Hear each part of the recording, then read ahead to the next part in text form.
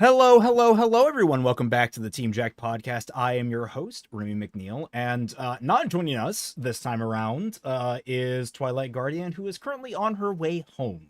So she will not be joining us today. She will, however, be returned to us by Bad Fan Fiction Night this Friday. But joining us is the robust Kaiser Shonen. Yeah, we're back with Guys Night, baby! Yeah, and I know nothing. Hi, I'm Cortana. Hikaru,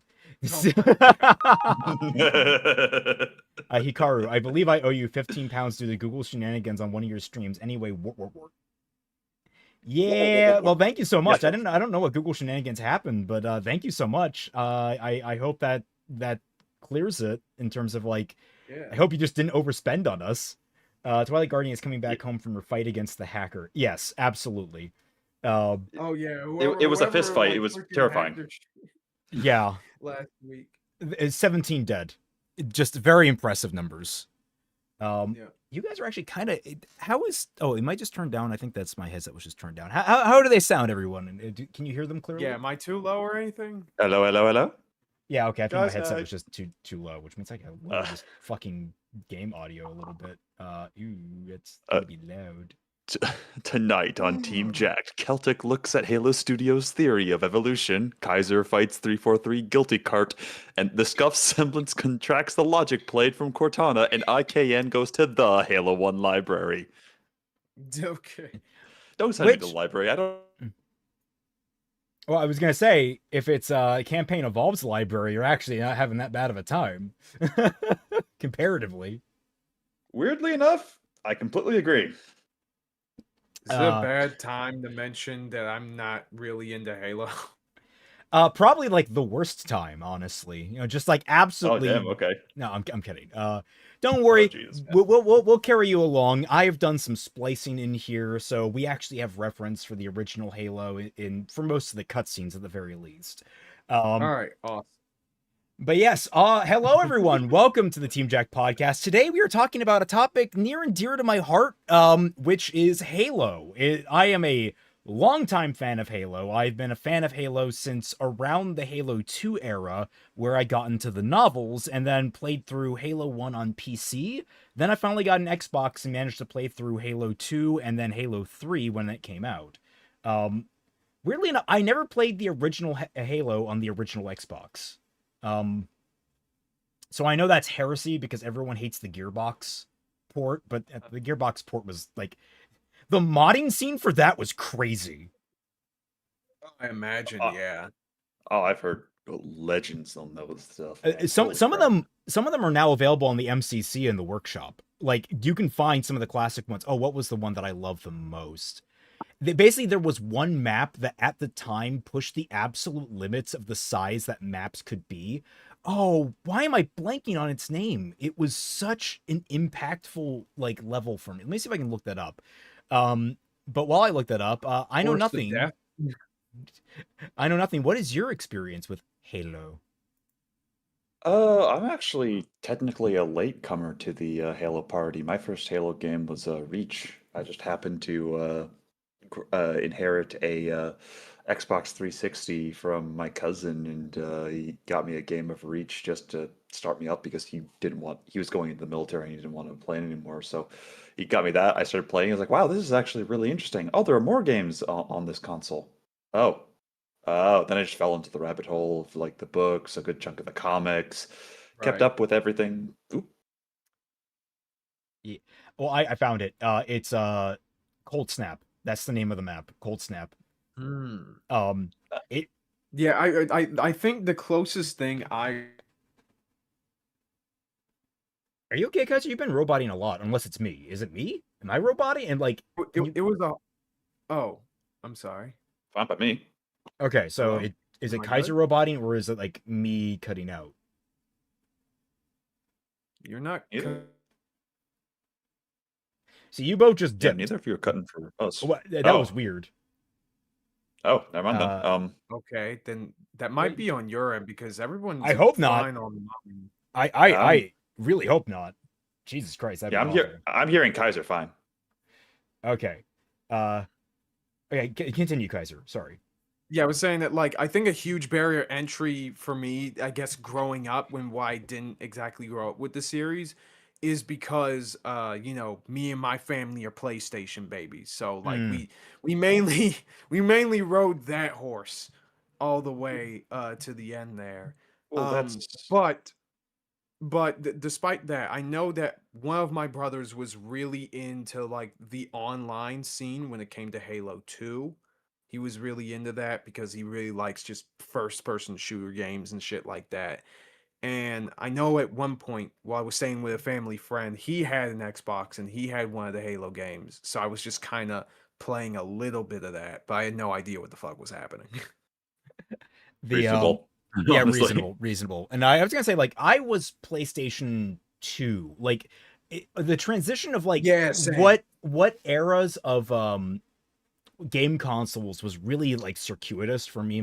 Well, mostly me, because I was the one that really stuck with it as a gamer. Everyone, like my sister fell off basically pretty quickly, but like I went from N64, that was my first console. Then it was PlayStation 2, and then around the same time I got a GameCube.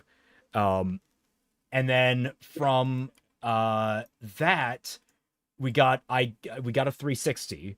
One of my first games being freaking Dead Rising. I was like 13 or I was like Oh my 12. god. I wasn't even in high school. Okay. Dead Um, Rising at 13? Dang, okay. I was very convincing and I got really good grades to earn it. Clearly. I had to fight tooth and nail to get it, but my god, that was a good game. Uh, and I'm sitting here over here just like, if I got good grades and did really well in school, I got the Aragon book. Hey, Dude. Aragon 1 and 2 were enjoyable. No, I liked Aragon and Eldest. They weren't half bad. Pershinger, not the best. Meanwhile, the only way I get to frequently play different games like that just by virtue of like, hey, my older brothers have them. Yeah, Yeah. that's usually how it goes. Also, Robert Glendinning, thank you so much for the 10 gifted memberships. Congratulations to everyone that got caught in that blast, except Dedarex. Everyone, please enjoy your access to all the wonderful emoticons that you now have access to here on YouTube, and access to the Team Frostbite Discord server, the Tundra, which you can get if you have your Discord connected to your YouTube.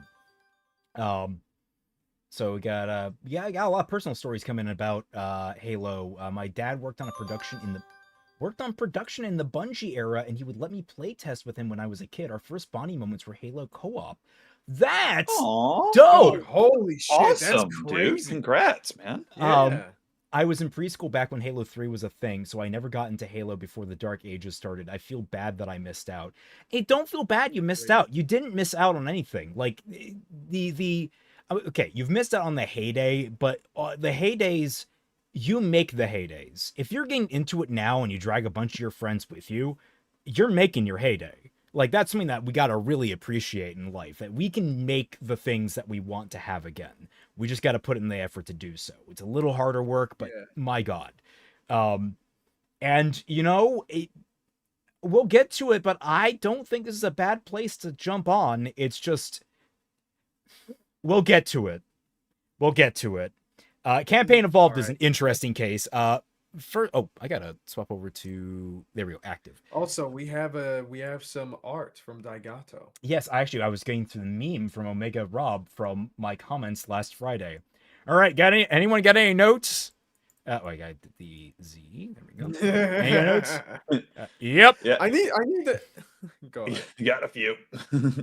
Well then. And then from Daigato, we've got Guys Night 8, Finish the Fight. That's amazing. I love that. Yeah. I love that. Dude, I love how they made me a biomedal from the ZX games. That's a nice touch. It's great. But you're actually your 343 Guilty Spark. You're the main antagonist of the franchise. Oh. Wow. Okay. Main the original antagonist trilogy with an asterisk. Okay. It's a little more complicated. Halo gets a little more complicated than that. Yeah. Look, we're not talking about the dead dreams of a forgotten god that wants to kill you specifically, unless you want to get into that. Not yet. Sounds like a crazy X, but okay. That's what the flood is. Oh, okay. But yes, That reminds me. I need to catch up on the freaking what's the word? The Age of Scorpius streams, man. It's been a minute. oh, what happened last they're time? They so fun. crashed a boat, survived, had a very intimate conversation on the shoreline when they really shouldn't be. They should have died from hypothermia. We learned that her ability to shapeshift things can shapeshift out moisture, which has several terrifying What? implications. Oh, yeah. She doesn't. Dude, there is so much going on in that book that is just like. No, okay. I think no, Crimson Rogue didn't talk about this unless I just blanked it out. Of Did my he talk head 'cause about I the had- river that when they go upstream, you fall off a waterfall when you're going upstream? Oh yeah, on a that. river? I think so. But like that's so fucking bizarre. I forgot about that.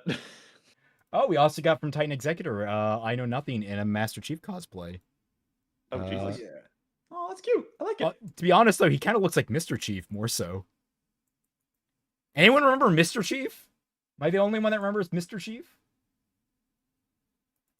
Overhyped. We learned I can as a sailor. Yeah, I sail most summers. Clearly.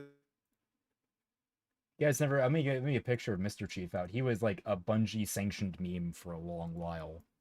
Oh, This is classic stuff. Then. There you That's go. cute. Yeah. I like that. I Honestly, like that a lot. looks familiar. Yeah. Okay. Well, we have a lot to discuss, so we need to hop into it. All right. So, Halo 1, one of the most formative shooters on the entire planet, probably the father of the modern console shooter. Basically credited with bringing shooters to a mass market in a way that PC never could, because PC up until that point was pretty niche. And it did it by basically eliminating keyboard and mouse. It basically just brought in the thumbstick controller that you know today, and that things like Call of Duty have popularized out the wazoo. It is no short thing to say that this was the landmark game of the early 2000s. I think Halo 3 was like the best-selling game of all time until GTA 4 or 5. I don't have the exact numbers on that, but it sounds correct.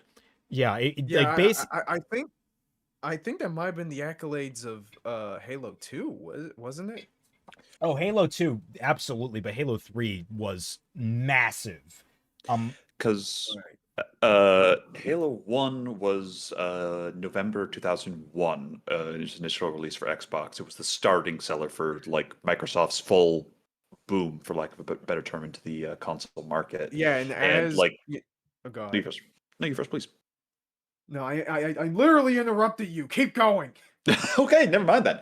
But Halo 2 continued it with basically just it was a ridiculously tight deadline, and my god, the absolute crunch culture that was in early Bungie for Halo 2.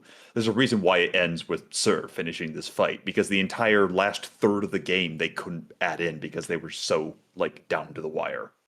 Right. Yeah. And as certain people would like us to believe, because of the time frame, it had to do with 9/11. I don't know exactly how. Oh but it right! does. My god, you just unlocked like core memory in a second with one sentence. No, literally, like okay, for reference, right? Me and Pete were in OTACon this year, and I forgot the exact context. I think we were talking about an anime from the early 2000s or something that I liked, and I think I was the one who made the 9/11 meme. We had to explain it to our friends because they were looking at us like, "What?" I was gonna say, like, yeah, funny. it's why the biggest pieces of cut content in Halo 2 is Halo 3. Yeah, and that's also why Halo 3 is probably the weakest outing for all the Bungie games in terms of narrative. I have very strong opinions about Halo 3. Were it so easy. Well, okay. Reach is up there.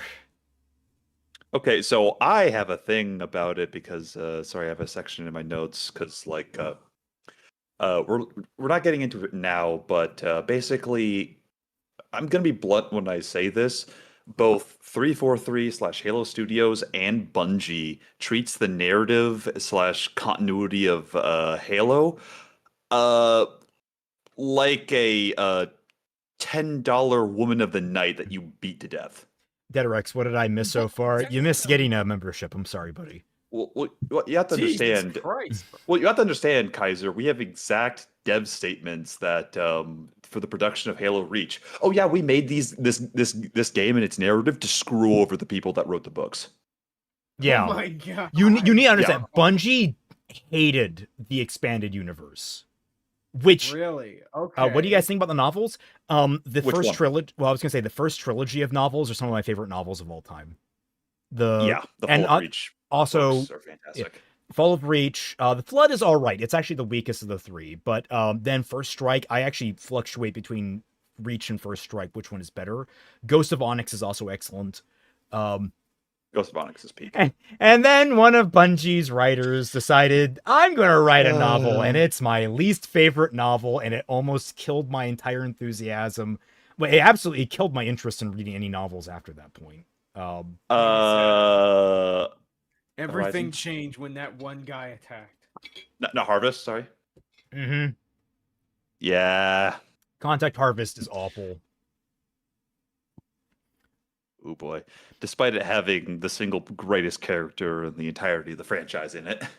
That's part It's, of the problem. that is why Mars Wolf Contact Harvest was the first contact between the UNSC and the Covenant, and it was on the planet of Harvest, and the book stars Johnson. It stars Johnson, and it completely retcons basically the history of the war from the ground up.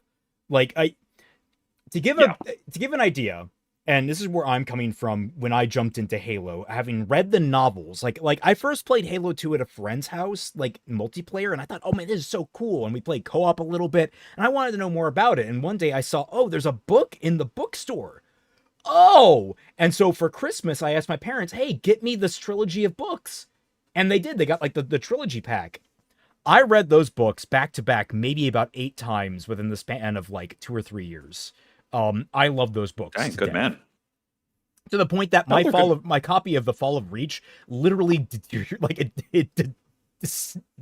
it evaporated. I had to buy an entire triplicate pack of the old version without the corrections. They were also wrong because the reprints, for whatever reason, got 10 years on the timeline wrong. I don't know how you fuck that up.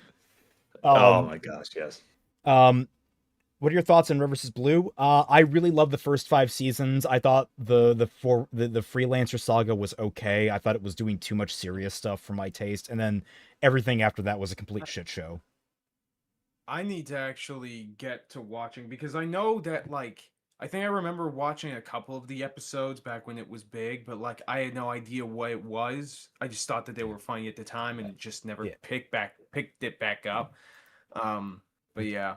What are your, let's see, so basically the original creators made things worse. Basically, whenever I hear anyone say, well, it's not like how Bungie intended it to be, I immediately scoff at them. Immediately. No. And, like, they didn't fucking know what they wanted it to be. Yeah, because bluntly, guys, they were throwing crap at a wall, and the original trilogy, for the most part, works as like a complete narrative. Everything just works. I saw an interview with Monty about how close they were coming to the deadline on Halo 3 and they still hadn't worked out the story yet.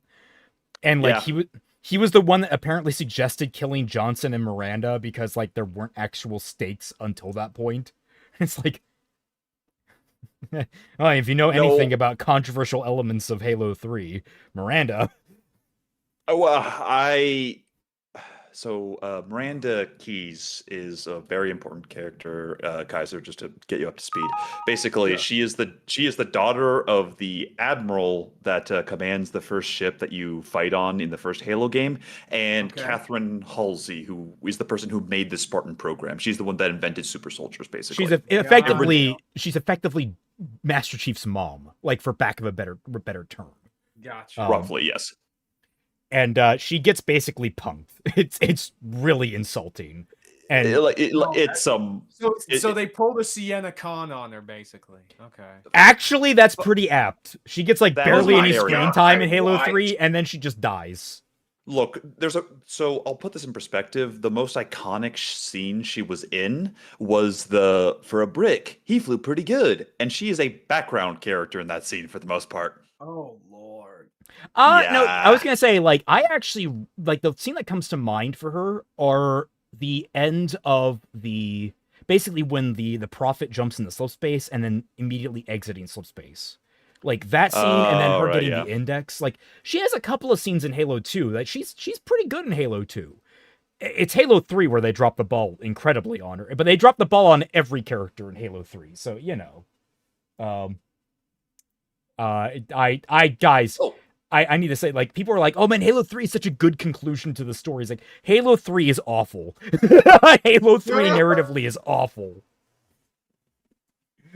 actually, Mars, to give an idea, do you know what Cortana looks like? Kaiser? Yeah. Cortana is basically a brain clone of Halsey. So basically, that's like Halsey but younger. Oh, what was Cortana's sister called? I've never managed. Wait. Oh no. Okay, that makes things awkward. Okay. Oh no, it's Because insanely awkward when you really get down to it.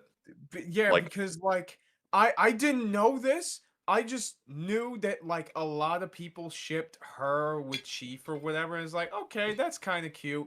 And now I'm learning about this is like, oh, this is like a Shinji and Rei type beat. Oh no, It's man. got a little bit of You're- that going on, but not like a lot of people doing that. It's I believe Shinji and Rei more than I believe Chief and Cortana, if that makes any sense. It's- 'Cause Well, it's the not best about way- believability. It's about how weird. well, the way that it comes off is more like a I guess it's a brother sister dynamic in that they just care for each other a lot. Okay. Yeah. It's there's really no romance at all, and the one thing that you could quote unquote read as romantic in Halo 4, because like basically her death scene in Halo 4, which should have been her death scene by the way, but let's Agreed. not get into Halo 5 and everything else. Basically they're caught in this mindscape where it's just Chief and her, and she's able to actually like physically touch his armor, and she remarks that like she's waited forever to be able to just like actually touch like Chief physically. So I guess it's Halo's Kingdom Hearts 3 before Kingdom Hearts 3 then. Look, if I had a nickel for every single time the third installment of a game in the franchise that I adored let me down, I'd have a lot of fucking nickels. You and me both, man. So Halo, Kingdom Hearts, Mass Effect.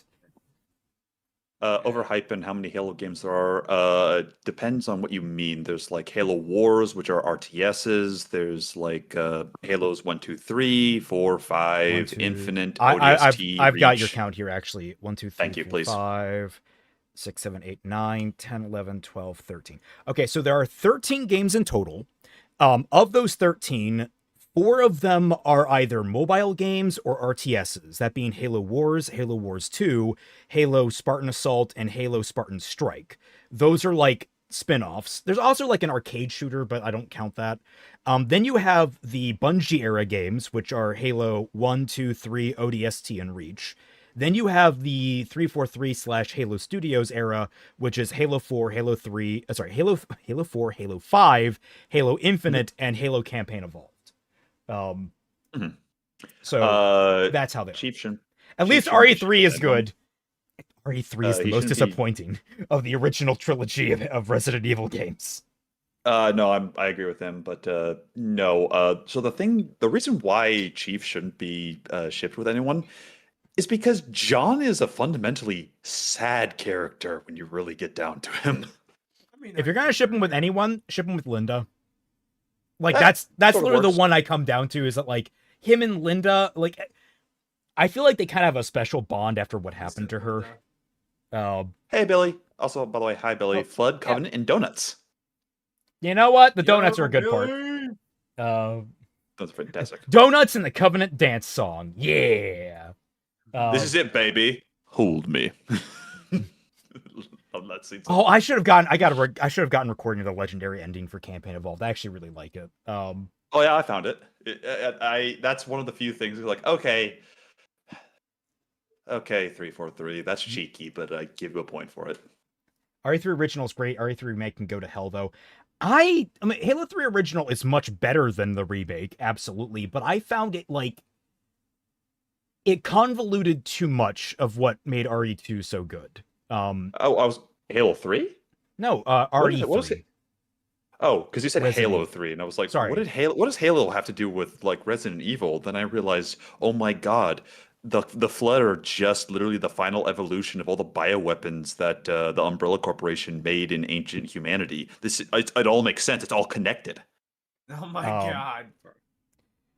But yeah, no, to basically kind of round out, it's like, I don't have the highest opinions of the Bungie guys, and I think, like, the one guy that had his shit together and really made something fantastic out of it, he left after Halo 2. He's not in the credits for it, for the writing, and he's, like, the only one I can think about, like, Yeah. I have to presume he did the best So he's work. the Aaron Ehas of this operation. It feels that way. It feels that way, certainly.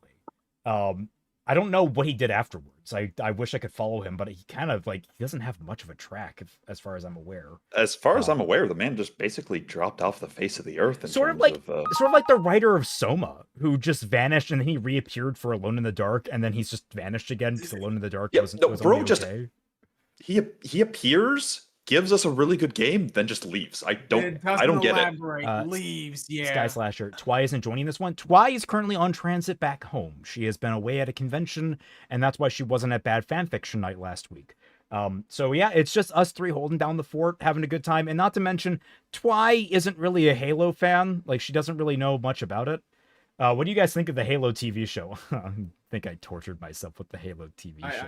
I feel like I feel like there were some strong opinions about that one from what I heard. Okay, to give you guys an example of, like, where I come from as a fan, I remember so many people bitching about Master Chief shouldn't take his helmet off in the Halo TV show, and I'm sitting here, I'm like, no, that's not the problem. Master Chief takes his helmet off all the time. He's actually very rarely in his full suit outside of combat. Or cryo. But the problem is that the show is shit. Like, that is a very superficial reason to hate the show. You've got to have,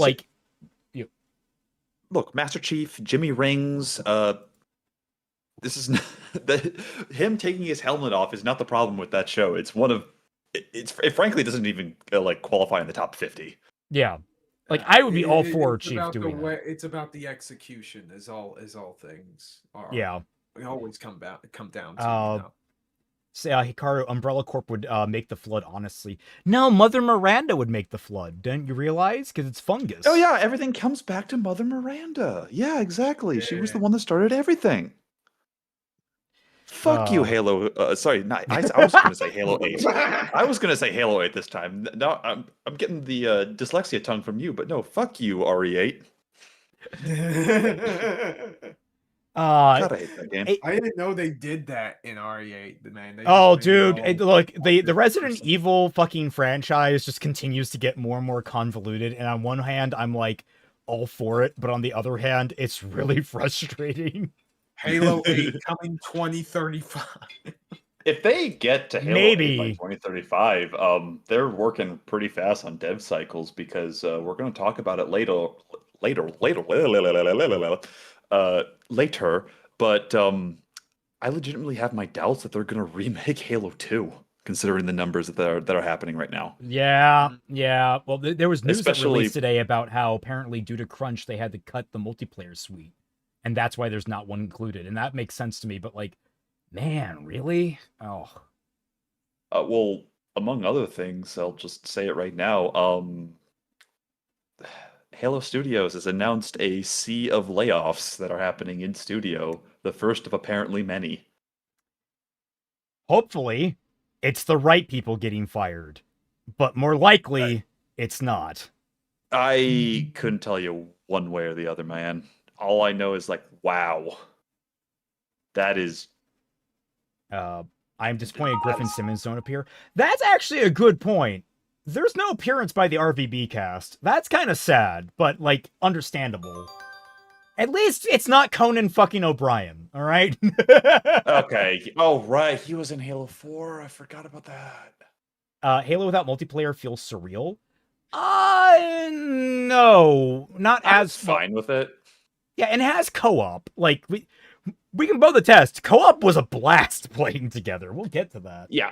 Like Um, the thing about it is that as much fun as that was, I can't exactly give the game credit for that because let's face it, when you're playing a game with a friend, it's going to be a lot better outside of like very niche circumstances. oh yeah. Although I have played some So, shit co-op. I'm just trying to think of when it was. Let's see. somewhere, I'm sure. Master Chef is Chris Pratt. Um, no, God no. That's They're in hilarious, Halo. actually. They're in Halo 3, yeah, but like I think they also had a reference in Halo Reach. I don't know about ODST. Typically there's been a good habit of getting them in, and that's something that I think 343 has really dropped the ball until they started really working on it in Halo Infinite with like meme culture. They didn't realize that Bungie had a massive meme culture. Um, Yeah. I mean, I go back that Bungie's webmaster, like the whole thing about his webmaster is that he's a guy that wears a gorilla suit and a cowboy hat. Um, that was a thing. They just had a picture of a guy in a gorilla suit and a cowboy hat. Kind of fun. As you do. But so okay. Halo 1, formative, very important. It brought a lot to life for the Halo franchise, or for the Xbox. Xbox wouldn't exist without Halo. No. So they decided now, of all times, they're going to remake Halo 1 from the ground up, sort of, on UE5, Unreal Engine 5. There is a lot of positive and negatives, and honestly, I am surprised that a lot of the negatives are not related to the engine. Although there are still some that are. A lot of the negatives are coming from things that were very well within control of them, and we're going to have some words about. But the first thing that we need to talk about that's really fucking annoying, you'll notice that the first thing that I have on screen is like the first thing I started recording with, because I just knew I needed to record this immediately. It's not playing, like it does. I turned it off. But one of the settings that is on by default while you are setting up the game is screen narration. What? Yeah. So- Loud screen narration. by the Loud, way. because you Loud don't have enough- any volume control until you get into the settings, which you can only do once you actually sign in. So until you sign in, you're constantly getting like a readout that's like, if you look at the screen, what you would be hearing is What? setup and play, option, screen, option, audio, option, language, option, accessibility, screen narration, Oh screen, my narrate screens, God. checkbox, narration volume, What? 10, narration speed, default. Like you would get that, like you would get all of that yelling at you. No. It is, and apparently this has happened with other UE5 games. Yeah, it Tokon Dude, had that's- it. That you had to like that. Oh, by the way, Kaiser, this is on until you sign into your Xbox / like Microsoft account to actually sign into the game. Then you can turn it off. Raymond said that earlier. I'm like, what the fuck? Why? I don't know why. It's one of the weirdest fucking things. Also, why are you playing a first-person shooter if you have difficulty reading? Like, Yeah, I dog. know, That's like I'm all interested in for. side-scrolling shooters, man. That doesn't. I- That shit don't make sense. I am all for accessibility options, but guys, the majority, 99.99% of people that are going to be playing a first-person shooter are not going to have eyesight problems or dyslexia. Oh, listen. Some of them have, Beblob syndrome. So like their reaction drum is to have a freaking cactus. Okay, we gotta account for those people.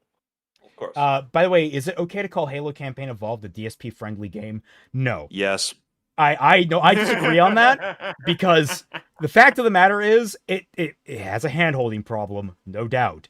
However, it's by far not really the worst out there.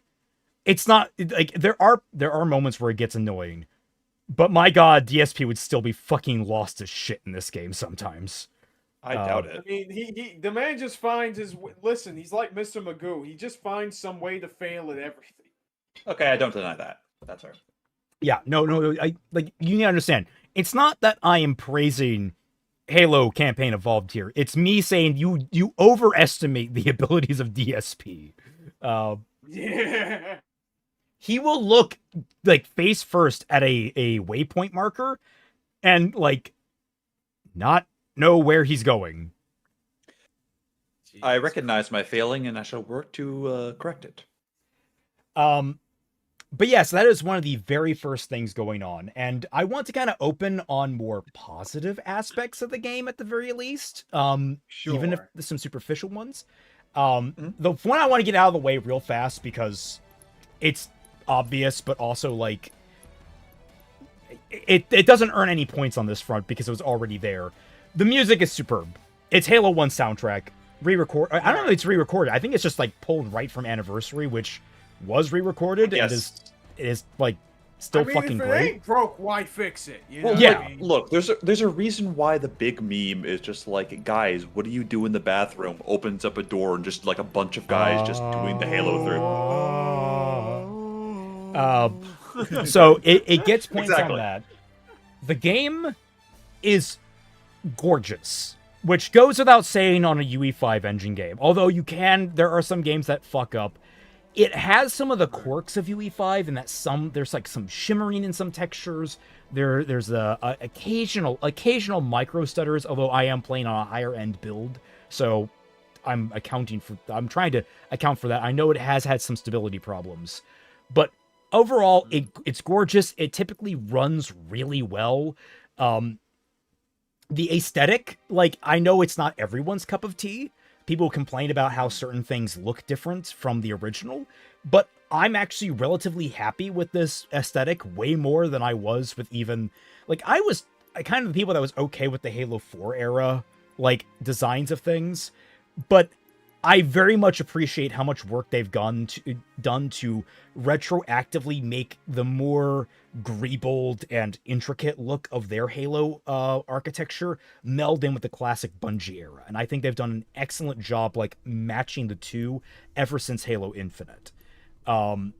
So like I give it kudos that they've done I think a fantastic job on a lot of that. I think all the models, all these different typically animations in gameplay look fantastic.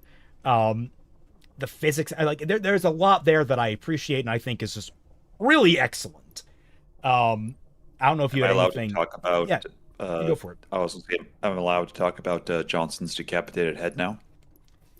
Oh right. Oh god, you have that screen cap. Can you send it to me? Yeah. Yeah. Give me a second. No. While we were playing, Celtic and I, Johnson's head, it just disappeared. Just gone. Let me just Just popped off like a freaking Lego. let me just send this to you, Celtic. Actually, I'll send this to everybody. Oh, Uh, Yui got a Cortana version of you. Hold up, really? Yeah. Holy crap! That Yui, that is amazing. I love that. I'm changing PFPs now. Give me a second. Oh my Oh, Oh, god. and we just got oh, silver haired for me as a jackal. Hell That's yeah. adorable. Oh hell oh, that's yeah. glorious. I love that. Hi, Yeah, I that's am awesome, bro. I am three Thank you four so much. three IKN, ruler of Actually, installation. you know what? You know what the design they gave me reminds me of? I know it's more so based on the Spartan armor, but like it kind of reminds me of the what's the word? The that Maverick Hunter person shooter Mega Man X game that Capcom fucking scrapped. I'm still mad about that. Yeah. I was interested in that as a kid, Oh, but now I'm older. I'm like, I don't know. It kind of feels like it robs Mega Man of its identity a little bit, but I'd still be interested to see what it'd be like. But yeah, here we go. Yeah. Headless Johnson. Headless Johnson, right here for you guys. This was not appearing on my screen, by the way. This was just a co-op glitch. Uh, thought it was fun. Dude, that's Um, fucking Xanos dumb. asked me what I think of Halo Reach. Halo Reach is a fun game to play. It is the nail in the coffin for me when it comes down to Bungie's credibility of writing their own lore. Um, it's weirdly enough, actually, fun fact to just have lore of Jack streams. Actually, one of the first things that you and I did on stream together. We streamed co-op for the Reach campaign way back when. did did we? Yeah, God, I do not remember I that. Holy shit. I specifically remember saying 07s in chat for Noble Six as we get to Objective Survive. Oh, Damn, you have a nice. way better memory. Well, I'll be, of course, I've always joked about this, or like my new joke to this is my build in real life is very RAM heavy, not very much. It's not very storage heavy. I've got a 520 or whatever 520 whatever gigabyte storage, but I've got, my God, do I have 128 fucking gigs of DDR6 RAM? Entirely get it. I really like Halo Reach. It is one of my favorite games of all time. I fully recognize that, again, as said earlier, it is just Bungie saying fuck you to all the extended universe. And as bad as it is, even Star Wars didn't do that Yeah. 100%. when you get down to it. Well, I mean, sort of. It did In when this, they just said. well, in the sense that they removed it and sectioned it off to its own space and didn't just say, hey, we're making this particular movie to say fuck you to all those Specifically to things. Yeah, fuck true. it. Yeah. True. They at least have the decency to say, hey, this is its own continuity now. We're going our own continuity. Meanwhile, with fucking Reach, they were like, Here it's just oh, spite. It's fuck just you. straight We're just spite. gonna. It's still canon, but fuck you. It's like, Yeah, the hell? it pure fuck you. No, that was pure spite. Like, yeah, they definitely didn't do that. What did Yeah, they do so- with Reach? They basically retconned the Fall of Reach books that came before in the wider book universe. They had which already were set up foundational to so much of the universe. Like, okay, so for those I want to know, one of my biggest issues with like post Halo 3 lore, or like more like around Reach lore with a lot of the books and such, the before knowledge after ODST, by the way. after ODST. ODST, Gotcha. I think, keeps things pretty good. Like, Halo 3 is a mess in terms of its internal story, but externally it doesn't fuck too much up. Or I don't think it really fucks anything up. ODST happens the same time as Halo 2, so there's Yes.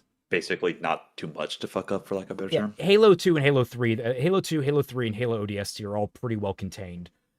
Halo Reach and a lot of things following after that established that Master Chief has been fighting things like elites for decades.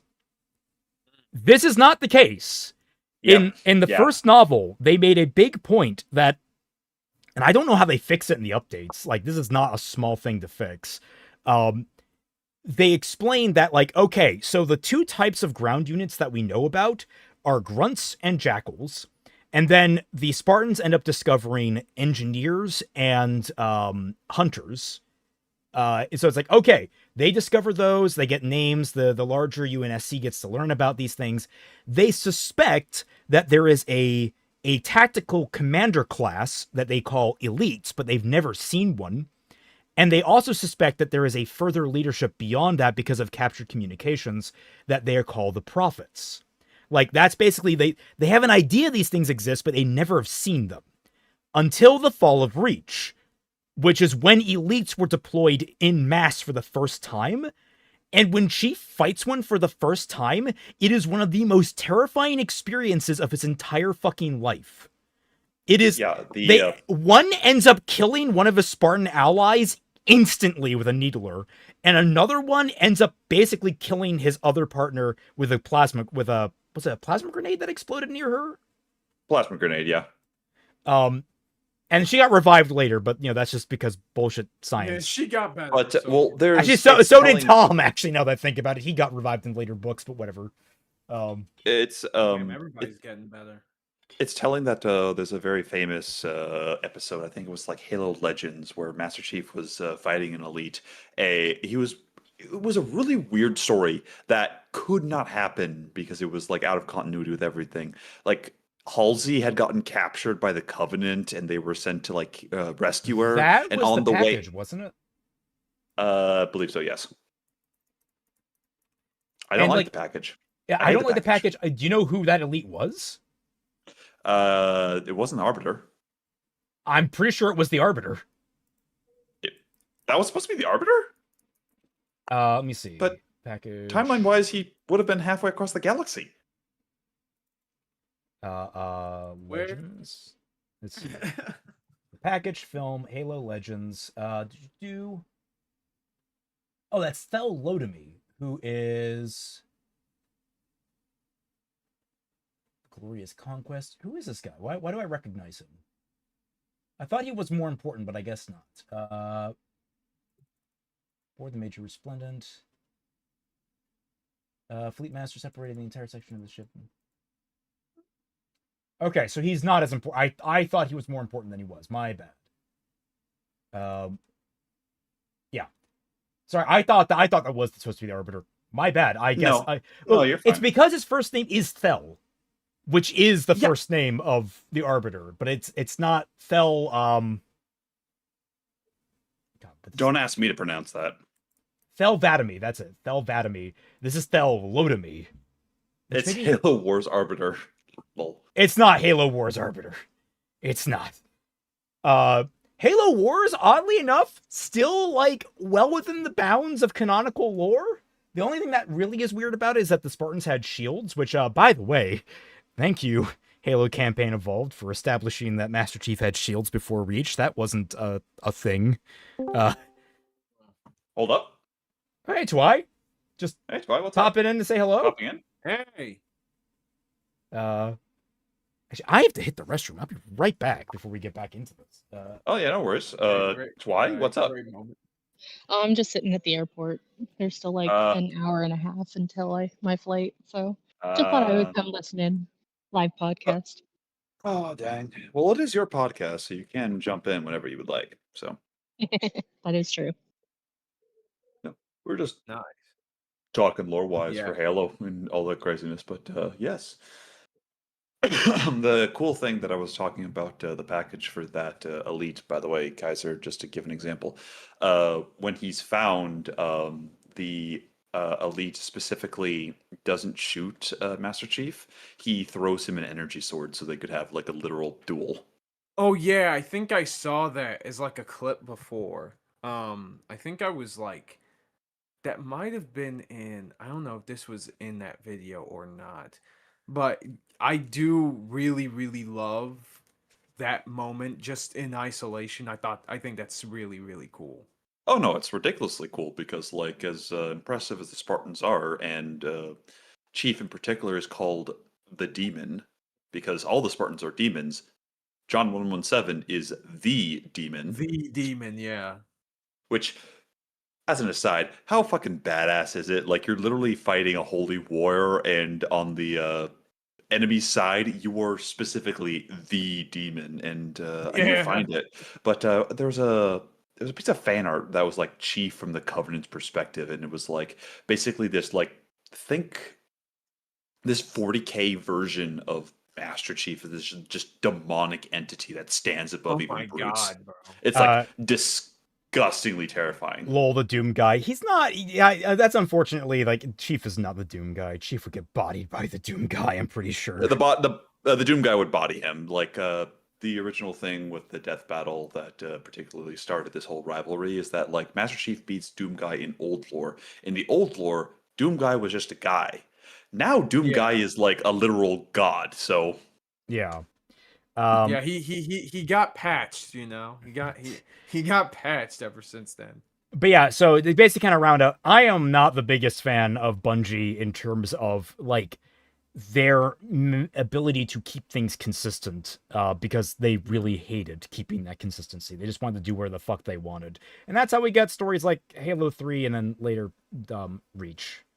Which Reach actually I think might be pissing me off more and more as I get older, because Reach's strength is emotional manipulation. oh yeah, Like really cheap It is, emotional manipulation. Meanwhile, Halo 3 like Really. tries to do something, but it doesn't really do it very well. So yeah. it's sort of like a thing of like, okay, they try to hit certain emotional beats, but they do it by like basically tricking the audience instead of actually earning it. It's a really well directed game and a very well acted game, to put it that way, but the writing is really subpar. Okay. So all the characters, like, your entire team except for one person dies in Halo Reach, and then like you're supposed to feel sad for them, but Remember, dying is gay. I'm out. June.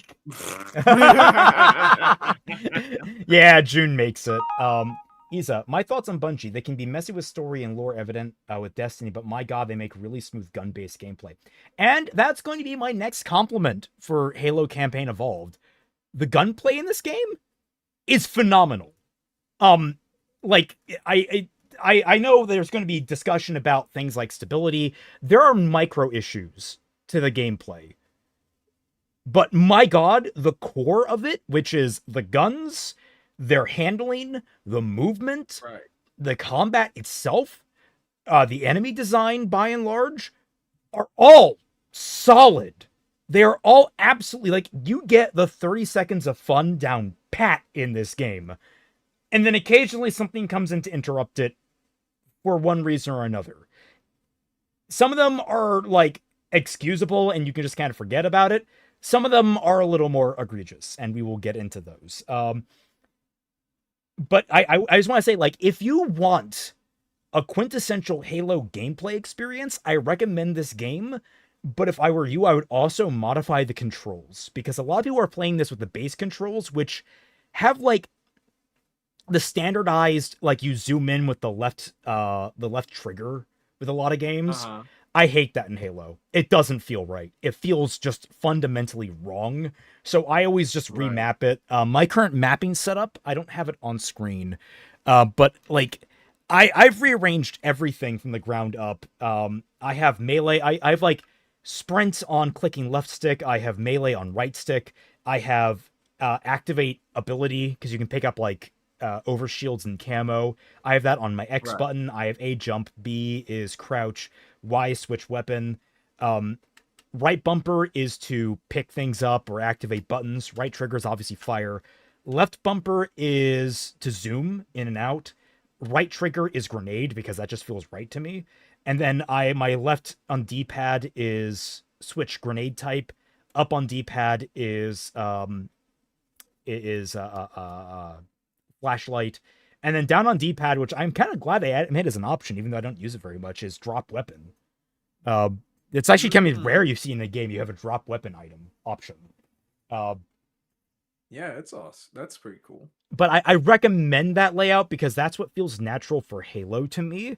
I don't like zooming in with the trigger. I think it's weird as hell, and I really hate that's kind of become the standard after Halo 5. Halo 5 had some okay gunplay, but I didn't feel the controls really were all that great. But yeah, that's like, and to be fair, if you want to go in and have a fun time, one of the things I heard from all the Halo influencers that I listened to, that's like Installation 00, I believe there's a guy named Cammy, Late Night Gaming, the thing that they all said was, it's fun to play. Like, it's really fun to play. Which, on one hand, was really reassuring, because there's one thing that Halo needs to be, it's fun.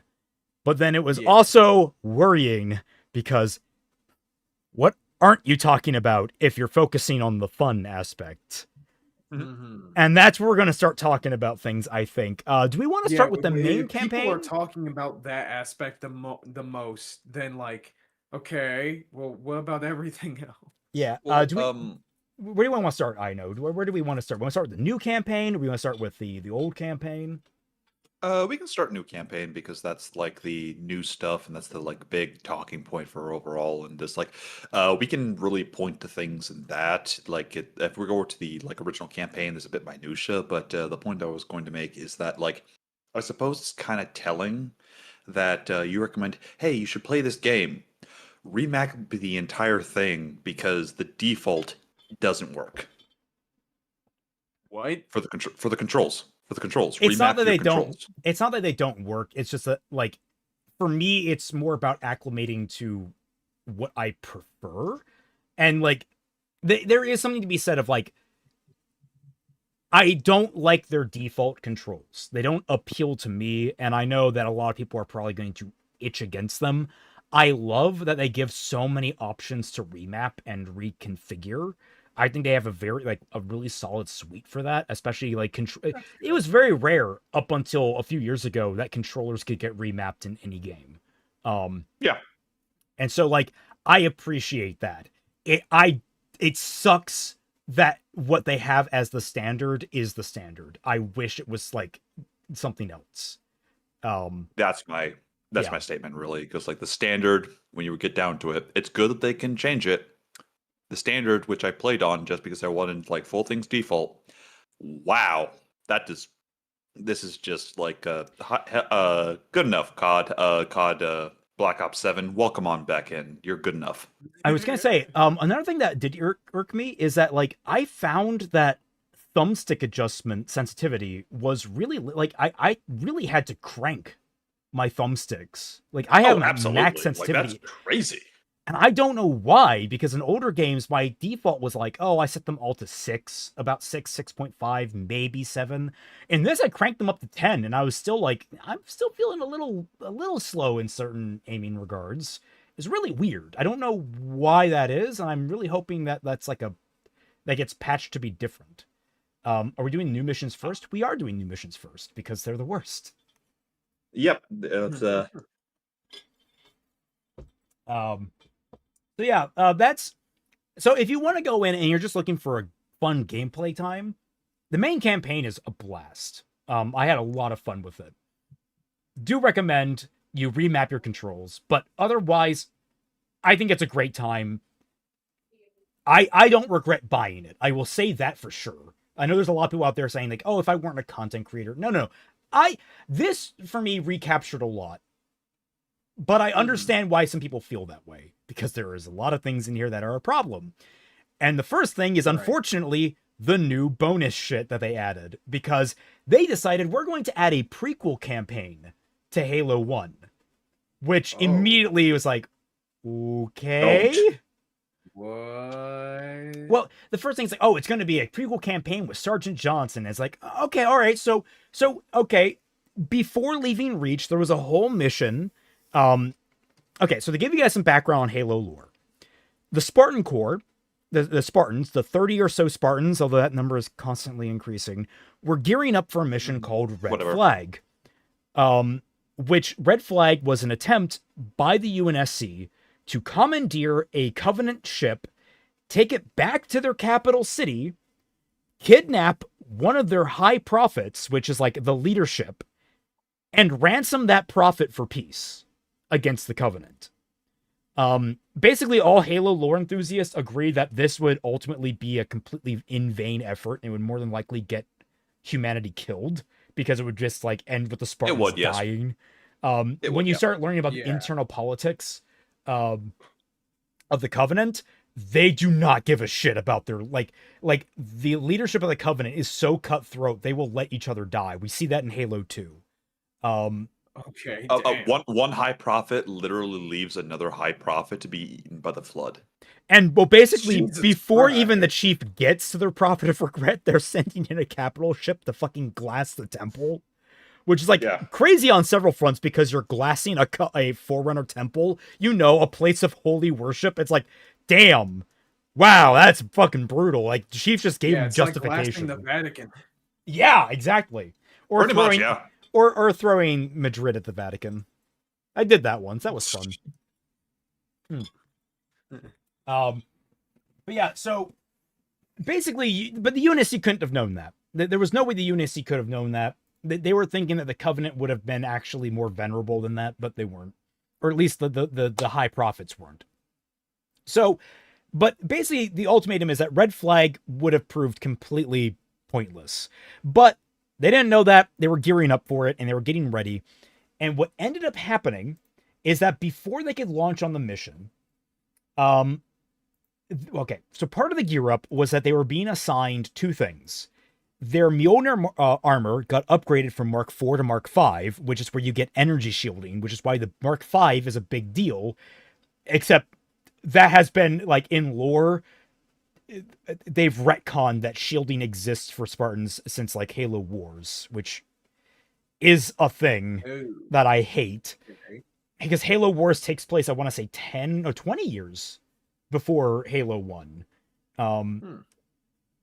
But that's like the biggest outlier in the lore in Halo Wars. Halo Wars otherwise, like, is pretty consistent otherwise.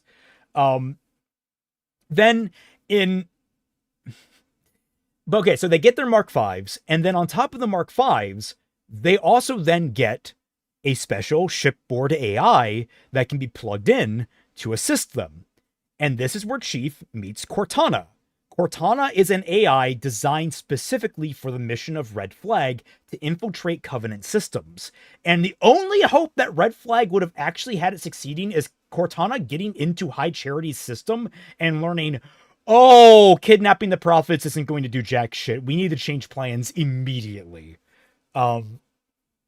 So basically, what? If need be, another thing, it was like vaguely mentioned, but if Cortana was given access to all of High Charity systems, she would have spaced the whole platform. Yes. You guys need to understand Opened it up to the vacuum. The Covenant is nightmarishly huge. Humanity was getting destroyed. That's something that a lot of people who aren't into the lore of Halo don't realize, that when the booklet says that humanity is on its last legs in the original game, they're on its last legs. Like, legitimately, Reach was the military powerhouse of Halo, and it fell within a week. Oh my god. Most human planets fall within hours. The main defenses of Reach fell within 24 hours. The only successes that humanity have ever had against the Covenant were either massively risky gambles, like the Keyes Loop, which is where Captain Keyes got his fame from, that, or ground fights, which was mostly the Spartans winning, though a lot of other UNSC forces could succeed. And they won that because the Covenant wanted something on the surface, and usually humanity just held them off until they left. It wasn't typically like the biggest wins on the planet. Yeah, it was more so just like it was an endurance test. They were surviving, not really winning. Yeah, 100%. Yeah. So basically, this is the important part about it. And then what happens is they're gearing up for Red Flag, and before they can set out, they're like a day or two before setting out for Red. Oh no, they're about to jump. They're like ready to go. They are just about to jump to start the mission. Reach gets attacked. Reach gets attacked. Ship falls apart. Almost all of the Spartans are sent down to defend the Mac cannon platforms, basically the defensive cannons of the planet, and Castle Base. And then Chief, Linda, and Tom, who are three of the Chief and two other Spartans, are sent out to destroy the shipboard AI and memory core of a stealth ship that did not destroy it, because there's a whole purging process that you're supposed to do in order to prevent the Covenant from finding Earth. They go there. Tom ends up getting spaced. Linda ends up getting killed, and like Chief brings her body back. Chief has his first fight with an elite, and they succeed in their mission, but they basically have to get back to the Pillar of Autumn. And that's when Chief gets put in to cold sleep, and they make a random jump. And that's when they discover Halo, because Cortana did some shenanigans with what the random jump actually was. It's a long story. Halo, I highly recommend The Fall of Reach as a novel. It's excellent. It's like everything flows really nicely. And the fact that apparently the animatic series they made didn't turn out very well is disappointing. That's okay. You would think that would. I mean, it's not. It doesn't. It doesn't help. The animation is ugly as fuck. Yeah, okay, it's not the best. But damn. So basically, I wonder if somebody made an improved version of that online. That would be kind of cool. Maybe, yeah, that would be kind of cool. I can believe it. Project. But basically, that's the setup for Halo. That's the setup for Halo 1. It's just like basically, shit got fucked. Our mission to try and stop the war got completely scuttled, and now we're at a giant alien ring in the sky. That's the setup. This takes place a year prior, where they board a Covenant ship in an operation. What was this operation called? Meteorite. I don't remember. No, there's Operation Meteorite, right? And so first things first. Not to be confused with Operation Meteor from Gundam Wing. I would hope not. But so first things first, they give us a text scroll. Okay. Doesn't really need a text scroll. Just gonna say that. Star Wars enthusiast. Yeah, this is already just why Why? We don't need this. We don't need this bullshit. And so we open basically on this new ship of ours. I'm not even going to bother, like...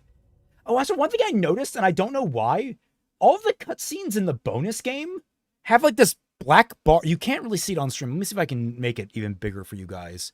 You guys can see there's a black bar at the very top of my screen. If you guys can see Yeah, it was that. for mine too. I can was fine kind of, too, yeah. I can kind of see it a little bit. Yeah. Is that cooked in, maybe?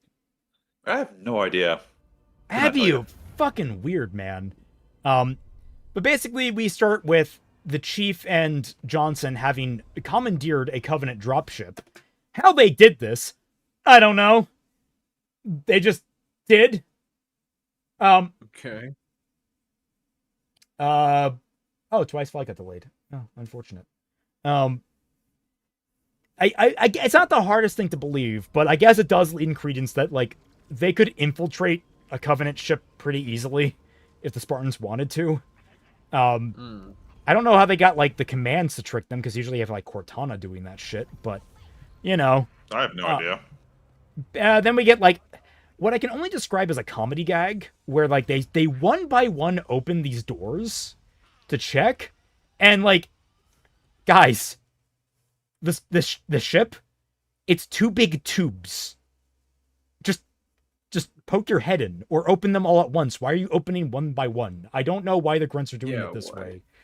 But you know why. You know why they're opening it one by one. It's so they can do this reveal where it opens, and you got Master Chief in the very last one, who's just kind of standing there doing nothing, just to basically do a Just lesser aura version farming. of the Halo 2 boo. Right. So this comes into a comment about mostly the direction and the pacing of the cutscenes. They have ridiculously long pauses between actions. I disagree. There are ones that I Pause. disagree on, but, like, in terms of, like, I think they're dramatically well added. There are ones that are just confusing. Like this one, confusing as shit. Also, it's all so they can make a joke that was made better in Halo 2. Yeah. Like, and that's another thing I've noticed that you will notice about this. There is a lot of callbacks to later games, chronologically, and they are not good callbacks. They're just, like, aping callbacks. It's the thing about this is that the campaign, the main campaign is relatively okay. It has problems, but it's relatively okay. This is all original stuff, and it's all pretty weak. You want to say I know? I know. Are you there? I know. I know. I know. I know. I know. I know. I know. I know. I'm gonna keep stop doing that. Maybe he say he'll be back and we just missed it. I don't know. Maybe. Did the book die? He got closed temporarily. So first things first, I realized all the controls, and I immediately go about, like, changing things. It took me a while to get my settings really tweaked. It took me a bit. Like, I had to find where they had some of the menus aren't as straightforward where certain settings are. Like, I had to try and find, like, the right FPS setting for me. I had to try and find, like, the right FOV setting for me, which are in different places. So you'll see a lot of that early on. Maybe that's why Master Chief was just standing there during that cutscene. He wasn't aura farming. He was legit just fixing his control. I also forgot to turn off motion blur. I forgot how annoying that was, and then when I did, I was like, "Oh my god, it feels so much better." What do things? Why did they turn on? Hey, you're back. What's up? Yeah, no, sorry, you guys both cut off, and I was like, "What the heck? Am I alone here?" Oh, okay. From our perspective, you cut off. Well, what were you trying to say? Oh, nothing. The big thing that I was going to get into was actually just the animations of these new cutscenes on these new missions. Wow. Yeah. The animations of the Covenant in particular, because I think both Celtic and I kind of agree with this. These missions have probably one of, if not the single worst cutscene in the entirety of the Halo franchise. Yep. It is one of the most embarrassing. Yeah, I will. You guys, I don't know if you guys can see my chapter titles, but I have it labeled for you here. Bottom I left. can kind of see it. Can you read that out? Don't stop to talk. Don't stop to talk. Don't stop to Don't talk. stop. Don't stop. Oh my fucking god, dude. This is one of the worst fucking cases of it. No. It also has a couple. Like, it's bad. there were so many other things in there that were just bad. I don't know how it got past any kind of like writer's room. But yeah, Well, I so guess the same way the freaking Powerpuff Girls reboot almost got past the CW. oh no, I'm almost certain there was someone that knew it was bad and could have stopped it, but decided this is funny as shit. We got to let it go through. Honestly, kind of based, if possible. Yeah. So yeah, you clear it out. You get Johnson out of here. I don't know why he didn't come out to help. He could have. It's because they wanted to make the reference to Chief and Johnson smacking the pod that they did in Halo 2. Yeah, I forgot that. Yeah, they do that too, where like Chief walks up and knocks on the door. Which honestly, this is one that I'm more fine with. Like, I'm more okay. Okay, clarify. I'm not. Johnson should have come out to fight. If they were going, I don't mind them calling back to this because that feels much more natural instead of Chief repeating the boo thing. Right. Like the idea they communicate just by doing a couple of taps on a wall like this. That's I don't mind that. And it's also a kind of a reversal. It's not like a repeat, it's Chief doing it to Johnson instead of Johnson doing it for Chief. Like, I can like that, but unfortunately the setup for it doesn't make any sense. Also, everyone please meet the new version of Sergeant Johnson, aka Steve Harvey. Yeah, Steve Harvey's over here. Look, you will never be able to unsee it. Like him. You will never be able to unsee it. I don't know why they made his eyebrows like fucking caterpillars, but they did. All I have is just the Steve Harvey bit from Family Feud where he goes up and he's like, "Kill!" Yeah, He just I was screams just that. thinking that. If I had more time, I would have put in more memes, but I didn't. Damn. So, his new voice actor is fine, but we then quickly run into another massive problem with this. The voice direction in this game is weird. It's really Terrible. fucking weird. Like, there are points where it's okay. There are points, not as frequent, unfortunately, where it's actually pretty good and it fixes some of the problems in the original. And then there are times where it's just like strictly not as good and it kind of misses the intention of the original. Okay. But I'll give you an example here. Well, not an example, but we'll introduce us to good old Johnson here. Just couldn't save any from me, could you?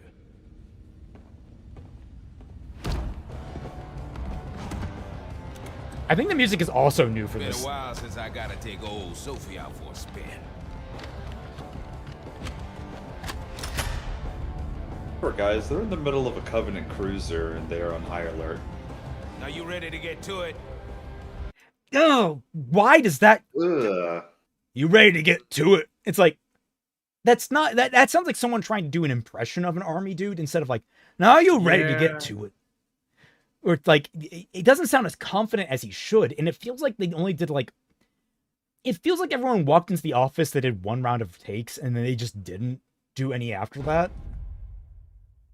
Oh, also, That's honestly what a lot of people have talked about. And Layout I matches. kind of agree. yeah. Something is just very off. Another thing that someone pointed out, I was watching Max Durrott just did a video covering this, and I thought he had a very fair coverage. Something that he pointed out that felt wrong, but I couldn't articulate it. Every cutscene in this game starts abruptly. Like, I don't know how to describe it. Where, like, well, okay, watch. I'll start this cutscene again. Bam, cut. Immediate cut. Meanwhile, if you go back to all the other Yeah, old I see Halo what you games, mean. the way they transition is they typically fade to white with the black bars coming in to kind of frame the scene. They typically Right. did that, and it transitioned very smoothly into the cutscene then. It doesn't do that in this game, and it desperately needs it because these cutscenes are fucking abrupt. Yeah, like it's not bad that it like switches instantly from gameplay to like a cutscene. It's the simple fact that it is just so fast that like you get jerked out of your seat basically with the abruptness. Yeah, it doesn't give you the time to actually let the transition towards the scene actually breathe. And this goes Correct. towards another problem that I'm going to have here is I think pre-rendered cutscenes, like, I love the cutscenes in Halo 2 Anniversary that were pre-rendered by Blur Studios. I think there's a couple of people that had problems with them, but otherwise I thought they were spectacular because they were basically one for one the originals. I think the push towards Blur Studio pre-rendered cutscenes was a mistake. I think we needed to, like, I think UE5 could have handled in-engine cutscenes. I don't know why they didn't do it. I think it would have been much better if they had. Especially because then, guess what? The fans could have modified them a lot easier. Yeah. So, like, Yeah. that's going to be a saving grace of this is UE5 is infinitely modifiable. It's such a big modding ecosystem that I have no doubt that massive swaths of fans are going to come in and fix things they don't like about this game, which isn't to the credit of Halo Studios, but it is a boon of what they did here. So yeah, when there could Like, be something good that can get scrounged up from this. Yeah. Like we'll probably talk about it with the original campaign. There's a bit in the original missions when you get to them for this new campaign evolved. I'm sorry. When you get to the bridge of the Pillar of Autumn, like Keys and Master Chief shake hands, like good to see you, Master Chief. And then it pulls away, and there's like a moment of like 3 or 4 seconds where he goes like, "Oh my God, this is the Master Chief. He's fully in frame. Look how cool he is, standing there, all cool." Yeah. Like, imagine the mods of just like they pull back the camera, then suddenly 2B is standing there. No, yeah, like they already have that for in gameplay because you can play as like people have already figured out how you can play as like all the different enemy factions now.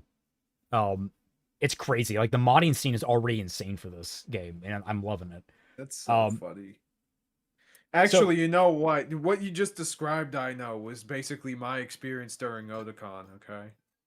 Oh, speaking of, Roger asks, "Yo, Kaiser, how was your Otakon experience?" Oh yeah, Otakon was really, really fun this year. Yeah, had a really good time. I met the Master of Masters, Ray Chase. Oh, dope. Holy shit! Cool, man. Yeah, I met him. I met Alejandro Saab, and I met Jordan Cruz, the voice of Stark from Freerun, because his line was small at the time. Did you? Yeah, all 3 of them were awesome to meet. I did some karaoke stuff, had some good food, went to a couple parties back to back. Regretted it a little bit because my legs were hurting for a while, but you know what? We got better, so. Deaderek's like, did you put a mod in here? Camera pans to Chris Redfield. No. No. That needs to fucking happen. The greatest fucking short, because as soon as it goes to Chris and it's Master Chief, the Halo theme starts playing. We have a meme from Omega Rob. We will talk about that, but later. Yeah, look, Omega, I still have my notes. We'll get to them later, I'm sure. Dying is gay. Dying is gay. Look, that was the big meme with June. Dying is gay. I'm out. Dog. Oh my God! My dog died. Huh? Gay. Oh no. Dog, the first one, dying is gay. I gotta use that in like a video where it's like, okay, a character died, and I'll be like, I have it on good authority that it is apparently gay. Also, right here, I got it. Thank you. I found it. Thank you, also Titan, for I know. Oh, did you repeat? I have it in Team Jax, like right here. This shit was legendary back in the day, man. And he's still alive to this day in canon. He's one of the he's one of the trainers for the Spartan Force. Yeah, he is. Awesome. Twice said I met a VA who did work on World Trigger, and I told him about you, Kaiser. He said your name was familiar. Oh, really? Oh shit. Oh, Wait a interesting. second. Was it Brad Swale? Or wait, actually, wait. You didn't use my real name. I don't know if you used my real name or not. If it is, you probably meant Brad Swale. If it's not, then it's probably one of the VAs who saw my video, which would be either one. surprising. Don't remember that from Reach. It's you have to play on legendary. You have to play on Lasso to get it, and you have to find the legendarily hard to find 20th skull.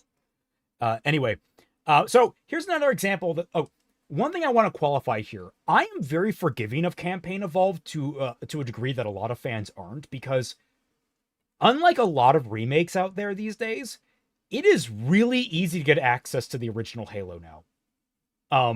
Like, Yeah. insultingly easy. Master Chief Collection is on everything that runs like fucking toasters at this point. You can get it. You can go play the original, and then you can go get this one and play a different experience with the same relative campaign structure.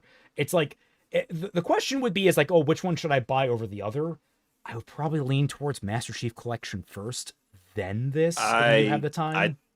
I'd say Master Chief Collection for the simple Yeah. quantity. You get so much more for it, but like, the fact of the matter is, like, unlike something like Silent Hill 2 Remake, which I think is excellent, but Silent Hill 2 is not easily available on modern systems. Like, the best way to get it is a fucking fan patch of a PC port that was shit, which is an excellent patch, but I would wish I could actually pay Konami for it to show my support, and I didn't have to feel like I was getting an illegal version of it. But Raymond, but I thought our Lord and Savior, Synthetic Games, said that everything was perfectly fine. Oh my god. Wait, what was perfectly fine? Synthetic Man. I was making a joke about Synthetic Man and just talking about Silent Hill 2 remake. Oh, no, yeah, fuck Synthetic Man. Trust me, that man does not have any good opinions. No, no, he doesn't. Nah, absolutely not. But Schizo Man mentioned, yes, I have to do it. Now, you were probably gone when I mentioned, I forgot to turn off motion blur for, like, the first few missions, and then I did, and I was like, oh my god. It's so I instantly turned that shit off. That was egregious. I couldn't find the FOV slide. The FOV slider for the longest time. Are we getting more? Now Twi's getting the cyber treatment. Oh no! By Yui. She's got the gold Cortana model going on. Oh Jesus! Let me see. Sergeant Steve Harvey. You can't unsee it now. Good. Yeah. I'm getting tagged there. Oh, all right. The bottom and I noticed. I think the bottom is like that one meme from I think it's The Office where it's like they're the same picture. But yes, I was wondering why that was familiar. But yes. So more example of the dialogue. This opening conversation between Chief and Johnson. So apparently, in lore, and I think even in older lore, Chief and Johnson have had some contact throughout the years, so they're familiar with each other, and John is apparently more comfortable. Master Chief's performance in this game, in these missions specifically, sounds both too personable and yet too robotic at the same time. It's really fucking uncanny. I can't put my finger on exactly, but it doesn't sound like Chief, and I hope you guys hear it too as I play this conversation. Layout matches what Naval Intelligence provided, confirming a route to the ship's command center. If that nav data has what we need, we can finally strike back at these bastards. Oni And back by dinner. You're always hungry. Damn right. Yeah. Sorry, I paused it, but like that weird banter. You're always hungry. Chief would never fucking say that. Nah. Oh, is Twi? Oh, I forgot to turn on the fucking. My bad. Oops. Well, Why is I forgot to turn off the copyright shield. Copyright shield shouldn't be there. But yeah, no, it's already very weirdly stilted. I don't know how to describe it. But I just know. It feels like I guess they're trying too hard to like get a laugh, sort of. which I can understand why they did it. Probably why the way they did it the way they did it. Because it kind of does feel a bit like straight Manny, Forced or relative to like artificial? Master Chief's character. It feels forced. Like there's a line in Yeah. here that was in the trailer, which thankfully was in gameplay. Not which I don't know why that makes it better for me, but all the I same, know the exact line. there's a line that Johnson says, which is, "Chief, you ever get tired of being the strong, almost silent type?" And Chief says no. And it's like, that was already painful enough, but the fact that Chief is talking far more frequently in this particular set of missions, it's weird. It's really weird that like suddenly like, oh, he's not really a silent type. He talks too much. It honestly, with this entire thing for the prequel missions, Steve Downes' performance via Master Chief's VA, he sounds bored, I guess. Like there isn't enough of the like, I guess, sardonic sarcasm or the wit here and there. Like this comes off as like a paycheck job, or worst of all, I guess, man just might be old and his voice just isn't good for Chief anymore. That's something that like people were talking about with the Halo show. It's another thing that I really bucked the trend on when it comes down to purists. Is like, oh, why isn't Steve Downes voicing Chief? And it's like everyone's like, oh well, we need a face for Chief. It's like, well, just do it through that one scene. Like, can we not do Steve Downes anymore? It's not. I don't hate him as an actor. I think he's a fantastic actor for Chief when he's given good direction. But, man's getting up there. We're gonna have to guys. We had to trade out what's his face for Mario. Like we have to part with these actors at some point. Chris Pratt. No, the original, the original voice for Mario. Well, why am I blanking on his name? I couldn't tell you. Charles Martinet. Thank you, Hikaru. Yep. Martinez, Giles Martinez.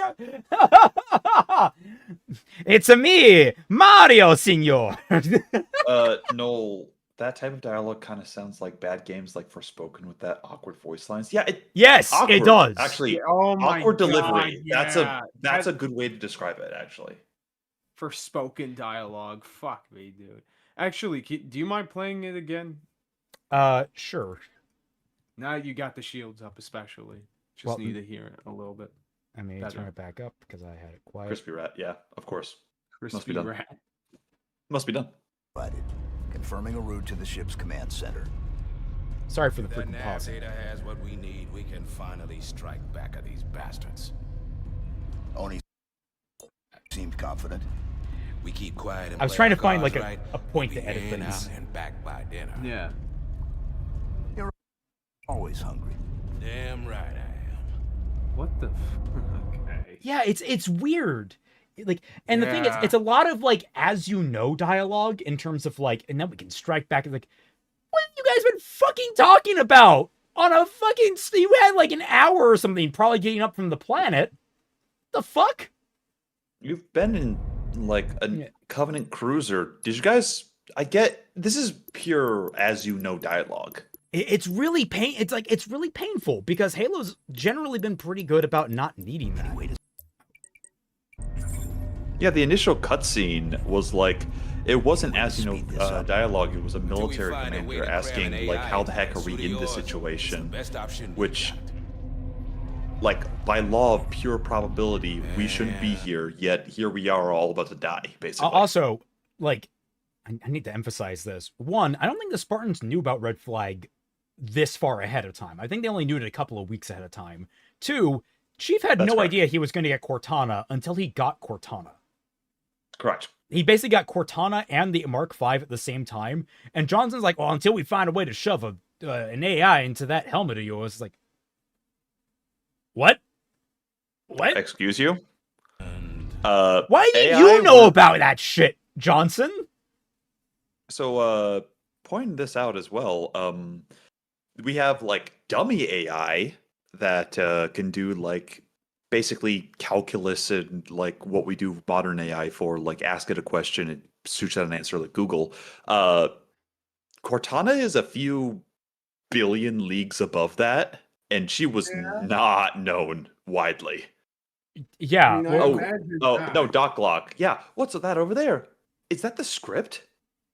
yeah. So to put it on emphasize is Cortana was among a class of smart AIs, which smart AIs were like the high tier of AIs that like fully thinking. If you played Halo 4, it's Roland.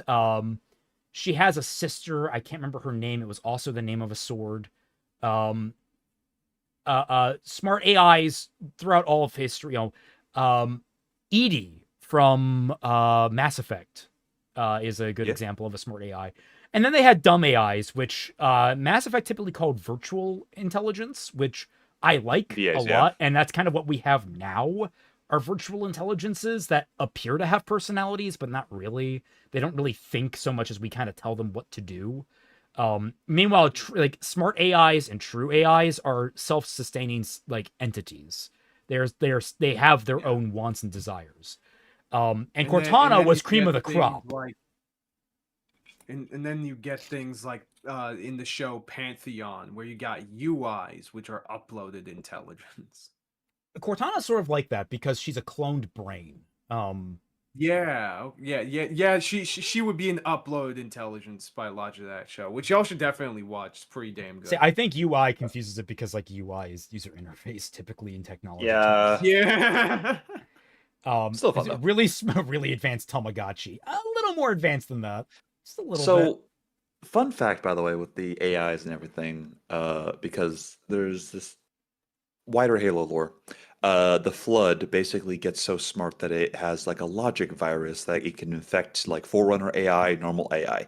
Would you like to know how they corrupt AI?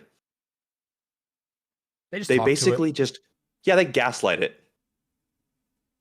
They gaslight it so hard that it like reverts on itself.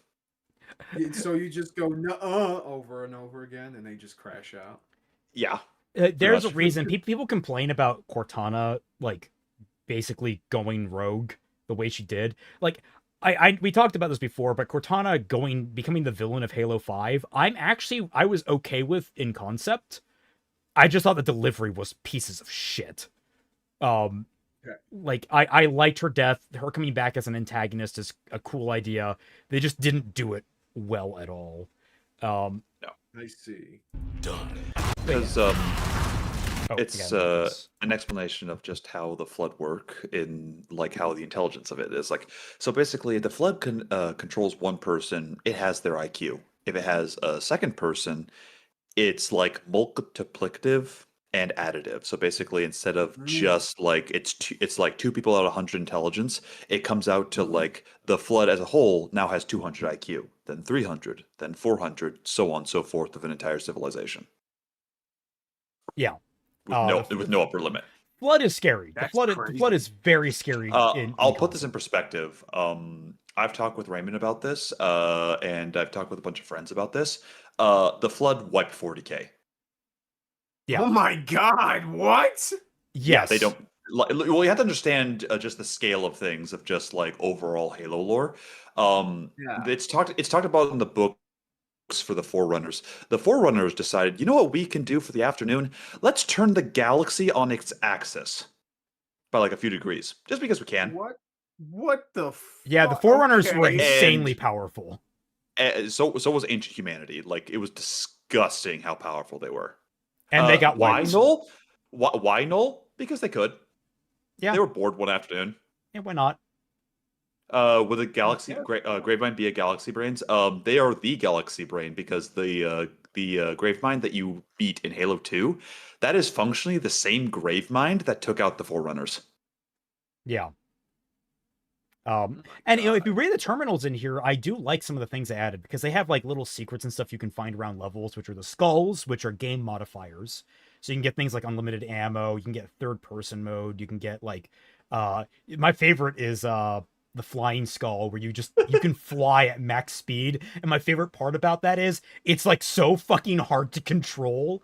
The first thing I did when I started acting, you jump with, you hit A to jump and then you hit it again to fly. You don't really control how you fly. You just hold A and it like catapults you in the direction you're aiming. So if you don't know what you're doing with it, the first thing you will absolutely do is run headfirst into a wall, and the physics will kill you. Jesus Yeah. Christ. I Two love it. things. One, Gandorf, Forerunners were ancient humanity. No. Even in the No. Bungie games, they outright say in the dev commentary they weren't finalizing anything. Well, no, that's the thing is like, because they also, that's a huge thing. Foreigners weren't ancient humanity. Max Durrott did a great video covering this topic. They didn't finalize anything, and there was also hints of it that humanity and Forerunner were separate in Halo 3's terminals. And the reason that happened is that you had two different teams that intermingled, but weren't always on the same page. So you had one team that discussed how the librarian found ancient humanity on Earth and was fascinated by them. And then you had another team that was writing about, like, oh, human, you are Forerunner, inheritors of all my predecessors left behind. Like, you had that team.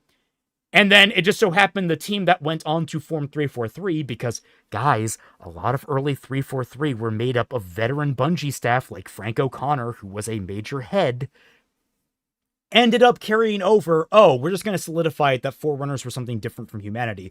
And then if you get into the deeper lore, the deepest lore, humanity and Forerunners are the same. Because they basically branch off. Civilization. They branch off from the same predecessor. They're basically Neanderthal to humanity, effectively. I see.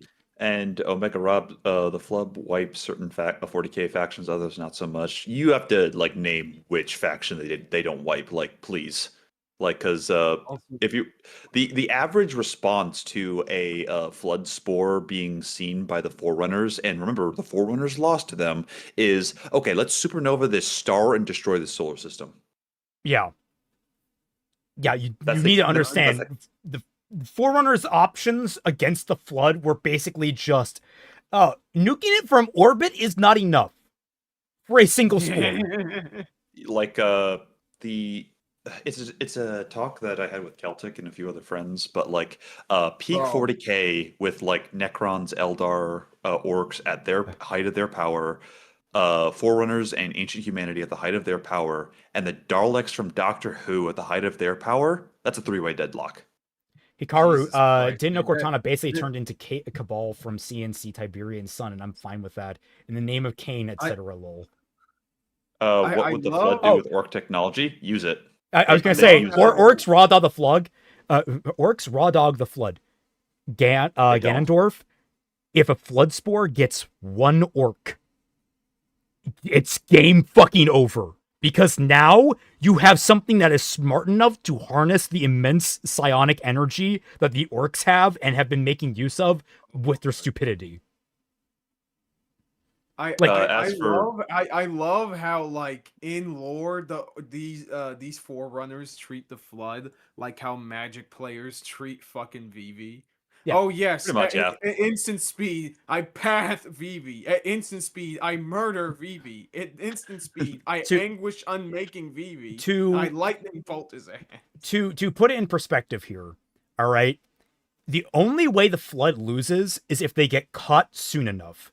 If only one planet is consumed, that's the maximum that you can let the flood spread before it's game over for the rest of the fucking universe. You have to understand with how the Flood work is that, like, if they get one individual person, they know literally everything that person knows down to like their deepest memories. Like one commissar, congratulations, they know everything about Imperial technology. And Necrons, for starters, well, the Flood do have logic viruses. They do affect artificial intelligences, and they do affect non-soul entities. Yeah. So. And like we talked about it, it's like, oh, they couldn't use the warp because of X, Y, and Z. And I said, well, they could just keep a couple of people alive to use the warp as they need it, as like hostages. And it's like, I said that to him. Because I remember, like, I know and I were talking about, like, well, if they get like the warp technology from 40k, it's like that's game over. And he's like, but they can't use it because of X, Y, and Z. They need this kind of person. I'm like, can't they just take prisoners? And it's like, oh. Yeah, you have to be very, very careful about, like, scaling powerful hive mind beings like this. Yeah, Um, like the flood in gameplay can be surmounted. When you read the novels, the flood are the one thing that terrify Chief the most. yeah, it's in the novelization of the first Halo game, he meets the Flood without Cortana, and he's doing the super soldier equivalent of shitting his pants and running away. Yeah. Jesus. And Also, Noel said I could put my sandwich on the y-axis, but I don't, because unless I take a banana and sell it for $1 billion, there would be nothing gained. You have to Noel, understand. I say that you're not bored enough. Welcome to Forerunner craziness. Like, there's different debates in the Forerunner books. Like, turning the galaxy on its axis because fuck it was one of like several things they did. Another thing that they wanted to do was, hey, let me punch a hole into an alternate reality so I solve an energy crisis. I Now- do this to fuel my toaster. Now I'm seeing the Flood fuse with Metroids and it scares me. Actually, that's a good question. Could Flood take over Metroids?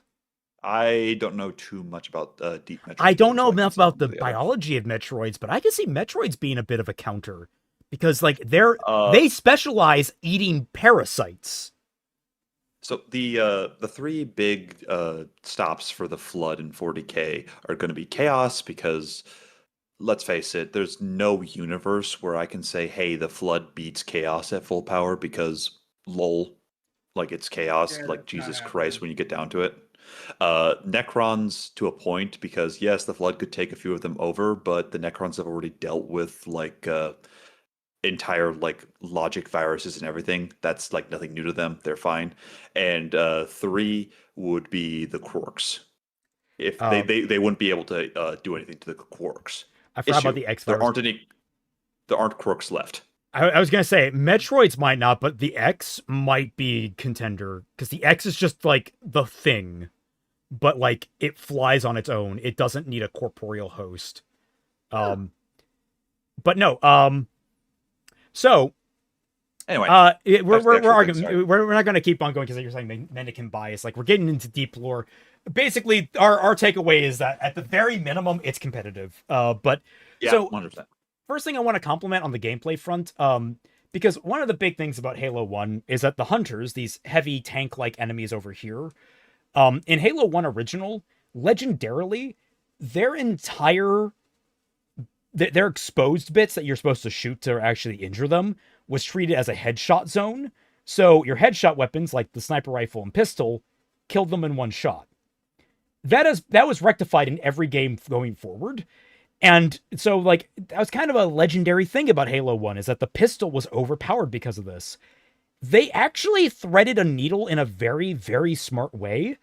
You can knock off the back armor of the hunters, and there's a small chip on their back that if you hit with a precision weapon, or really any weapon, it will kill them instantly. And it's like, it requires more work and effort and more strategy, but they actually found a way to kind of, like, mitigate the fact like that you didn't have that ability. And I just want to give them kudos. That's a really smart design choice. I really love it. And it makes hunters so much more fun to fight. Which is something that I think if 343 did more of in this game, because as iconic as it is, Halo 1 has its shortcomings, but with Halo Evolved, with how it does gameplay overall, it comes off as just like they fixed a few things, worsened more things, and then proceeded to keep in the bad for individual gameplay segments. That's unfortunate. Yeah, we'll talk about it. But basically, so this entire mission, like narratively, this entire 3-mission set for the prequel, not very complicated. Basically, we're here, get in, steal some navigation data because we need to find out where the fuck this capital of theirs is and get the fuck out. It starts getting complicated when they start running into things that make it complicated. And so basically, I'm just going to fast forward through this mission. Actually, I don't know how much further I have to actually go. I was stuck on the hunters for a long time. I was not armed for hunters, and so and to be fair, the hunter AI is really smart. They are bitches to take down when you don't know what you're doing. I get some nice, pretty environments. Like I said, this game is very pretty. Yeah, it is very pretty, but if you could just pause in giving a better view of this area right here. Let me try and back Right there. off. There we go. This is not really a campaign map. This is a multiplayer map. Yeah, They that was converted into a campaign map. I figured that was something you're going to talk about, but yes, that was something I want to talk about. A lot of the level design in these areas feel like they'd actually be really good multiplayer maps, not so much campaign maps, which is really interesting. By the way, the needle rifle, like all the weapons in this game are really well tuned. Needle rifle just feels so fucking good to use. I'm so glad it's back. Yeah, a lot of weapons are overpowered, and that's kind of what's fun about it. Because, like, guys, Bungie was also really bad at this. Everyone remember the concussion rifle in Halo Reach? Remember the concussion rifle in Halo Reach, where when the enemies had it, it was destruction incarnate, and then when you, the player, got it, it was like shooting fucking water guns at your enemies that had minor splash damage. Fuck the concussion rifle in Halo Reach. Fuck that thing to hell. Remember, damn, guys, it was that busted. No, we hate both Bungie and 343 with their gameplay decisions, and yes, it was that busted in the hands of the enemies. The concussion rifle, one shot. Yeah, on legendary, admittedly, but still, like it could be it would be destructive to the player, and it's just not as good. Stop calling that gun legendary.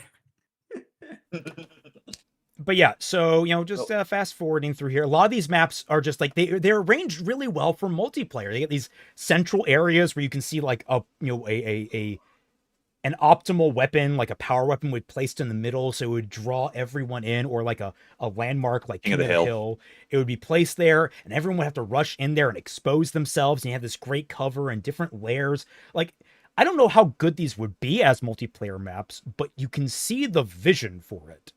And they would serve better as multiplayer maps because specifically with these missions, the gameplay design is, okay, here's a very big room. Let's just throw wave after wave after wave after wave after wave after wave of enemies at you, and then you have to just like hold the line and kill them all. Oh, one thing I also very much recommend turning off. I fucking hate the hit markers. I turned that off the minute I realized I was using them. Oh, heck yes. It's like I saw people keeping them on in gameplay, and I'm like, don't. It does.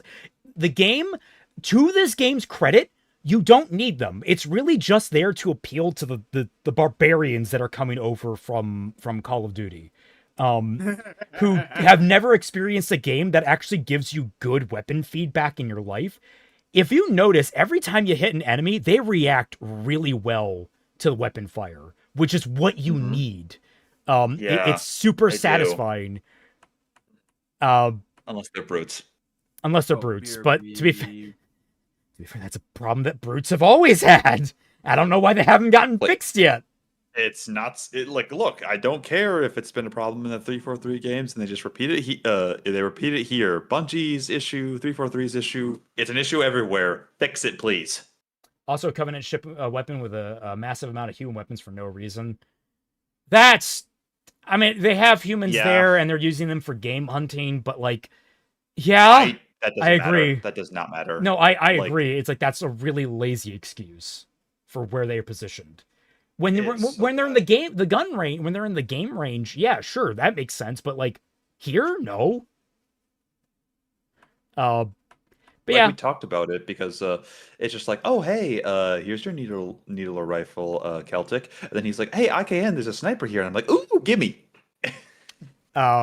Yeah. One thing I should mention that I just picked up is I have the invisibility. One of the main gameplay things that I can complain about in Halo, you can pick up the invisibility, and when you hit it, you turn invisible. In this game, they turned it into an equipment effectively, which I don't mind. You can basically deploy it when you want, so it makes it a little more strategic. Problem with that, it doesn't fucking work. I actually had more luck stealthing past enemies uncloaked than I did cloaked.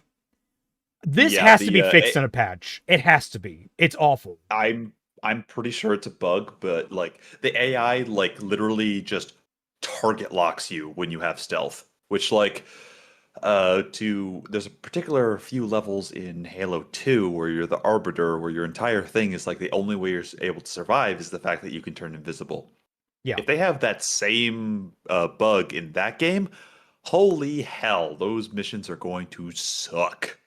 Yep. Trying to figure out how the humanity has lasted this long against the Covenant and technological superiority.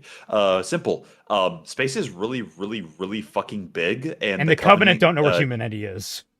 Yeah, like they are basically going to random planets and glassing them from orbit. Like you are like putting a pin on a star map and trying to find Earth. So to put it, like, if you listen to the very opening dialogue of Halo 1, you'll hear Keyes say something. I'm initiating Cole Protocol Article 2 or whatever. Cole Protocol, there's actually a whole book that's actually pretty good about it. Cole, about the absolute fucking unit. That man is insane. Him and Lore is Absolute. Great. But Cole Protocol is basically like, hi, Kaiser. We are purging everything. All of our star maps, all of our coordinates, our AIs, everything gets purged because our ship is at risk of being captured. In fact, it was done in such a way that typically it was upon first contact with the Covenant. Like, when you ran into a Covenant ship, your first thing is, wipe everything! If they get us, it's over for Earth. No, I'm saying maybe that's why the Covenant was keeping human weapons. No, like, you have to understand with how the Covenant looks at humanity, at least for the first 3 games. Humanity is a religious, like, it's a target of religious purging. Like, everything about humanity should be purged. The only species of the Covenant that, like, typically, it was the elites and prophets that were the ones like, ew, human shit, get it away. We don't like this. The grunts typically fell in line. The jackals wouldn't mind using human weapons. They didn't really fucking care because they're like merchants. They're like merchants and pirates. Also just ate people. Yeah, the jackals are just nasty. And then the brutes, they didn't fucking care. If it was effective, they used it. Brutes are just orcs. Be more like brutes. Yeah, no, they're pragmatists at the end of the day, really. But yeah, there's some combat arenas that are okay, but really the big flaw of a lot of this is just we flood the arena with enemies. It's not as strategic. Like this, look at this. This is a perfect multiplayer map right here. This is like my favorite area in the entire whatchamacallit. Like this would be perfect. You could have the grav lift. It'd be really funny if like you could switch the grav lift's polarity between ends. So, like, you could actually fight over who has control of the grav lift. The easy showing of it is, like, it goes both ways, and if 2 players jump in both ways, they can literally melee one another and trade. Well, I think it'd be funnier if, like, you could, like, push the button to reverse its polarity between the ends. And so if someone's, like, halfway through, you could hit the button and it would just send them right back. Now. So you could do fun shit like that. So yeah, these are just multiplayer maps, and they're like, because absolutely this was a scrapped multiplayer suite. That's what I'm looking at here with a lot of these maps. Maybe they intended to have a prequel mission, and they just like folded it all together. We know that the development for this was hellish, which credit to them. The fact that it came out as good as it did, if it was hellish. So that there's rumors, and take this with a grain of salt because I've gotten conflicting reports on this. Apparently, a good chunk of the like art direction of the new maps, as well as the design of it, was very much third party. Oh, Halo Studios themselves did somewhere around 30% of this game. Everything else was third party. If rumors are to be believed. I would have to take a look at the fucking obnoxiously long credits to see if that was true. There's a lot. There's an entire special thanks of a bunch of people from a studio that was like basically cut off. Really? Oh, good. Yeah. Like in the special thanks is a bunch of people, and apparently they were part of like a studio that wasn't like added in because they took too long, or one thing or other. I'm still looking into that. That's the one thing I was trying to get through today, but I could not find anything definitive. I just know that that's what the rumors are. So, to put it like kind of my early conclusion, there are people that worked on this game that clearly love Halo and clearly love the games and really put their all into it. And then there were people that didn't care, and then there were people that were actively just there for the paycheck and are apathetic. I can feel it, the entire gradient, and I am appreciative to the few people in this, like the people in 343 or Halo Studios, whatever. Like, I am appreciative to the people that put their all in, because there are some gems here. It's just buried. Well, it's the thing that I have that my biggest issue is just like, oh, we have to give Halo Studios a chance as a new name. No, they're 343. They're still 343 in Microsoft. Like, the big wigs at the top that have caused a lot of these issues are still there. I'm hoping that the Sherma purges, which is just happened, they just got the major purge of employees. I'm hoping that clears out a lot of the like, it really puts on the display as like, you guys have been making low quality products that aren't paying dividends. We need to fix that immediately. And we'll 100%. get more detail. We'll get more detail into it, but this game in particular, it's not paying dividends at all. Yeah. And which is a shame, because like, I am really scared they're going to scrap the base plate of it. I really hope they don't, because like, the base plate that's here is solid. It needs polish, and it definitely, you need a different fucking story team, but gameplay wise, you guys got it. You guys got it. There's some problems. You guys got it. You're on the right path. Like, this is actually, I think, better than Halo Infinite's gameplay, which was already, I think, okay. It's a mix of Infinite and 5, from my experience. And Reach. A little bit of Reach, too. Reach, yeah. Because it's based on the Reach's build of the engine. Yeah. Which... The big one being, for at least for Halo 5 and Infinite, like, every single gun has a, like, zoom in. Yeah. Which, although they shouldn't, personally. I don't mind it as much, because it's not really... Especially if you change your controls, you don't need it. It's just kind of vestigial unless you're using a precision weapon, in which case it actually gives you a genuine zoom. Otherwise, it's just... What it effectively is doing is it lets you zoom in like you could in Halo 2 onward and shoot at the same time. It's all it really does. It doesn't improve accuracy to my knowledge. Not really, no. They'll get rid of the gameplay people instead. I really fucking hope not. If they have, I'm going to be super sad. And they probably have. Anyway, after this room, we're getting to the spot of don't stop to talk. Yeah, okay. I'll just rush right to it, because why would I not? Let us look at, again, this is purely okay. So this right here, Kaiser. Yeah, this is the room that let's see this. This is the worst cutscene in all of Halo. Oh my god. Pause. Don't say anything. Let's play out.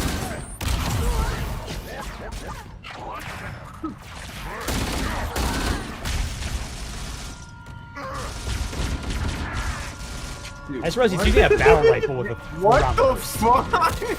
Wait for it.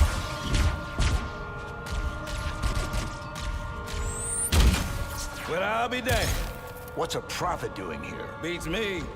Hey, Waddles, didn't think your kind got out that much. Hold your fire, my children. Have you enjoyed your stay so far, demon? Had you and your companion given word of your arrival, I would have arranged a tour. Mm-hmm. Wait for it. I think we've seen enough already. Are you not impressed with our work here? I would have thought you, of all creatures, would appreciate such steadfast dedication to improvement. Is that what you call it? I call it many things, demon. Here you can observe the true beauty of the Covenant. Our collective strength, a reflection of each member's devotion. The tenacity of the Ungoi. The cleverness of the Kigyar. The Sangheili. Long our partners since the Writ of Union. The burning edge of the Covenant's blade. What a fucking idiot. Yeah.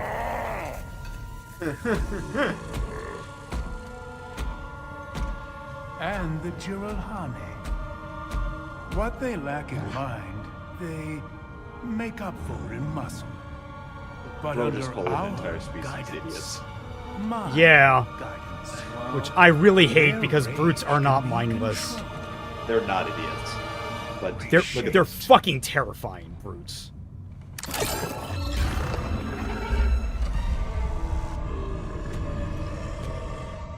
Are you no different, demon? Okay, Mr. Monologue. Hey, Sorry to hey, interrupt, guys, maybe shoot but him. we're on the clock. Maybe shoot him while, How about that? while he's doing that. No. Also, he shoots once, and then he hits that one glowing red spot. Let me just be a brute and beat all my friends to death. Okay. That's a fun part. But like the rest of that entire scene, because it goes to gameplay now. Yeah. That entire Yeah. scene was like one of the worst things I have ever seen. And I thought, Yeah, you know, fuck all that. Holy okay, shit. so first of all, why the fuck is no one shooting each other? Yeah, yo. Like, Like, you know what the just simple solution to this? monologuing, Because they baby. have this energy shield. Drop an energy shield down, and you can monologue to your heart's content because you can't fire through that. Go ahead. But no, the entire thing was a monologue. Chief wasn't firing. They weren't firing. Everyone was just standing there like an idiot. Chief could have thrown one grenade and possibly killed this guy in one go. And this guy is doing experiments that are going to directly lead to the factions of Covenant that we see in Halos 4 and 5. Yeah, he's a genetic experimentation. Like this guy right here is the Covenant version of a Umbrella agent. Yes. And then let's okay. How do Chief and Johnson know what a fucking prophet look like? They have never been seen before this point. That's not. Oh. This is the first no. time it's shown But apparently not. Apparently not. timeline wise. Then on top of that, how the fuck do the prophets know that Master Chief is genetically engineered? When did That they is learn correct. that? Well, You have to see, remember. the script was on the ground and they picked it up and they read it. Damn, man. you're right. Oh. And then we get to other problems with this that are just like on the surface of it. One that I completely missed because I was baffled by so much else. So you know what a plasma grenade is, Kaiser? Yeah. You know how a plasma grenade? How does a plasma grenade work in Halo, typically speaking? Well, aren't those the grenades that like can stick to the opponent or surface? Yeah. they You, stick you prime them, and then they stick Yeah. to the thing that you throw them on, right? Okay. So Yeah. Watch watch- that scene again. yeah, watch this opening right now. Okay. Hey, that's a primed grenade. And hold up. Wait, How? What? So Yeah. Chief this- catches a this primed runs sticky up with a grenade. prime sticky grenade. What the Chief knocks him out. The fuck? grenade goes flying. He grabs it. Chief should be dead. Yeah, what the fuck? Wasn't the whole mission to capture a prophet? Why are they No. surprised?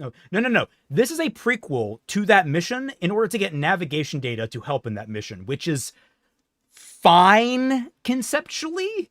I don't like it not. because of how all this ends up working out, but like I could see it on several levels.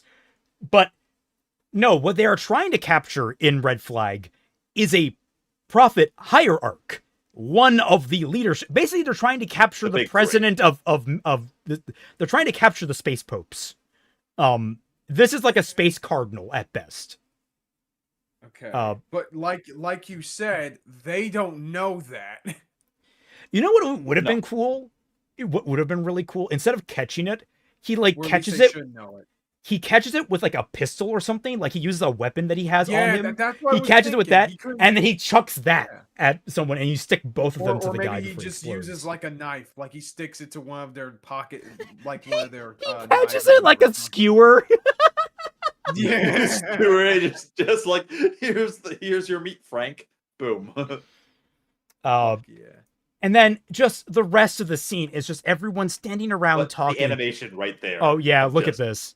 We can dance if we want to. We can leave That's our so friends bad. behind, and your friends don't That's dance, like, and then that's they like don't dance. Fortnite cutscene quality. Holy shit. And also, it's just Johnson and Master Chief being held down by one elite, two grunts, and a jackal.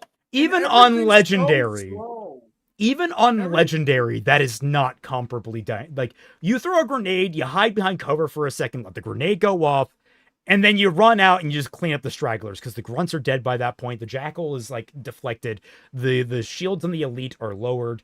Like, it's not a hard thing to take care of, and yet somehow it is. And yet Johnson has the audacity to say, "Okay, Mr. Monologue, we're on the clock," before he fires, right when the Prophet has a brute right there to body block him. Yeah, what the fuck? Yeah, it's like you could have had the fucking Prophet appear in a hologram because the Covenant have holograms. They can do that. You never needed to see the fucking Prophet in person ever. And more than that, again, as explained, Kaiser, this is the mad scientist Prophet that we've seen. He's the one that like genetically experiments on Covenant races to make the design changes. I know, I got this. He's the mayor. Oh, okay. Yeah, he's the Maori. That's the best way to describe him. Yeah.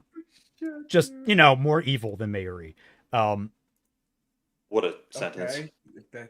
That's if that's even possible, I guess, but sure. I mean, my bit with this is just like, I'm going to explain all the races of the Covenant, and then all of them are going to do something as I call them out, especially this elite that just throws up his sword, the fucking it's weeb. so rehearsed, man. Yeah, it is. It's so, like, was that brute just standing behind that pillar waiting for his turn? Yeah, to dramatically walk out. If the Covenant had like 7 more races, would they just keep walking out like a line? Like, these are the Mekgolo, not to be confused with the Golo, which is what comprises them, the worms, and they're always bonded pairs. And these are I can't remember what the buggers are called. And these are the skirmishers. They're slightly different. They're slightly different jackals. These are the big Chungus and little Chungus. These are the engineers, and I am a San Shayum, which is a prophet. Like just dude. Yeah, dude. We spent weeks practicing this. Either energy shield so that you can do this face to face. I would not recommend that even. I would say hologram, and you could have like his honor guard in the hologram after like Chief and Johnson take out like the riffraff in this room, so you don't get that awful beginning cutscene. And then when he's holding up the device and being like, yes, the thing that lets us control the brute's rampage, then you would have that'd be really cool. In the darkness, walking up behind the hologram is the brute that walks into the light of the hologram, dissipating it. And then like you have Johnson open up on the thing, shoot the little core thing because, hey, that looks important. And then it goes rampage. It's like, that would all make sense. I don't know how this made it past the writer's room in first draft.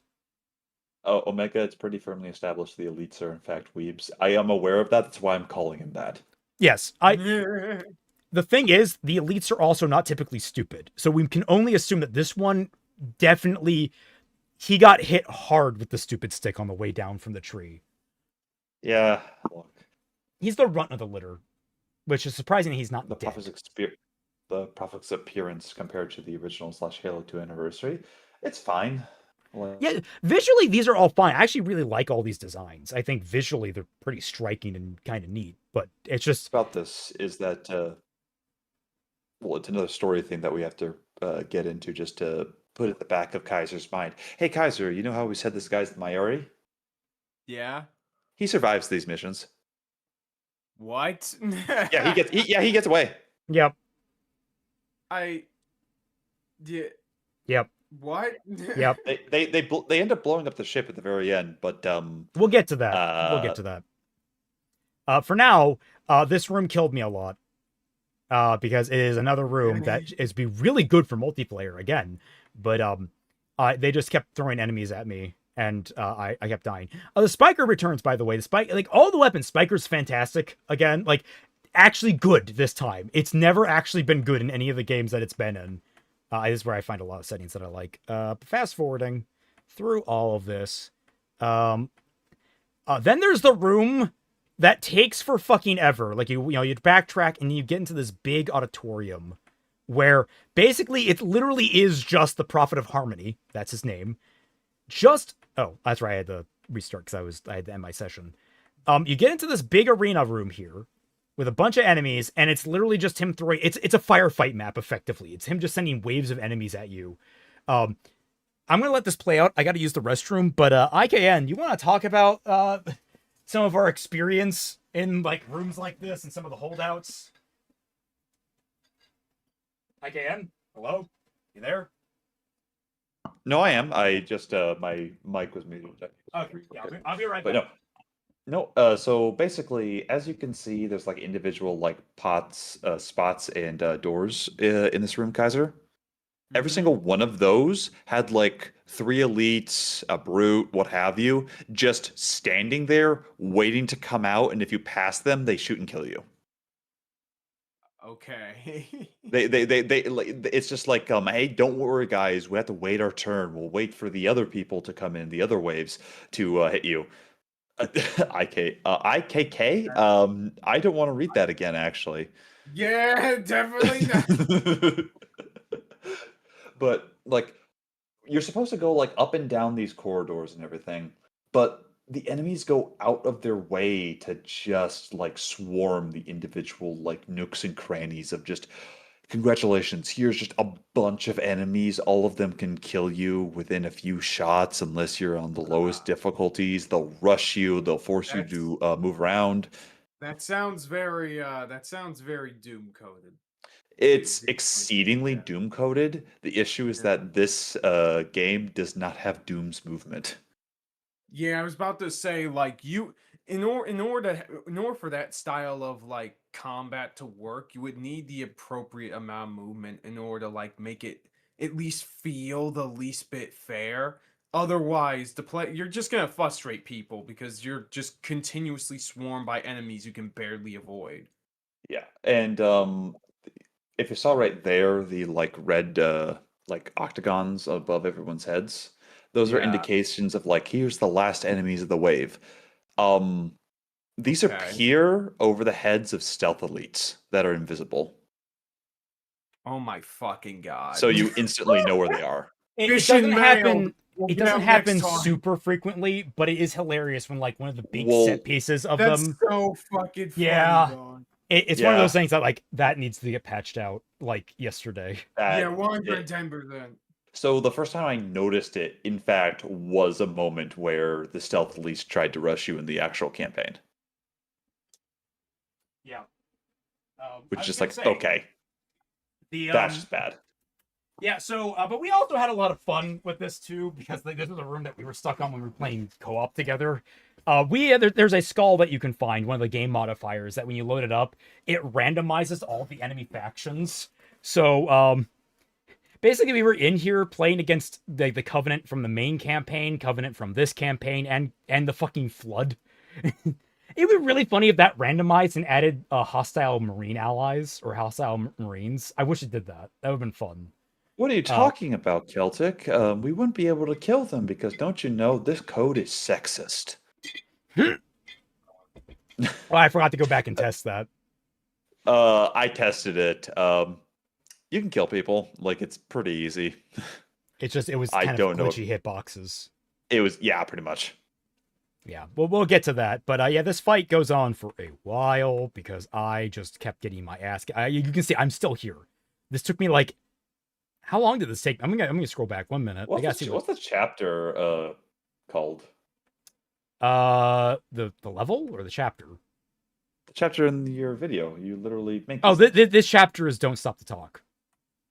It's still Don't Stop to Talk. Okay. Yeah, where? Okay, let's see. Well, in this in this section of the freaking game, you can't Oh, stop bye, to Twi. do anything. else you get She's fucking Borden. Everyone wish Twi a safe ride. Okay, so All right, be safe. I started this at 1:16:32.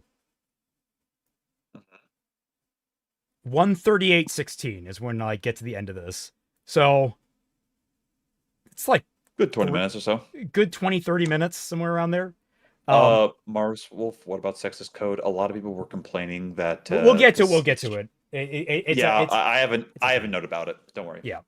So here's the next cutscene. Oh, I forgot. What I was trying to do there, I was really annoyed by this. I was juggling an overshield and a camouflage because I didn't know we were going into a cutscene. I was going to keep both of them for the next area. I was just going to juggle them because you can juggle items in this game. It's fun. And then the cutscene cut in as I was trading between them, and I lost them both for the next mission. Yep.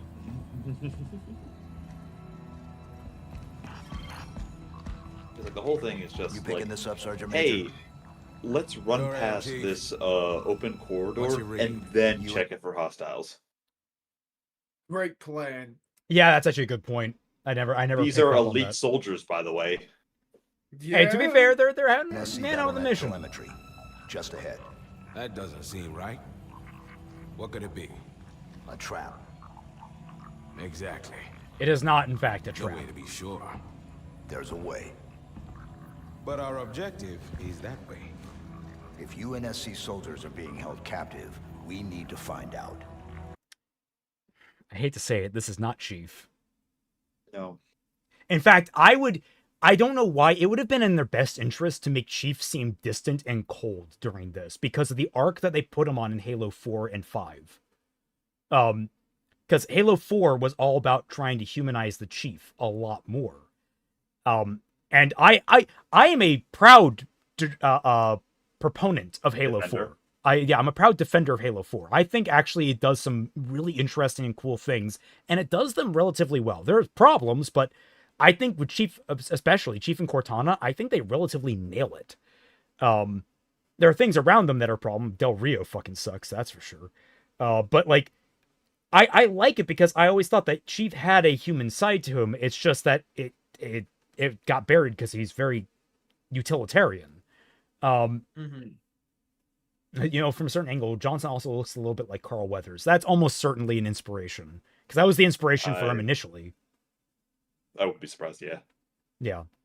For those that don't know, Carl Weathers was I can't remember he was the black guy from Predator 1. You son of Apollo from Rocky. Apollo from Rocky and Oh, yeah, Dylan. yeah, That's it. yeah. Dylan, you son of a bitch. That was it.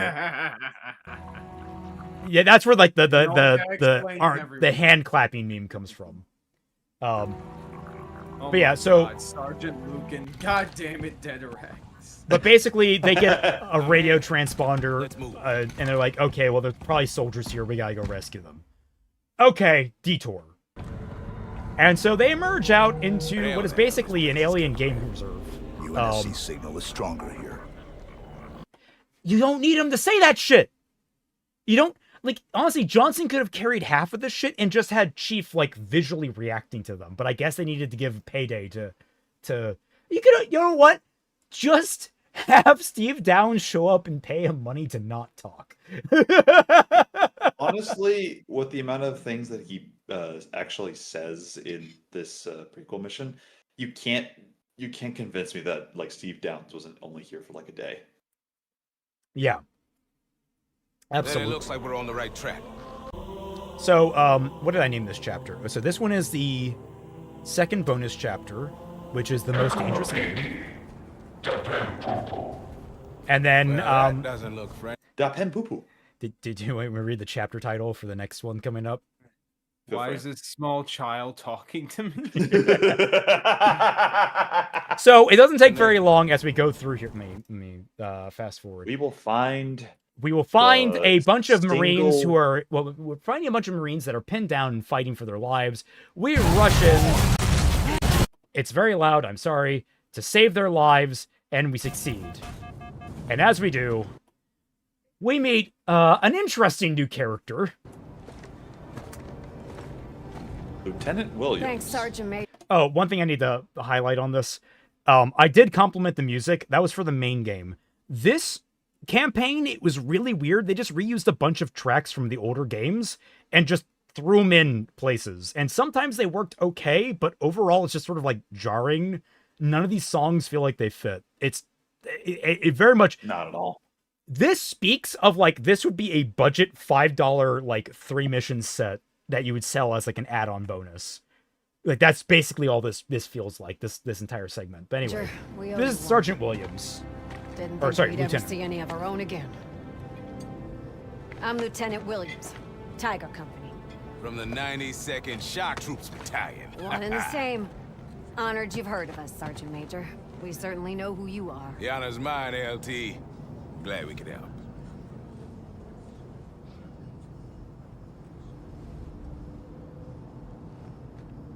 Robbins! I have to say, actually, I love the girl on the very far right who's like, you can see her eyebrow raised and like, watch. That girl's gonna hit it. That girl is like, I have some prospects. Robbins! Take the team and give me a perimeter check.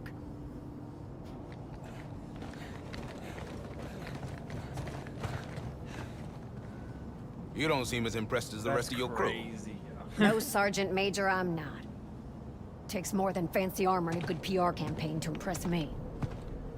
And with that one line, she That said- ruined her reputation with a lot of gamers. I will say this. This opening cutscene is not the problem. I actually don't mind establishing her like this, and I people complain, oh, you're just like repeating non-needed information. I'm like, I disagree. I actually think this is decently well directed. Because you've got, obviously, Johnson and her meeting up, they exchange camaraderie, whatever. And then, like, he says, oh, I'm glad we could help. The honor's Her mine, attention LT. then Glad we joins. could help. She looks over the chief, realizes, oh shit, yeah, there's a Spartan here. Looks over to her people. They're in awe. She gives him an order because she's pissed about that. Johnson picks up on that because he connects the dots immediately. And he immediately decides, hey, you got a problem here? And she's like, look, I'm not impressed by him like the rest of them. Takes more to impress me. Takes And more than it's- fancy armor. You do have our But she does ultimately say, hey, you have our thanks. thanks.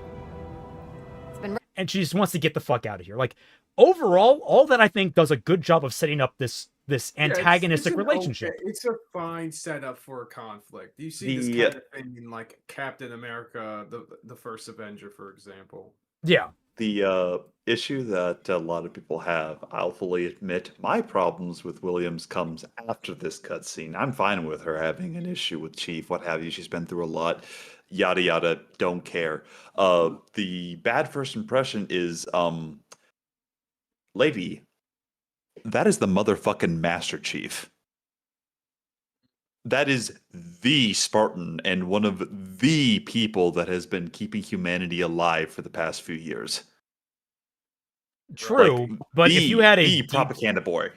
True, but this goes back to that she's an ODST, orbital drop shock trooper, Oh yeah, and yeah. she's a hell diver. That's another term for them, ironically, or hell jumper. Totally Who, different. because of lore, well, they did do a crossover with hell divers. So, They did, yeah. unfortunately, she's a woman, and thus the internet was never going to be kind to. No. If they had landed her, well, this wouldn't be a problem. Then I would be on your side of saying, oh, it's a woman, and they just get angry at her because of sexism. No. Yeah. No. It would be a factor regardless, but yeah, I'm guessing there's the big issue is the way they execute her in later scenes. And to be fair, part of this is also they don't handle the characters that otherwise should be likable well. Chief and Johnson are awful in this bonus content. The big thing that Celtic was getting into is like there is a rivalry and there are some like issues between ODST and Spartans. Personally, looking through everything, rereading everything, and making notes about it in this for this particular stream, I've got them right here. It's one of the many things that I have. It's kind of flanderized the rivalry between the ODST and the Spartans and how much there was like actual resentment between them overall. Because like everyone says, it started with like Chief. He had a fist fight with a few ODSTs. He crippled 2 of them and killed 2 of them. And he was 14 when he did this, and this By caused accident. some issues. Issue with that: one, it was an accident. Two, it was a sanctioned fight the UNSC like signed off on in terms of like actual orders. Chief did literally nothing wrong. So like, congratulations, you're holding a grudge against a guy. You're effectively holding a grudge against a 14-year-old kid for doing something the UNSC soldiers started. The ODST started that fight, and they got their ass kicked. Congratulations, you're holding a grudge over that. That's kind of pathetic. Moving on from that, if the ODST Spartan grudge was so big and so massive in different parts of lore, we didn't see it at all in Halo 2. We didn't see it at all in Halo 3. It was barely mentioned as anything in Halo ODST, and it was only ever like re-put in because one of the ODSTs in ODST, the game, is Buck, and he becomes a Spartan 4, I believe, and he gets crap for becoming a Spartan by his fellow ODST members. So, like, congratulations, you have a chip on your shoulder, you don't like Spartans, that's perfectly fine for being an ODST, Williams. Issue entirely. Would you like to know what causes her to be, for lack of a better term, friendlier towards the Chief? No, we'll get to that. I'm pretty sure. No. I have to make a point of it. I have. Okay, go for it. It takes one conversation between the two of them. Yep. Chief says one sentence. Yep. What? And we'll get to that because there's a whole host of worms with that. First of all, thank you, Omega Rob, for kill. I do love that. And then Dederex for Sergeant Lucan. Yeah, yo, I love this. That's amazing. I love that Lucan has just become such a freaking meme from Invincible, man. It's so funny. He's called Steve Harvey. That's the wrong thing. But like, it comes down to the simple fact of like, Neptune says like, I've heard this. She's the worst character in the franchise. She's not, simply because the fact that she has done so dirty. There is so little time with her, and her arc is not earned at all. Yeah, I was gonna say, I'm sorry, buddy. Sergeant Locke. Locke exists. Spartan Locke. Yeah, Locke exists, man. There's Locke is worse. Locke is like she has a charisma. It's awful. It's ugly, but she has it. Locke is like a fucking vacuum of charisma. In the Flood novel, doesn't ODST Major literally go on a massive rant about how the Spartans aren't enough and were a failed experiment? No. I would have to reread. I could believe it. I know that there was tension with the command structure that wasn't keys. I know that there was like people, the guy that ultimately tried to capture the Truth and Reconciliation. That dude, I think, had a problem with Chief. I'm trying to remember exactly what was going on with all that. But maybe not. I don't remember exactly. The point of the matter is, she's allowed to be pissed at Chief. It's the first time meeting a Spartan to our knowledge. And it has time to soften. The things that they do not do is the biggest problem. And then the things that they do compound on top of that. So, the prequel missions need to be longer and rewrite entirely, yeah. Yes. I don't know about longer. They could be shorter or more reworked. Reworked, yes. Because the thing that makes them longer is just enemy flood. Look, it's very telling with how the audience has accepted this character in that they have figured out a way to kill her and not make her respawn without mods. What you do, by the way, is that you put a sticky grenade on her. You hit her off a cliff. The grenade explodes, and then she goes out of bounds, and then she doesn't respawn. Nice. And then everyone is just the exact commentary under it is blessed silence. By the way, Chief has literally no problem with her this entire time. I think the one thing they get right is that Chief literally could care less. Yeah, just doesn't care. Could not care less. Like it's the literal meme of like the two guys in the elevator. It's like, I hate you with every fiber of my being. I don't even think about you at all. But I get some combat encounters. The needle rifle is OP against brutes because they're unshielded. Oh, what were you gonna say? Another thing, by the way, because like some people have talked about it, like, oh, how dare she talk about Master Chief like this? She's a lieutenant. She outranks Chief by like several tiers. Although she can say these things. However, if any self-respecting military person, what have you, says that about an E9, which is what Chief is, E9 is the rank of Master Chief, Petty Officer, they're going to be demoted instantly. yeah. Like you don't shit talk fellow ranks. Not to mention, we were talking about it, and like she is a very high rank, but it is a rank that typically isn't in the field, as opposed to Chief, who is the highest active combatant rank you could possibly be. So, yeah. Specifically in Halo in real life, Master Chief Petty Officer E9 it's both real life and in universe. That's to be fair to Halo, it's very possible that like who goes into the field has changed over time. Like the actual correct. Yeah, so it's not the biggest deal, but it's like by our standards. But yeah, there's some like I think the combat encounters in this level are actually okay for the most part. Yeah, because they're better. They're put into the game room overall, and there's a lot more space for them. Reminds me a little bit of like one of the maps for Marvel Rivals. I forget which. It looks a little bit similar to that, even similar like color palette too. I think I could see that. We get introduced to like I didn't mention earlier, but one of the big things this brings to the sandbox for Halo 1 is the ability to hijack vehicles. Everyone, save that in the back of your mind for later. That's a surprise tool that will help us later.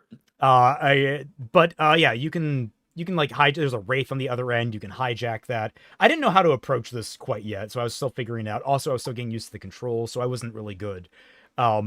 It's really fun looking back at this footage and seeing how shit I am. And I just played solo in the control room in 343, and like the 2 or 3 times I died was because of a grenade chain explosion, which I'm so glad they brought. Like, that's one of the things I love about Halo is that you can just like one grenade will set off another grenade, and you can shoot grenades to set them off too. So it's like you can have some really fun shit go on. They brought a lot of fun back with it. Oh my god, not to mention she is saying this to a man who would be the real world equivalent of a 3-time Medal of Honor recipient. Yeah, like Chief at this point has had every single medal the UNSC has except the Prisoner of War medal. Yep. Yeah.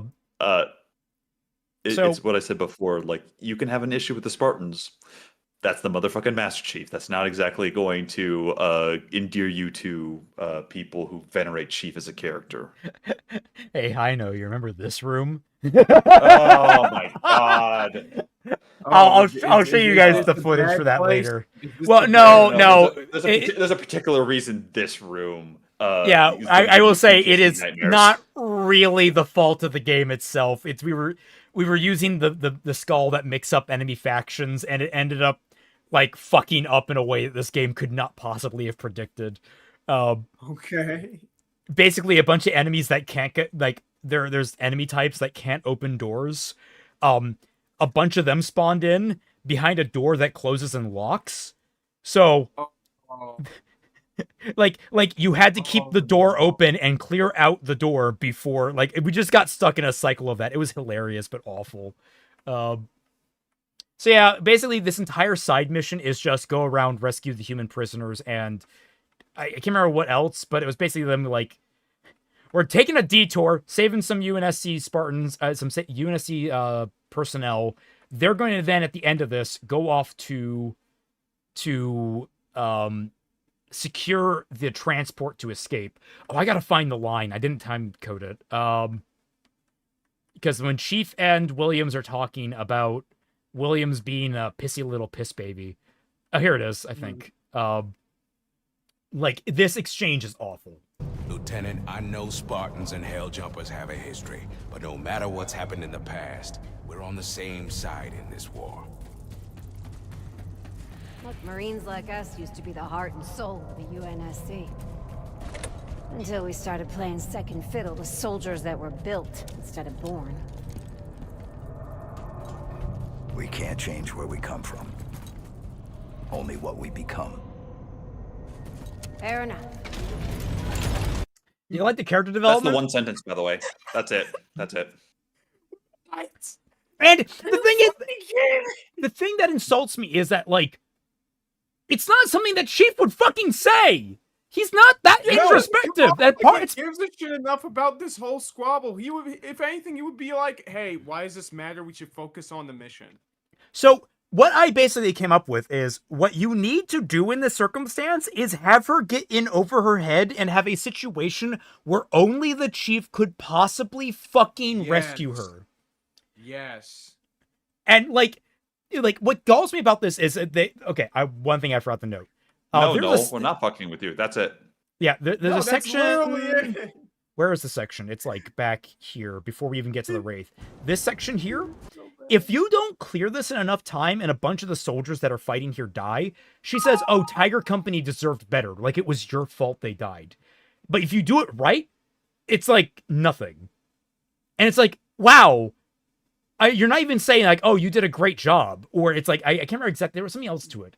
It is giving me flashbacks to Other M. It feels like Other M.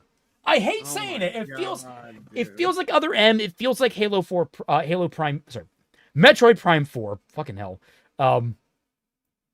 It's really, really like mentally insulting. There's barely any freaking development. Literally same mission they met, by the way.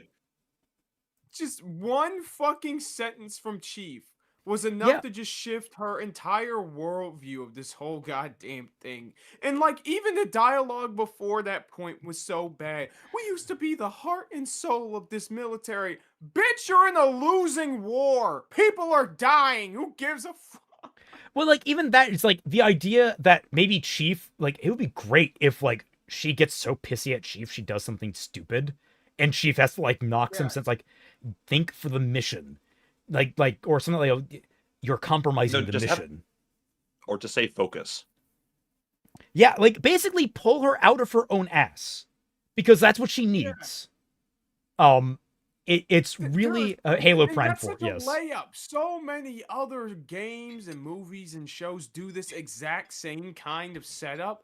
It's hard to name a specific example because it happens all the time. And I don't even have to think about them because they work fine enough. Why the fuck did they do it like this? By the end of the... you're up to this cutscene, yeah. Yes. I was just going to say, like, basically, this is like, oh, we go separate ways. We got to go complete our mission. You go secure the hangar so we can get a ride out of here. And they're like, yeah, sure, whatever. But the thing is, again, she was introduced with this antagonism, and then by the end of this mission, she does defer to Chief. Yes. Yeah, and without that antagonism getting in the way of causing any degree of conflict. This is a Ruby conflict, bro. It is. It's literally, something gets brought up, gets diffused in like 10 goddamn seconds, and doesn't result in anything engaging or interesting. And in terms of the ranks, again, Chief and Johnson should be deferring to her. She outranks both of them. Yeah. So like, it barely even feels like this person's even a character. They seem like just a needless obstacle for short-term drama. I don't even know why she needed to be a fucking lieutenant. Why is she that high of a rank? What's the point? I have no idea. It's really fucking weird. Why is a lieutenant an active, it would be great. It would be great if we got more on her and learned, hey, look, I'm a lieutenant, but I got sick at the desk job. Like, that's basically what I was, a glorified desk jockey at that point. I got back into the field once my home planet got attacked down there. It got attacked. Like, I look at a bunch of showboats every single fucking day, and everything I hear about the Spartans sounds made up to me. Like, the idea is that, like, she couldn't possibly comprehend that there is something that is this magnificently powerful as a Spartan that can do these incredible feats. That, like, oh, we have these genetically engineered soldiers, and all they're being done is, like, there's PR campaign. That's all they are. They're not something special. And then she sees one in action, and she hates him at first, because, like, oh, yeah, he just cleared a couple of guys. We were going to take care of that anyway. And then he does one thing impressive. Okay, that's a rarity. Another thing impressive. Okay. Another thing impressive. Oh shit. I might be wrong. Wait, lieutenant means different ranks between branches. I am talking about Halo ranks, my dude. Like- She's Marines. She's Marines. They're all part of the Marines. So They're all same Still. rank structure. And they do generally speaking follow United States Marines ranking. Or maybe it was United States Army. I'm trying to remember. Like they do follow one of the United States military rankings. And besides that, we know what their E ranking is because that's universal. Yeah. Because like that allows the different fucking groups to interact. They're under the Navy umbrella. Yeah. So yeah, she fucks off. What's the plan, Chief? Instead of me saying do this. Yeah. Like weirdly enough, people are gonna complain about like, oh, she's such a girl boss, what have you? No. She has the rank to do it. Actually, have her act like her rank. It'd be great. You know what you have? Chief and Johnson defy her orders. Yeah. He's like, no, we are here on a top secret mission. We like, you might be able to order us in in certain ways, but we have higher orders than you. Yeah, basically. We came out to save you on the nicety of our hearts. We didn't have to do that. And then we get the next mission, which is all right. It's actually, it's a fine mission. I had fun with it. Yeah. It still has some of the flooding problems, but the gondola section was fun. This is one of the most it exists levels in the entirety of the campaign. Yes. Just go forward. You get the map. You fight a couple of hunters. It really doesn't add much. The Prophet of Harmony is like, oh, you got navigation data. Don't care. See ya. Like, okay. Yeah, he leaves. And he leaves. Literally, the majority of this entire thing that we see his experiments like crystallize in like eggs and everything. Congratulations. I forgot why I named this chapter. Eject the flash drive first, you fool.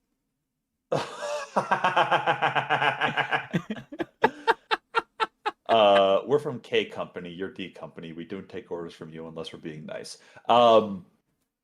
Yeah, that is basically how they would talk. Like, we're you're Tiger Company. Congratulations.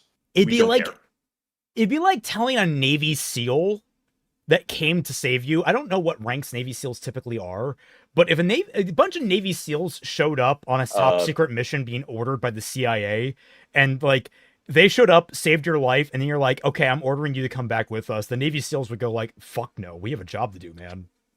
SEALs are basically a team. They're not really a individual rank. Like individual SEALs have ranks, but like. Well, yeah, I'm just saying, like, okay, if a Navy SEAL ended up saving you in the middle, I get your idea. I get your idea entirely. Yeah, I'm just like, yeah, you have to come back with us. No, the fuck we don't. No, doors that way. Bye. More fighting. There's a gondola ride. It's very fun. Very Halo 2. I can get to the gondola. If I can get to the gondola. If I can get to the gondola. If I can get to the gondola. If I can get to the gondola. Jesus Christ, these missions go on forever. Yeah, that's another thing about these missions. Man, do they drag the fuck on. And to be fair, like, they don't have much story to go around. It's not a very complicated story. It's just an excuse to have more missions. This is a story that literally didn't need to exist. They just made one up. And it's like, you could have just given us some like firefight maps. I don't know how hard that would be to program, but you could just turn us into firefight. Why not? It wouldn't be too hard. I got my ass kicked. And here we are. Okay. So all throughout this, basically, like, over the comms, like, oh, we're being attacked, but we got it. We were clearing it. If you don't get here in time, you're not going to have any of the spoils. And so Chief and Johnson also went back and forth whether or not which one of them was concerned about the soldiers. That was weird. Like, it just, this entire thing needed, like, a draft or two more at minimum. Yeah, sometimes Chief is scared for them. Sometimes Johnson's like, they'll be all right. And then Johnson's like, I don't think they'll make it. And Chief is just like, they're made of stern stuff. It's like, okay, pick a lane, both of you two. Yeah, it's really obnoxious. And then we get the actual cutscene with them. Wait, that did the fade out! You can't do it! What the fuck? Yeah, I have a note on that, and I was just...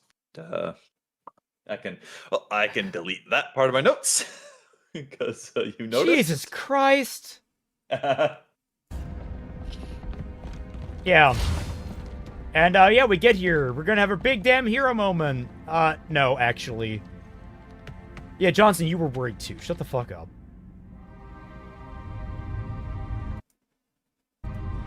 Guys, what are you doing? Like, this guy's just kind of like wiggling. I was assuming they Nice were work. waiting for like a calendar Thanks. poster, honestly. Spartans aren't Chief the only compliments her. badasses in the UNSC. And this is the moment that I wanted to fucking backhand her. Yeah, notice how Chief never calls himself a badass because he doesn't need to. This is like, if you were to play on this woman's self-confidence issues, that might be an angle to take. If you want to take an angle on her being fed up with just the pageantry of PR, you could take that angle. You can't set this character up and play her against a guy who is nothing but noble and dedicated to the job and genuinely the savior of the eventual savior of humanity. You can't play that and then somehow try to have her one-up him. It's really fucking condescending. Yeah, Hikaru's right. If you have to say you're a badass, you're not a badass. Someone actually cool never needs to point out they're cool. The aura speaks for themselves. Yes, exactly. Well, unless you're a writer for Johnson, in which case you just shove him everywhere and give him quick Don't talk about that. Guys, I kind of hate fucking... I kind of fucking hate Johnson at this point. And this goes back beyond 343, for the record. He's the most flanderized character in the entirety of the Halo franchise. Yeah, Joseph Statham decided to cram him into Contact Harvest. So Johnson was both at the start of the war and the technical end of the war. There's a whole debate about the Covenant surviving after Halo 3, but to the point of it is, Johnson is fucking everywhere at all times doing everything. And I kind of hate him. I don't want to hate him, but I kind of have to. I'm back. I'm sorry. I kind of hate fucking Kragon says that you said. I misspoke, but yeah. What? Sorry, Kaiser. I was just being racist for a little bit here. What? He saw a black man on screen. It was like, I kind of fucking hate him. Yeah. What the fuck? Oh yeah, sorry. Now that you're back, we can play this scene for you, and you can see for yourself. Oh, sorry, I went too far. Okay. Here we go. I was just explaining how much I hate Johnson and how he's been flanderized through the entire franchise, including the Bungie era by one of the original Bungie writers. So I can't. Again, I look at the people that say, "Oh, 343 ruined Halo," and I fucking scoff. I'm sorry. Yeah. They ruined their own fucking shit. I'm sorry. Anyway, this scene, so you can see.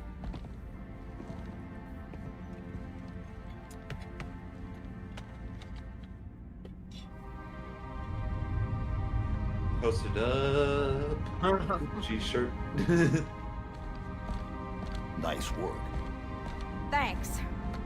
Spartans aren't the only badasses in the UNSC. So, did you take out the Prophet?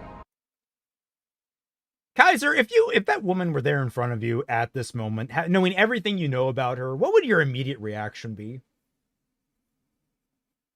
I'd be like, cool story, bro. Chief has the fucking patience of a saint. I would, Yeah. if I were in his shoes, I'd be just like, this woman's head would spin 3 times on her shoulders. So you're saying you're closer in personality to Kurt? Kurt didn't take shit, man. Yeah, he didn't. He really didn't.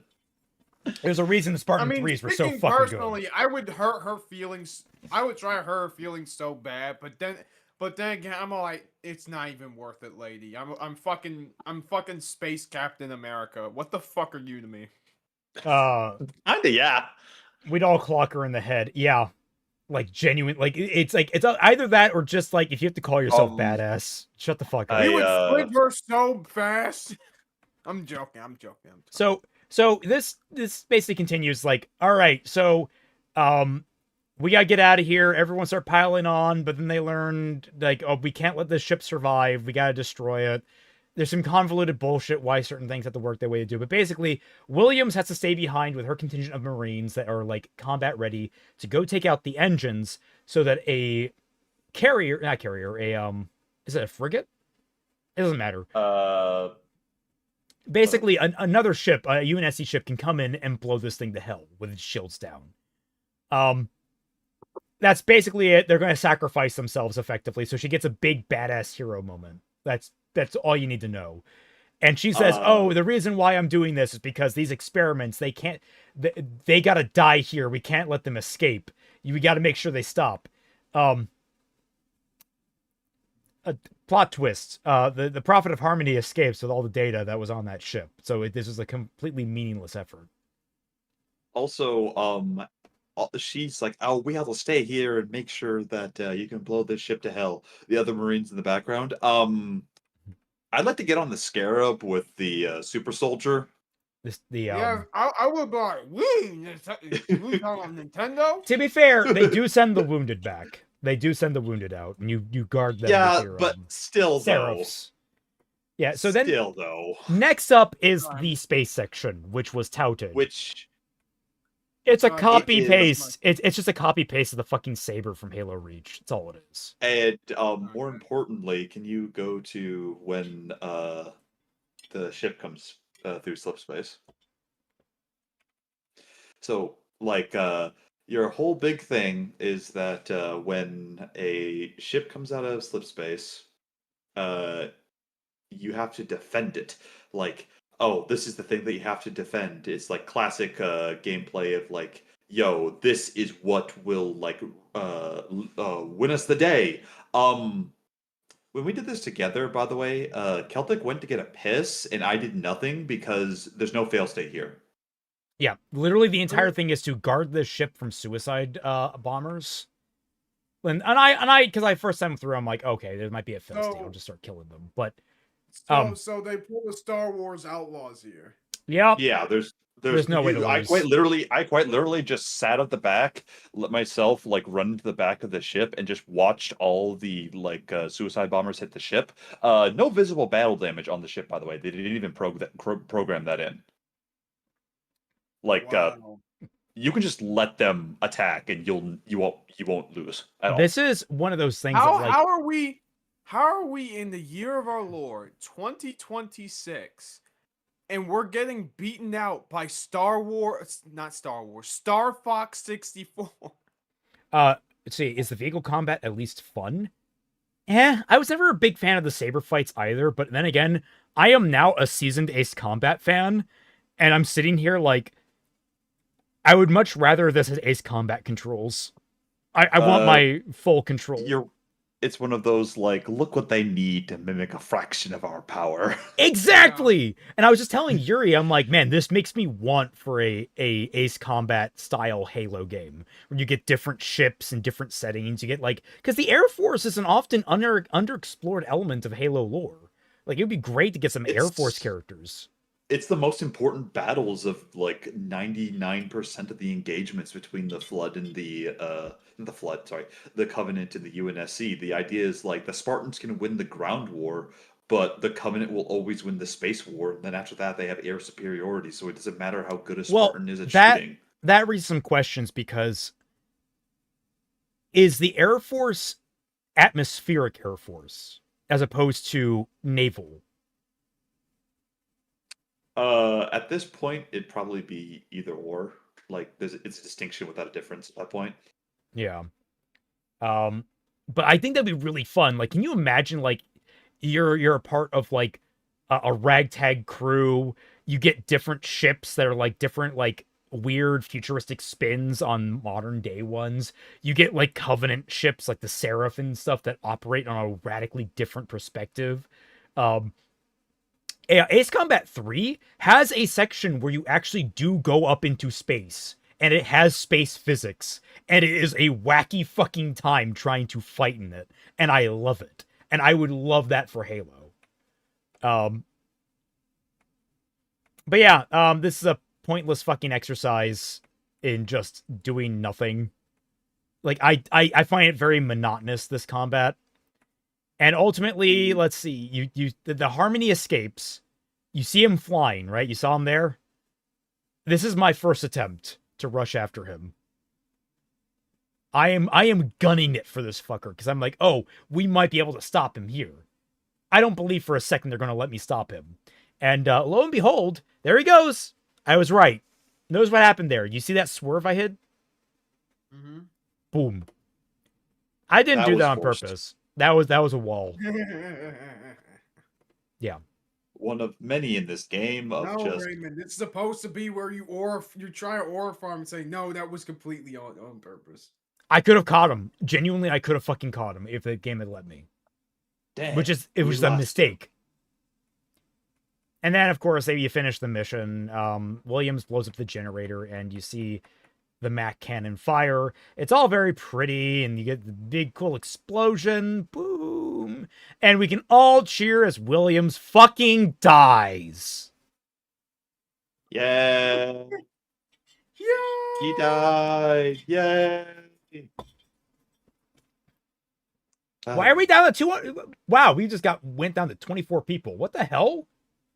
People don't like talking about Okay. Halo? What the hell? We had like 60. Apparently. Where'd you all go? Get back here. How dare you? No, We had to got suffer you through down, man. Williams. You have to too. Yeah. What the fuck? And then anyway, the after credits teases, oh, we got the information about High Charity. Johnson talks to Halsey, which is like, oh, talk to Halsey, whatever. I don't fucking care at this point. It's like, oh, we learned about High Charity. Great. Wonderful. this means unless they radically change Halo 2, congratulations. This prequel mission means fuck and all. Like, I mean, it was already going to mean fucking all because Red Flag means fucking all. Well, that's what I'm getting to. Just like, this is an entirely superfluous prequel when you have a prequel. People like Halo, my bots don't. You gotta make new ones. God damn it, Pete.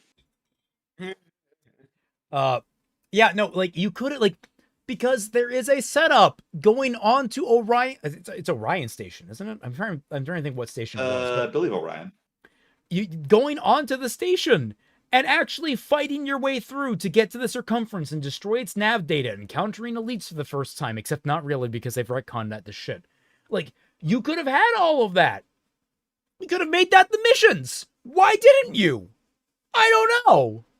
I mean, an easy layup to basically ingratiate yourself deeper in the lore if you really wanted to do it. Have it be what Chief was doing during the campaign of Halo Reach. Exactly. Except Like, then we couldn't have the Easter egg of him in the pod, so. No, you can still have that. But yeah, no, yeah, that was That's the cool bonus stuff. campaign. It's ass. awful. It's so It ass. is. And the worst part about it personally is that it's on a separate menu from the actual campaign. You have to go out of your way instead of like doing the Halo 1 game. You have to like literally scroll down to select the prequel missions. Why is that bad? It keeps it fucking quarantined. I'm just saying congratulations. You have to go out of your way to find trash. Yeah. Which, now that I say it, it is a good thing. Yeah. So, now we get to the actual Let's- main campaign. But the point of it is just like you can tell that they didn't have as much faith in it if it's that easy to just flatly Yeah, ignore. it seems like they phoned this one in. Yeah, I that's entirely how it believe it feels. is. The rest of the campaign, better. So it basically copy pastes to a good chunk of Halo 1. But now let me go into my notes. And the big one that we can talk about is the presentation and blocking of remade cutscenes. Yep. And I do Ooh. have all the cutscenes side by side. Except Okay. for one or two of the cut ones from the remake or from the original. But Okay. yeah.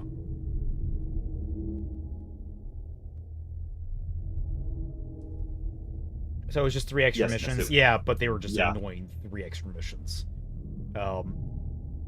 should have made gray team, red team, or green team, or Any of the S2 teams. Any of the rest. Yeah, they could have. That would require different, but no one wants to play a game that doesn't have Chief. That's what they think, which is weird because ODST and Reach were so popular. For the most part, I actually like a lot of the new cinematics, but they all have like micro problems. It's like a lot of this game, someone said a death by 1,000 cuts, and it feels that way. I don't think it's quite dead, but it's certainly hurt by 1,000 cuts. It's crippled by 1,000 All I cuts, need is to how know it is, comes did down we to it. lose them? I think we both know the answer to that. We made a blind jump. How did they... Get here first? The Covenant ships have always been faster. As for tracking us all the way from Reach, at light speed, my maneuvering options were limited.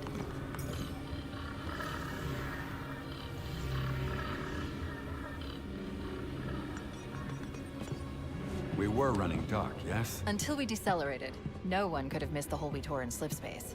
They were waiting for us on the far side of the planet. So, where do we stand? Our fighters are mopping up the last of the recon picket now. Nothing serious. But I've isolated approach signatures for multiple CCS-class battle groups. Make it 3 capital ships per group. And in about 90 seconds, they'll be all over us. Well, that's it then. Bring the ship back up to Combat Alert Alpha. I want everyone at their stations. Everyone, sir? Everyone. And Cortana. Let's give our old friends a warm welcome. I've already begun. So, fine. It's not the same. Fine. It's a little different. I thought it was fine. That opening cutscene. Yeah, I don't have any issues with it. My issues start here. Also, speaking of Ace Combat, have you seen the amateur gaslighter Ashley from Andy and Lele versus competitive gaslighter Red 1 from Ace Combat? Oh, who is Red 1 from Ace Combat? Ask me, I've never touched those games. You should. Oh, They're good. Fury, just need to get a drink real quick. I'm sorry. Stick Do you around. mean Crimson 1 from Project Wingman? Which is basically an Ace Combat game, but like, he's not really a red. No, Red 1's it's Yep. Crimson 1, not Red 1. And Crimson Are 1 they isn't a like- gaslighter. Crimson 1's just a fucking lunatic. What kind of like level of lunatic is he? Like a more, give me more type lunatic, or is he just like a actual Fuck psychopath? all of you. I am blowing up the planet. Base, I- depending on the circumstance. I was gonna say, like, fuck all of you. That's a nice fucking seaboard you got there. I hope no one decides to nuke all the fault lines. Okay, so he'd fit very well as a member of Gundam. He'd be a great Yes! Gundam character. I was gonna say Ace Combat Armored Core and now Project Wingman, which is, Ace Combat adjacent. You're going to find a shit ton of Gundam stories there, effectively. Well, the first thing I have to ask: do they do the correct thing in Nuke Australia? I don't know. Australia doesn't really come up. Look, I will It tell would you. never I will see- tell you. There is a nation of Creole, Creole. Louisiana. Fuck off.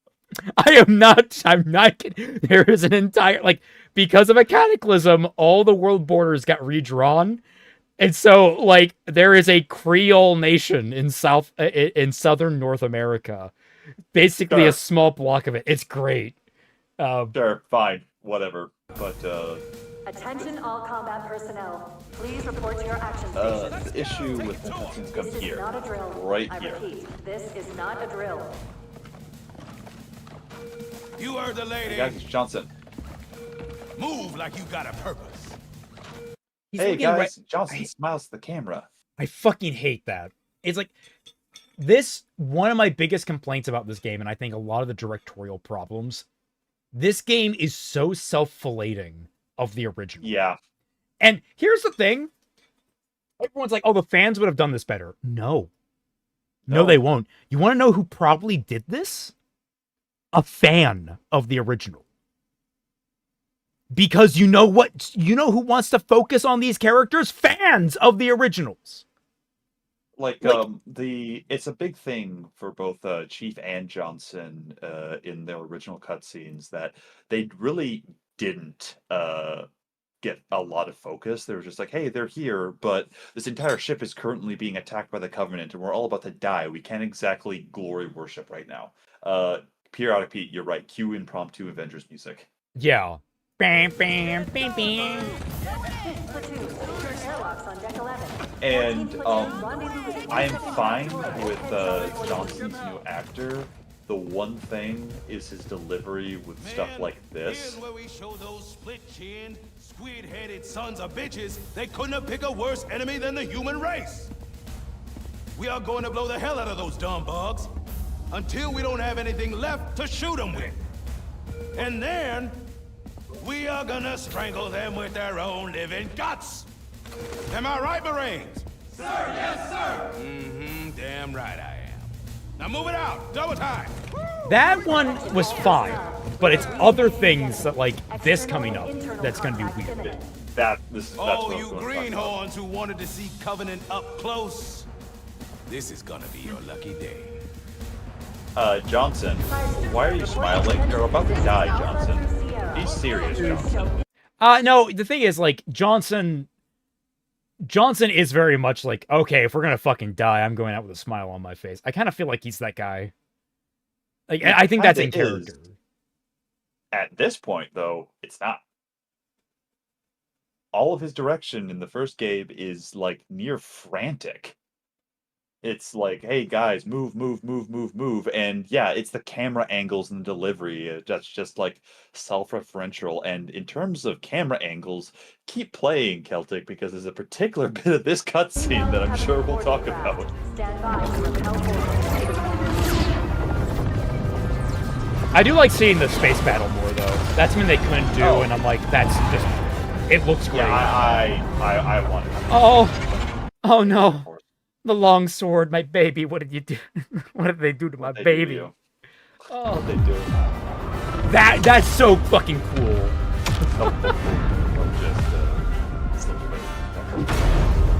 And then bang, bang on boarding craft. And this right here is my showing where I realized I'm not gonna like the cutscenes in this entire game. Yeah, it feels weirdly heavy and slow, like they're all moving through molasses. Yeah. Wait, Kaiser. Let me just do a quick timer. And keep your eyes down range. Fingers on the trigger. Give it a second. We'll all go home in one piece. 1, 2, 3, 4, 5, 6. You know why they did that? You know why they did that? Because they're disguising a loading screen for the next cutscene. No. They were trying to keep in time with the music. 14, 15. Oh, fuck right off. Because if you listen, that's where the music cuts. Fingers on the triggers, and we'll all go home in one piece.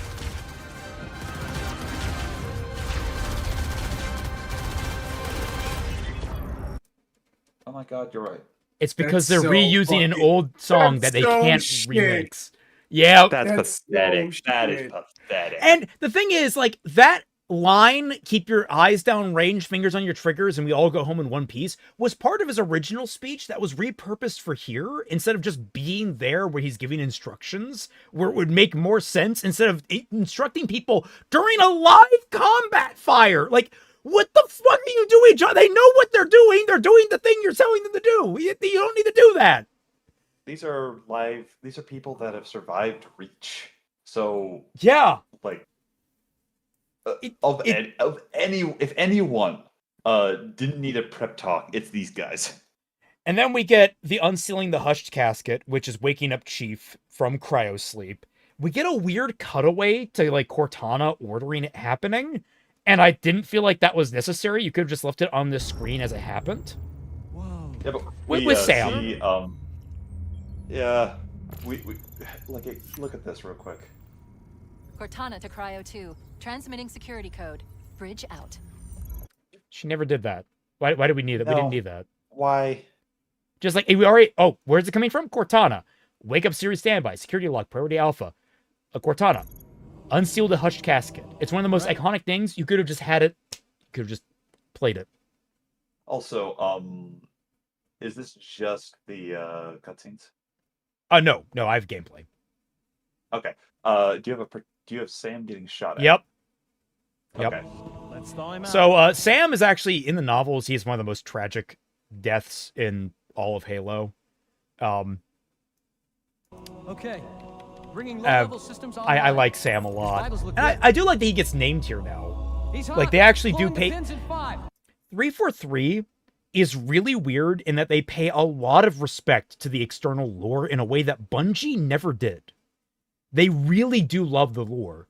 But where Bungie fucks up and it feels malicious, 343 fucks up and it feels like incompetence. Which pick your poison on which one's worse, I guess. Yeah, I would honestly take 343 to some degree more than Bungie at times.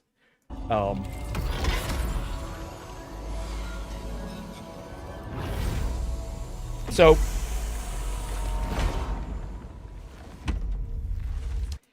that's a change. In the original cutscene, you see Chief get out of the pod. Instead, they save the reveal of what he looks like for later. It's like, but why?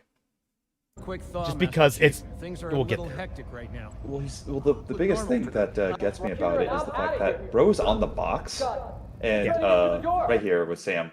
Yeah. If you notice the guy in the above. I will zoom in on Sam specifically. So everyone watch good old Sam up there in the window. He's about to die.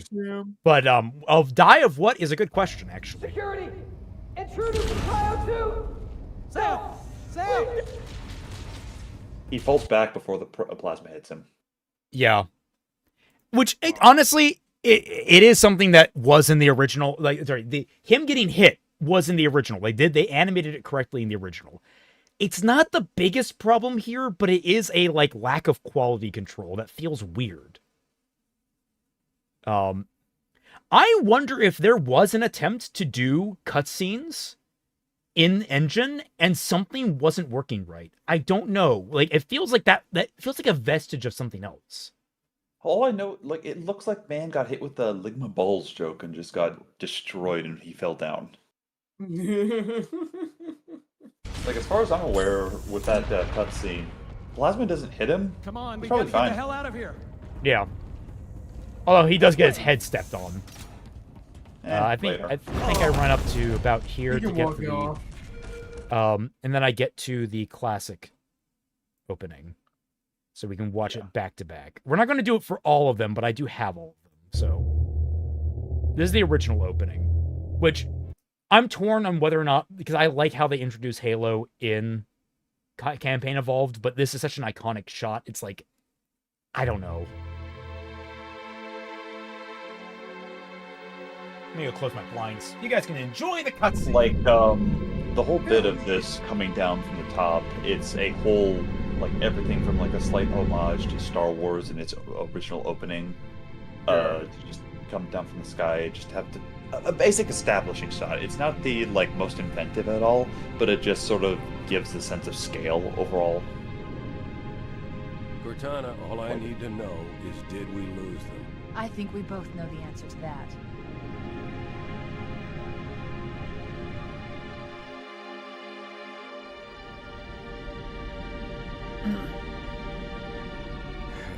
We made a blind jump. How did they... Get here first? The Covenant ships have always been faster. As for tracking us all the way from Reach, at light speed my maneuvering options were limited. We were running dark, yes? Until we decelerated, no one could have missed the hole we tore in subspace. They were waiting for us on the far side of the planet.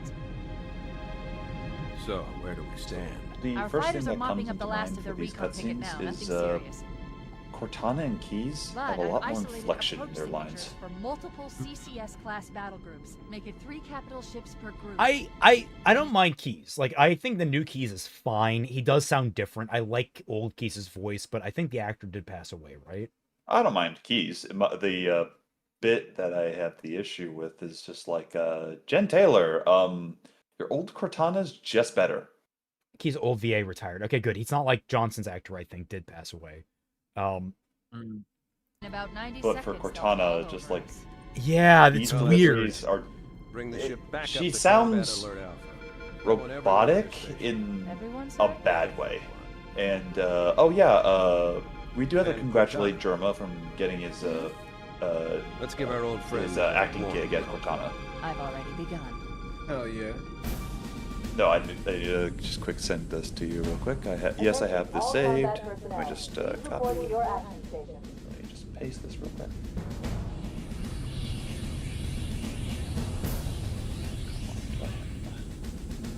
There it is. Cortana used to be voiced by Salem. She is still voiced by Salem. Like, that is still Jen Taylor. Yeah, it's still Jen Taylor. But no, Yeah. here it is. Just what's Cortana? Oh. Yeah, I've seen this. Yeah. That's only in certain angles, but everyone looks weird to certain angles. You decide it's funny. Let us have the funny. Yeah. It is a little funny. You were looking at her face. Damn. Look, this is not Halo 4 Cortana, okay? Lady. Move like you got a purpose. Yeah, that's like the original Johnson, just like... It's a lot less happy-go-lucky. It's far more like classic drill sergeant. True. True. Once again, it is our job to finish what the Fly Boys started. We are leaving this ship platoon and engaging the Covenant on solid ground. When we meet the enemy, we will rip their skulls from their spines and toss them away, laughing. Am I right, Marines? Sir, yes, sir. Damn right I am. Now move it out. Double time. Attention all personnel. It's the gruffness, like in the back of the voice. All you greenhorns who wanted to see Covenant up close, this is gonna be your lucky day.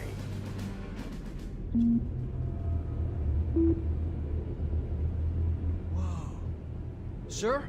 Actually, I've always loved that. Whoa! Let's thaw him out. Text on Okay. screen! Bringing low-level systems online. Cracking Look, the case in 30 Sam seconds.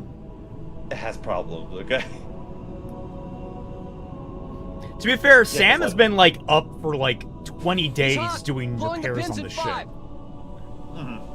ship. For the record, guys, slip space and Halo, the jump, the warp technology they have equivalent, Shows green. Cycle complete. it's not, Sorry for the quick thaw. it takes It's one time. of the slower FTLs. It's one of the slower Yeah. FTLs. The in fiction. disorientation should pass quickly. Welcome back, sir. We'll have you battle ready stat. Did I skip through this? Diagnostic laser burn. Yeah, Okay, here we sir. go. Go ahead and climb out of the cryo tube. Yeah, because like you can see that this is the reveal of what Chief looks like. Congratulations, this is your player.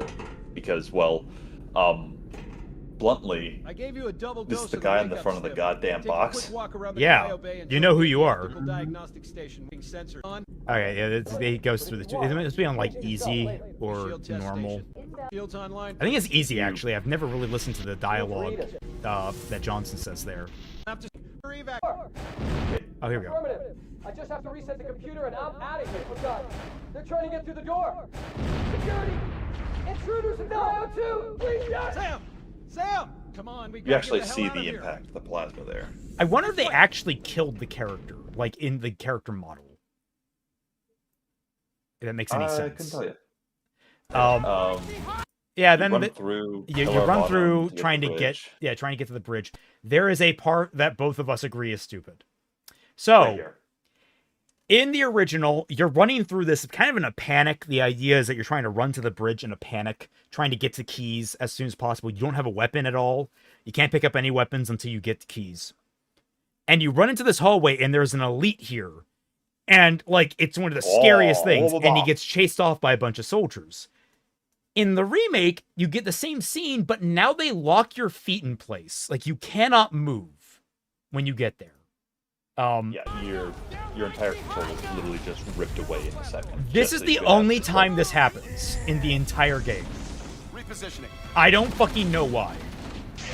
Which, like, the elite isn't chased away at all. You just walk right past that motherfucker. And to be fair, that happens in the original as well. Like that, You're correct, but if you're going to stop and like literally wrest control from the player, it kind of comes off as just like kind of funny that you just like, oh hi Jeff, same time next week. See ya. They just keep walking. They were in subspace for 22 days after leaving Reach. Yeah. And like Sam was up for all of it doing repairs, which is not normal. Well, it is normal for engineering. But here's the next cutscene, which I'm generally okay with, but there was a weird point of blocking that I think I do agree with on I Know. It's like, I don't know why they did it the way they did. Captain Keyes? Because the girl sounds like Captain Keyes. Good to see you, Master Chief. Well, I actually like that delivery more than the original, because the original was like Captain Keyes. Like, oh like, yeah. Like, and that was like a weird. There are better deliveries in here. But yeah, Zero, we've seen here's those. Here's the thing for blocking right here is just like, oh guys, guess what? It's the motherfucking Master Chief. Look at him. Look at him. It's like, guys, we never really had a chance. A dozen Covenant superior battleships against a single Halcyon-class cruiser. With those odds, I'm content with 3. Make that 4 kills. Sleep well. No thanks to your driving, yes. So you did miss me. See, those were like, those, I could hear they were re-recorded. They are like startlingly close, and they match exactly what the energy, like, they get it. I also like this change in the original. We'll see it later, but Chief is also falling down. Chief is really stable and everyone else is falling down. They did a really good job of indicating just how fucking tank-like a Spartan is. Would you like to know, by the way, Kaiser, how heavy do you think the Mjolnir armor is? Oh fuck! I remember them talking about that in both the death battles that Master Chief was in. I want to say like was it in pounds or kilograms? I forget. I think it was like around 36 pounds or something like that, if not heavier. It's a ton. No, it's measured in tonnage. It's 1 ton. It's like 36 pounds. Yeah, it's a ton. It's a little. Yeah, more. it is. The Mark 5 that he has right here. This is a 1 ton power armor. Yeah, he moves for like when it's powered, and his strength with it, it moves like it's 36 whatever pounds, but that's not what it actually weighs. Yeah, it's a ton. Like, you have to understand. I was underselling it just because I'm trying to convert the math in my This is a good, like, I love this body language and such. Like, there's a lot here that's good. It's like just a few things. You have to remember, Hikaru, the similarities for like stuff like Halo and Warhammer are pretty consistent in the fact that both are effectively powered by nuclear reactors in the back. I'm initiating Code Protocol Article 2. We're abandoning the Autumn. That means you too, Cortana. Well, you do what? Go down with the ship? In a manner of speaking. The object we found. I'm going to try to land the Autumn on it. With all due respect, sir, this war has enough dead heroes. I appreciate your concern, Cortana, but it's not up to me. The protocol is clear. Destruction or capture of a shipboard AI is absolutely unacceptable. And that means you're leaving ship. Lock in a selection of emergency landing zones. Upload them to my neural lease. Then sort yourself for a hard transfer. Aye, aye, sir. Let me walk over to this other part of the console. Yeah. Which is where you come in, Chief. Get Cortana. Brother, you did not have to walk over there. If this was him, like, making a hard decision that, like I'm gonna put this grave burden on you, Chief, but Chief was going to have Cortana anyway. This is just part of the job for him. Like, this isn't like you're delivering, like, I'm gonna be sending you to your death now. This is yeah, I'm gonna send you on a grocery run, man. Yeah, like you have to remember, and just to explain, Kaiser, would you like to know what other Spartans that Cortana could work with? Wait, you what other Spartans? Like whomever, the other characters, Spartans, yeah, the other Spartans, other characters, what have you. Would you like to know who Cortana can work with? All right, sure. Just John. She literally made it impossible. She remade her own core to like the furthest part of her data, she can only work with John. She chose him. Wow.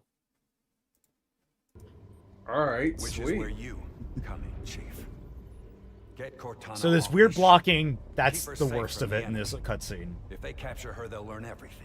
Well, Force it's deployment, specifically weapons for what research. happens at the very end of it, which isn't part of the original, because they wanted to incorporate Miranda If all goes into well, we'll Keyes' run it on the dialogue, object's surface. specifically And if it doesn't, with what he does right here. He hands, because in the original, he hands Chief a pistol and says, "I don't keep it loaded," and that's your original weapon, the Almighty Magnum. Glory be its range. Yeah. Hell yeah. And honestly, I like this change. Sort Yeah, of. There's a caveat because they kind of the way they implement the ending of it is bad. But yeah, that's the thing. Like having Keyes talk about his daughter and effectively like, do I believe that the motherfucking Master Chief is going to make it out of this and I'm not? 100% yes. So Yes. giving him something to give to his daughter later, entirely reasonable. excellent work. Cortana. Yep. Thank you. Are you ready? But and now the sound clip that Yank me. launched 1,000 pornos. What the wait fuck? for it. What? No, what? No, wait for it.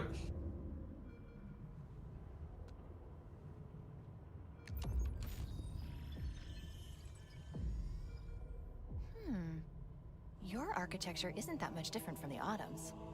Don't get any funny ideas. Did you know that the Mjolnir armor? I'm not going to finish that copy pasta. Celtic knows where that's going. I'm not finishing it. That's an old one. That's an Oh. old one. Oh. To explain and everything, because the joke is run its course, the old joke is that the Mjolnir armor jerks him off. Oh my fucking god. Wait, I think I heard that one before. Yeah. It does. Good Like, luck, but Master Chief. he's going like, "Good luck, Master Chief." Chief's left the room. But that being said, though, he has left the room. But I'm not going to leave Keyes here because it's something that I'd like to talk about right now. Is Keyes is an NPC that's standing there.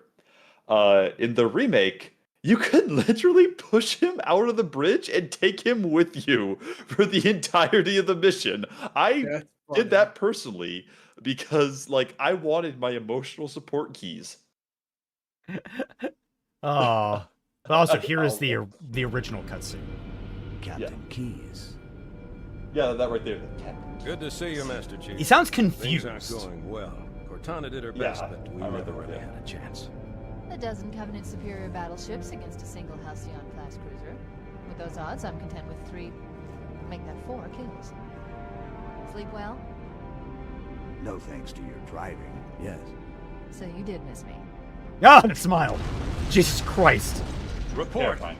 Yeah, you Must see have been one of Chief their boarding stumbling. parties. I'd guess an antimatter Yeah. charge. Bam! Fire control for the main cannon. New is speed all run done. category Captain, unlocked. the Walking cannon the was my last keys. defensive 80%. All right. I'm initiating Cole Protocol Article 2. I will say, like, the old cutscenes means you do too, feel Cortana. snappier. While you do what? Go down with the ship? In a manner of speaking. The object we found, I'm going to try and land the The Autumn fact that on. he has an old sailor pipe, I always liked. This war has enough. Yeah, I don't know dead why they took that heroes. away. That's like the greatest sin to me. Yeah, so we've got the emotional support keys for the record. Ino just sent. Yeah. This is him in the mess This is- hall. Yeah. Oh, I've been meaning to check. Do they have the notice board in the mess hall? I didn't look around. Do they have, is it Meg? Do they have, I need to see if they have that. Those Easter I'll have to eggs. double check. I appreciate But, your concern, Cortana, but it's not up to me. The protocol is clear. Destruction or capture of a shipboard AI is absolutely unacceptable, and that means you're leaving ship. Lock in a selection of emergency landing zones, upload them to my neural lace, and then sort yourself for a heart transfer. Aye, aye, sir. Which is where you come in, Chief. Get Cortana off this ship. Keep her safe from It the is weird enemy. how this feels If they very capture video her, gamey now they'll that I learn think about it. everything. Force deployment, Oh, it's weapons 100% research, video gaming. Earth. But like when you're younger, you're like, and not as experienced. Like, oh, this is such a The cinematic auto will thing. continue evasive maneuvers until you initiate a landing sequence. It's simpler, but I'd suggest the letting my biggest thing subroutines that this has over the original Excellent is that, like, work, Keys doesn't Thank you. randomly wait a few seconds to go over to a different set to block the scene. Yeah. Like, yank me.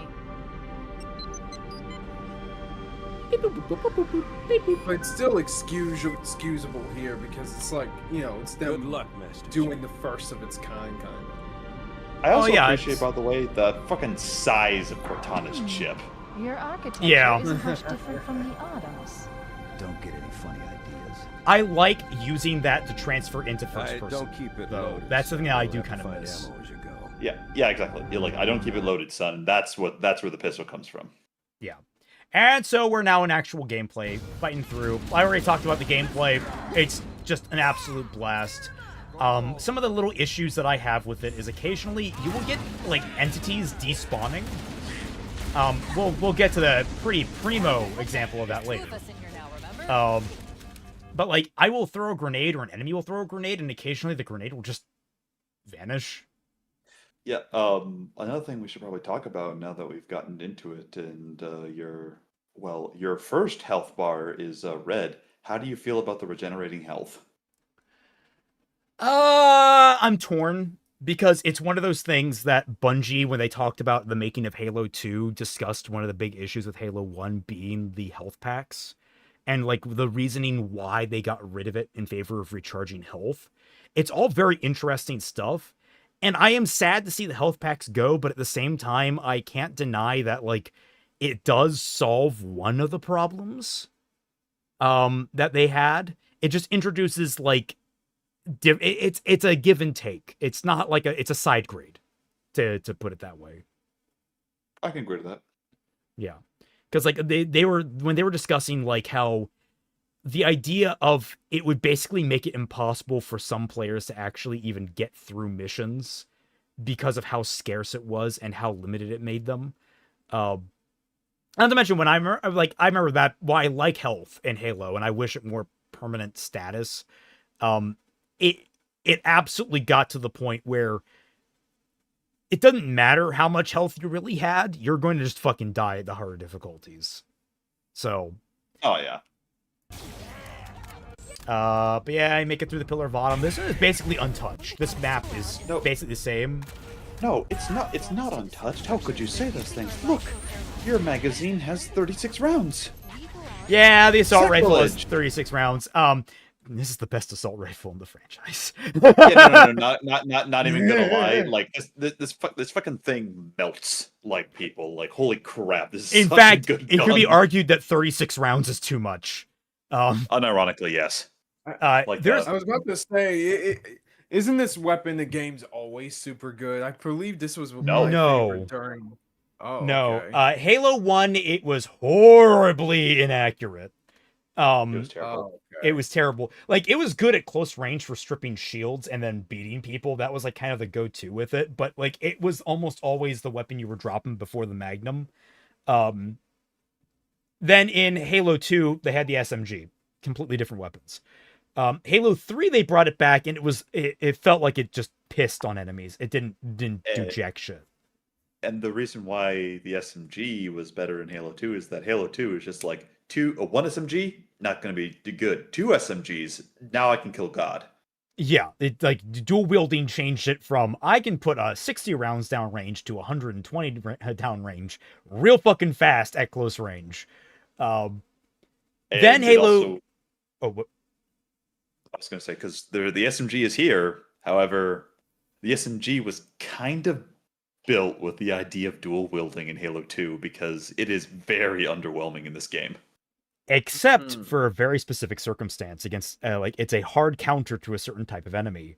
That is true. And that's where I think it's like, and what I appreciate about it is, I'm pretty sure if you go through, do you know who's wielding the SMGs? The Marines? The crew members. Yeah, that makes sense. Yeah, it's not the weapon that the Marines are wielding the rifles. It's the crewmen who would be offered, who be basically handed personal defense weapons and SMGs that are wielding the SMG. It's like, oh, lore-wise, that makes sense. That's cool. Yep. And of course, any Marine that wields one afterwards is just scavenging what they can to use. So it's like, that all makes like a great level of sense to me, and it's really cool. And then when the Flood come around, it's really good at popping things.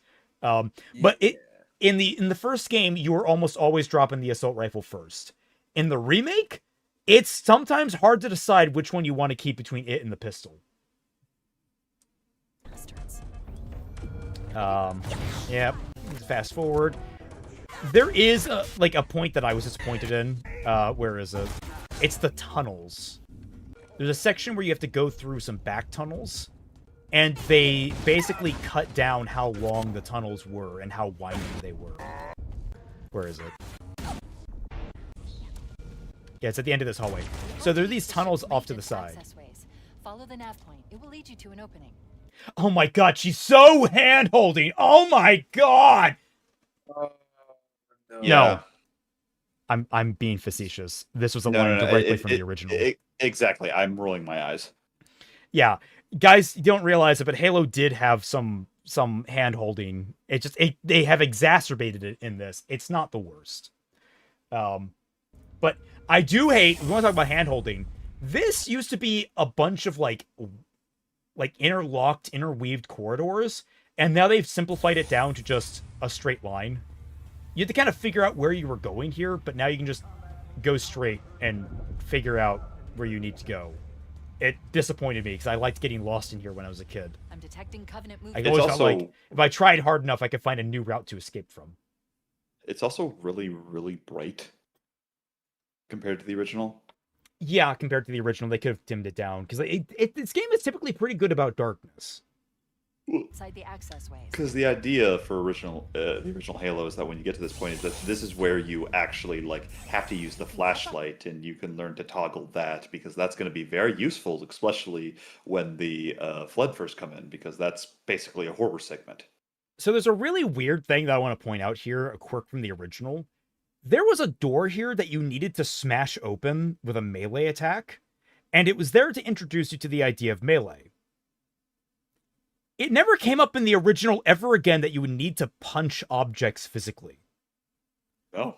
But the thing they have here for melee is that they say, hey, if you hit someone in the back, that'll do like a lot of damage.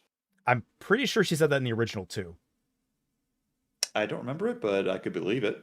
Because like they need to introduce the idea of back hits. But like what I find really ironic about this, backstabs, but I knew that wasn't the term I was going for.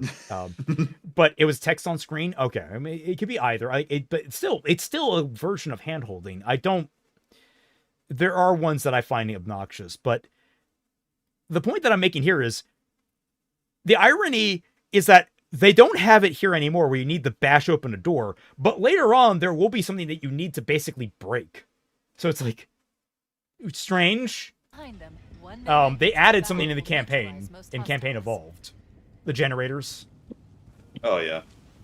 But that's still like pretty self-explanatory. But yeah. Yeah, you go through, you get to the end, what have you. And not so anyway, y'all start blasting. Yeah, go through. So is this the part where I reveal my first instance of this level? Okay. It took me 5 minutes. I just sprinted through everything. Huh. Oh. Yeah, I was on heroic. I just sprinted through everything. It was piss easy.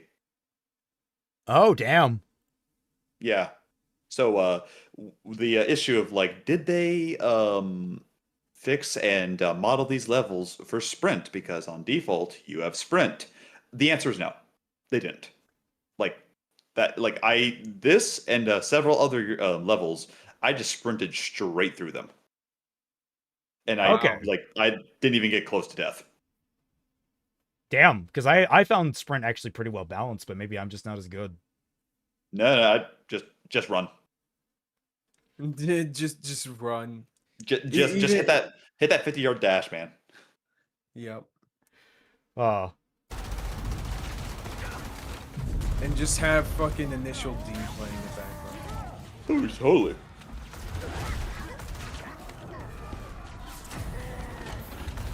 Elite, what are you doing over there? I have no idea, man. Oh my god, a woman in Halo? Holy shit, it's a woman. Oh, fuck. She was what always... is it? My video game? What was it? It's the Mulan thing. It's just like, I knew it was an issue. Like, oh, look, a woman. Also, Deaderex. What the fuck is... Oh my god, man. What did Deaderex do? Emotional support keys. Oh, that's a good one. Oh man. God, I like that. Honestly, I just wish they had made, like... what they could have probably done is made actually enemies more accurate towards you when you're sprinting. Although I don't know what that would do. I have no idea, but, like, at the same time, there's a lot of just sprinting through everything, and yeah, like cheese death by just keeping overshield in the back, and just like the second that you get at all close, pop overshield, you have invincibility as it goes all the way up to full overshield, and just run past everything. Yeah, like also, the speedruns for this game are basically just very few actual like holdout segments and just running through everything.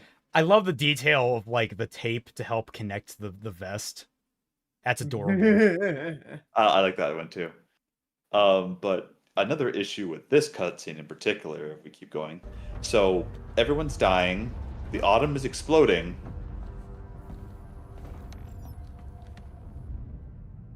Let's stop to have the slow, contemplative Halo theme.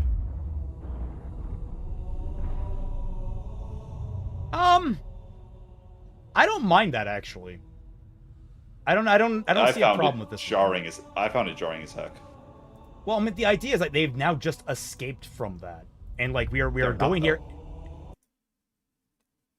It seems they have escaped from that, and they're literally about to crash on. Like this is the first time they're seeing it. I can understand where it's placed.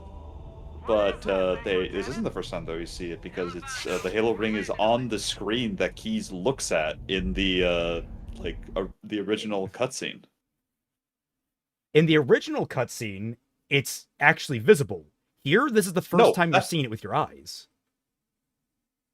And on the screen here in Campaign Evolved, it's a circle. It's a circle, like, and it's actually an issue people do have, is showing the Halo first is a big deal.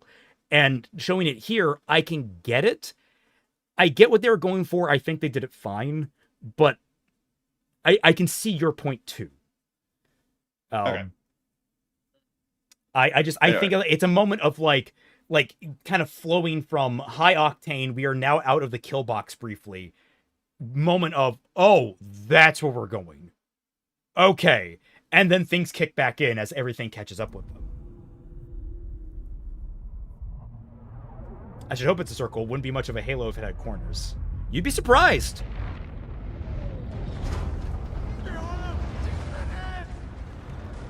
I've never been able to understand what that man said until the subtitles. Yeah, you mean both. The autumn's accelerating. Keyes is going in manual. I like you can see his breath. It's cold as fuck in there, I guess. No, I can believe it. And they were evaporating in the autumn's jet watch. Yeah, exactly. Like, please do not show them in the autumn's afterburn.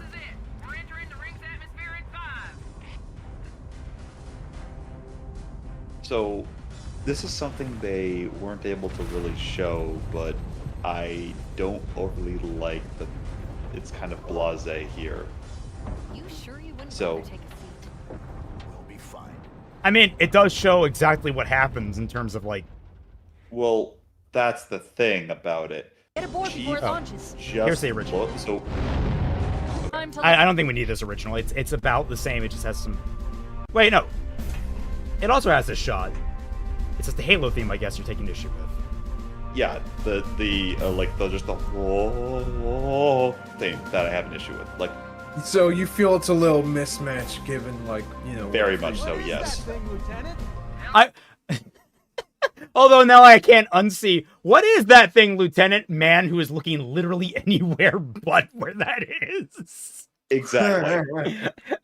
Guys, for the record, guys, there are still problems in the original Halo. Yeah. No, Deaderex put it like they're still being chased and they have not fully escaped the Covenant. This is no time to be majestically awestruck. Oh.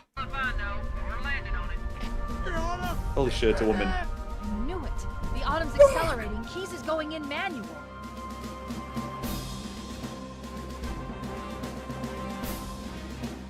I can only imagine how long that took to render. Yeah, Jesus Christ. Alright, so now we're back onto this actual, the campaign evolved cutscene. This is their version of the crash.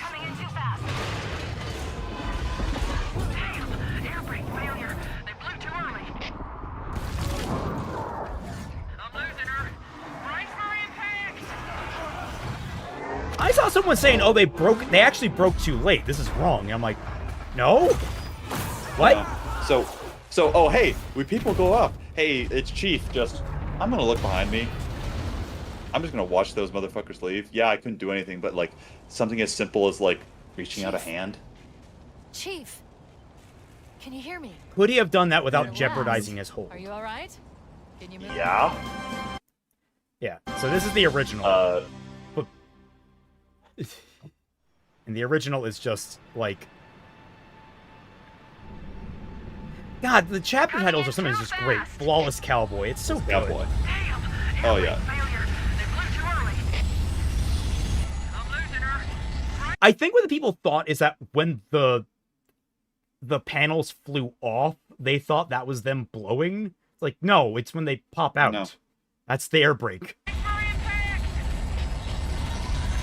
And then we just flash to white. Well, it's the issue that it kind of just recontextualized things with Chief's character.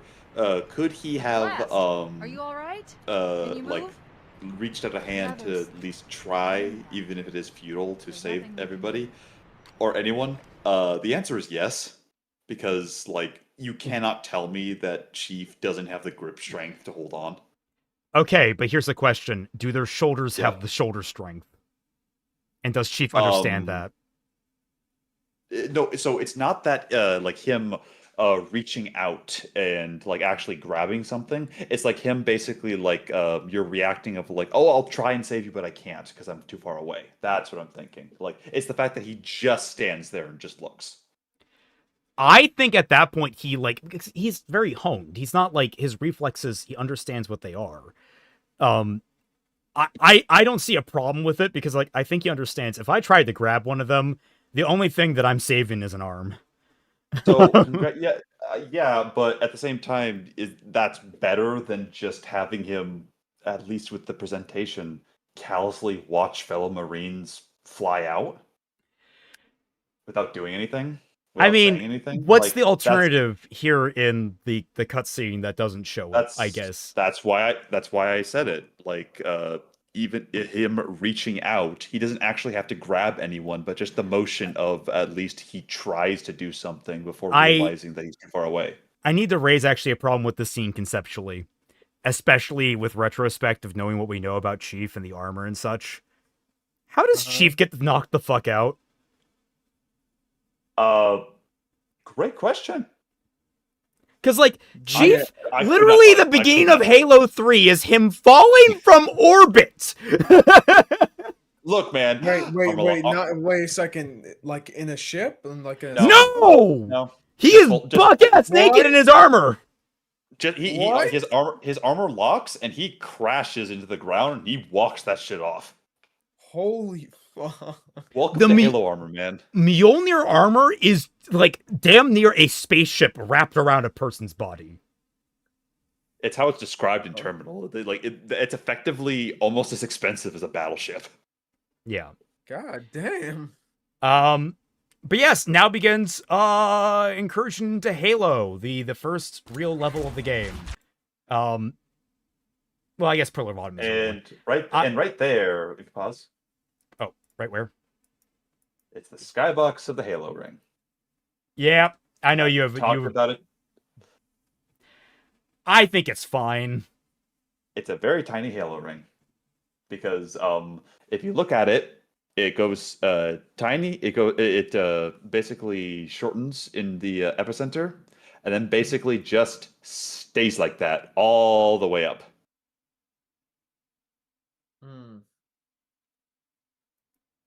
That is a very tiny ring.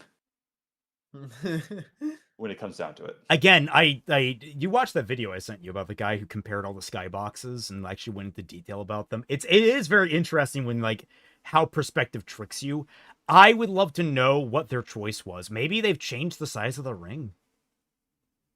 That'd be weird, but wouldn't surprise me. A few miles diameter, yeah. No, it's still massive. Like it's smaller than the original made it out to be, but this thing is still fucking gigantic.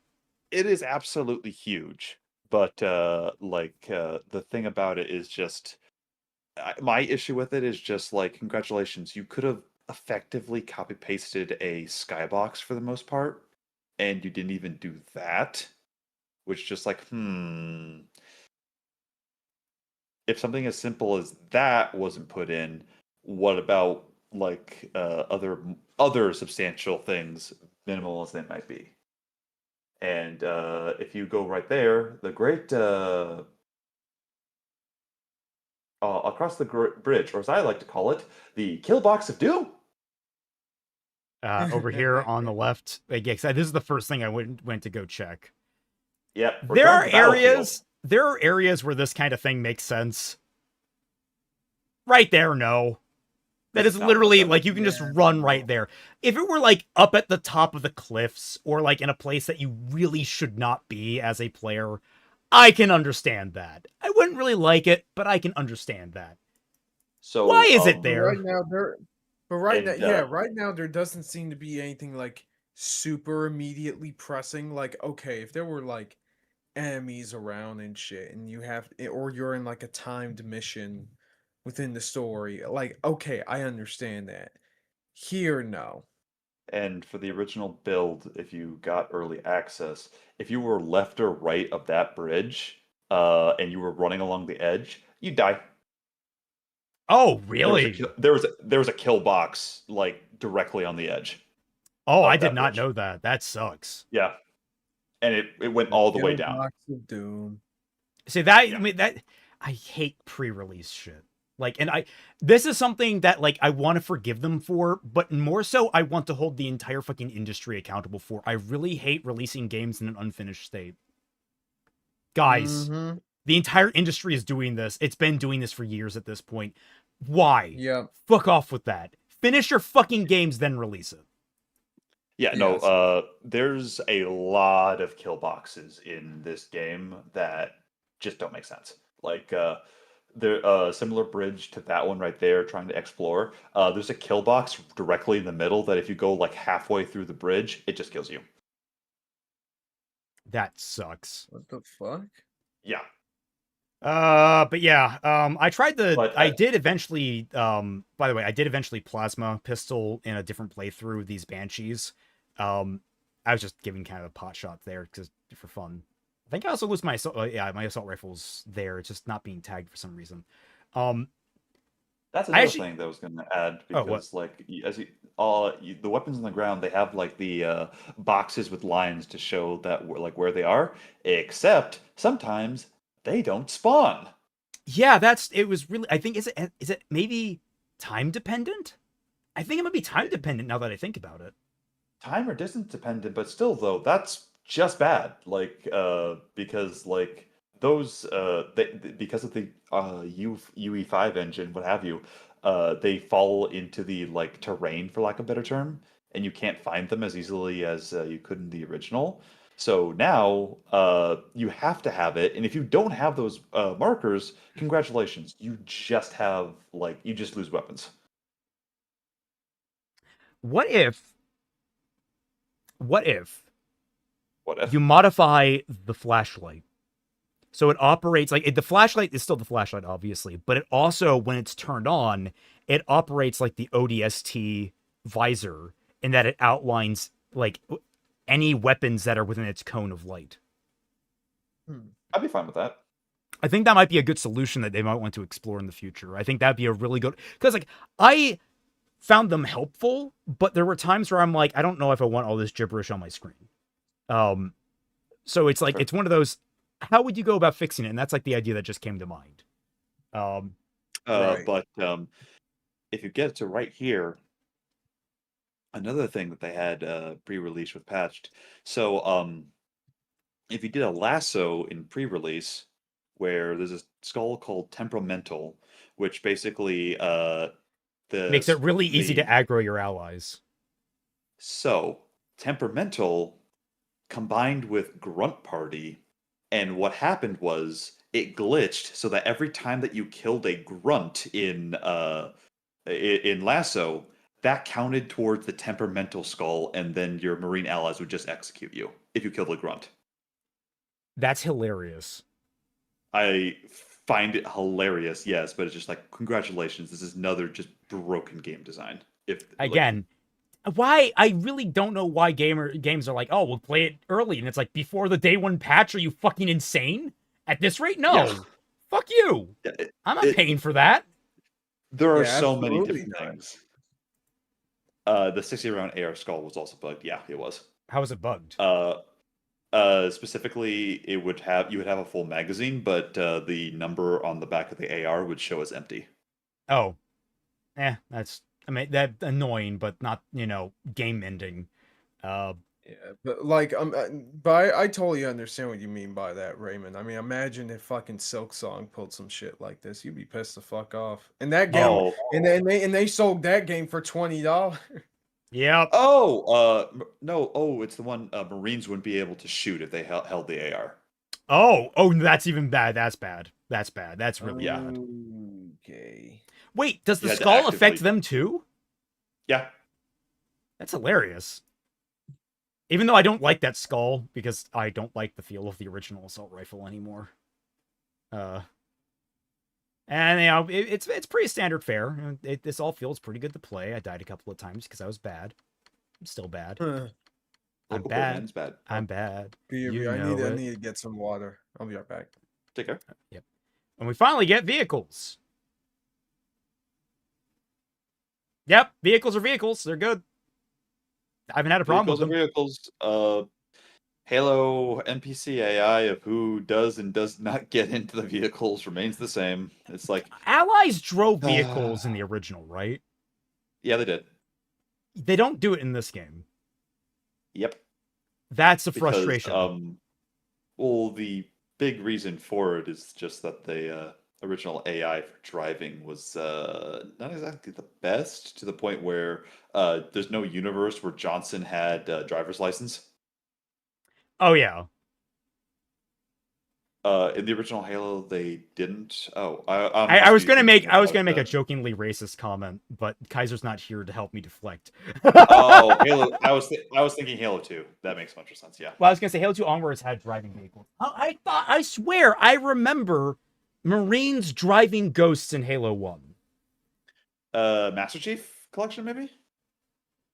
Maybe that actually might be it. Like, because like there was a mod for Halo 1 called I can't remember what it's called, but a guy named Ruby made it. No Warthog seat animation here, only instant transmission. I'm not as fussed about that, but that is a lower quality bar, unfortunately. But it's also because they're basing it on Halo fucking Reach. Like, all this is, to be fair, the driving allies were shit anyway. Ruby's rebalanced. Yeah, it's a really good mod. I don't agree with 100% of the changes. It's basically a mixed bag, like Halo Campaign Evolved. If you could combine the two, it might be the perfect Halo 1, but I don't know what you would tear away and not. So, who knows?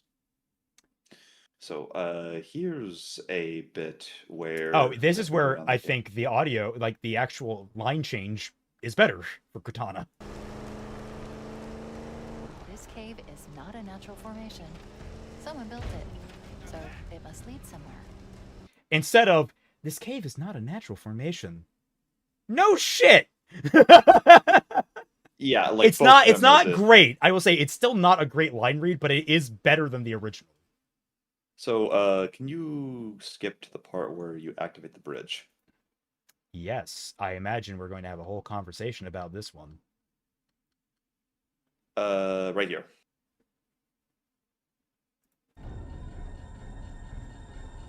So,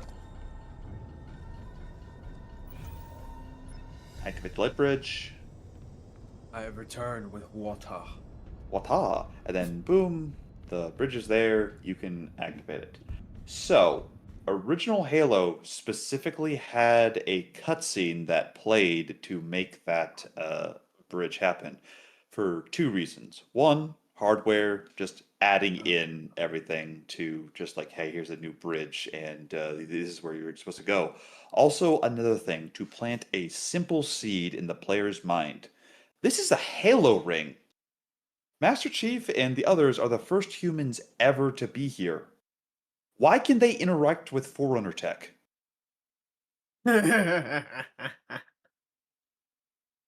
It's a start to the idea of like why it's an overarching story of like why can humans interact with Forerunner techs. I find that argument like because like I think that's a more fair argument that I've seen online. I think the biggest one, a lot of people have been going about atmosphere, and I'm like, you don't really need it for atmosphere, though. It is a bit of a don't mind atmosphere.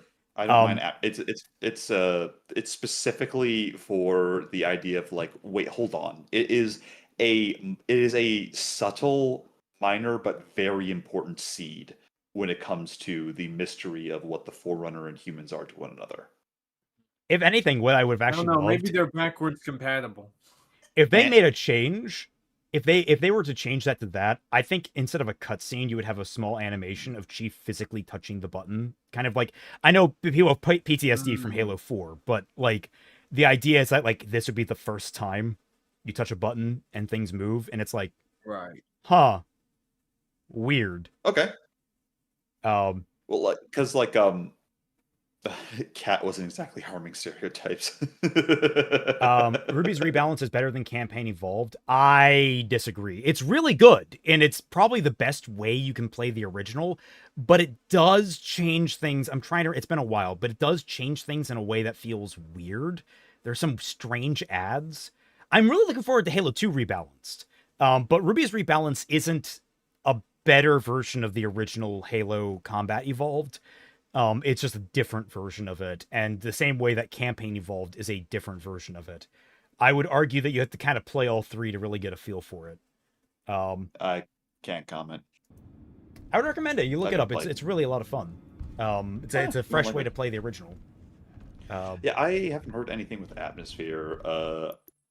Writing is my main focus of everything, but so like I get the complaint. I also know like the big part was and I think what they were looking at is, why was this here originally? Oh, this was here because it was a loading screen, effectively. It was covering us loading in the chunk back here and loading out something back there.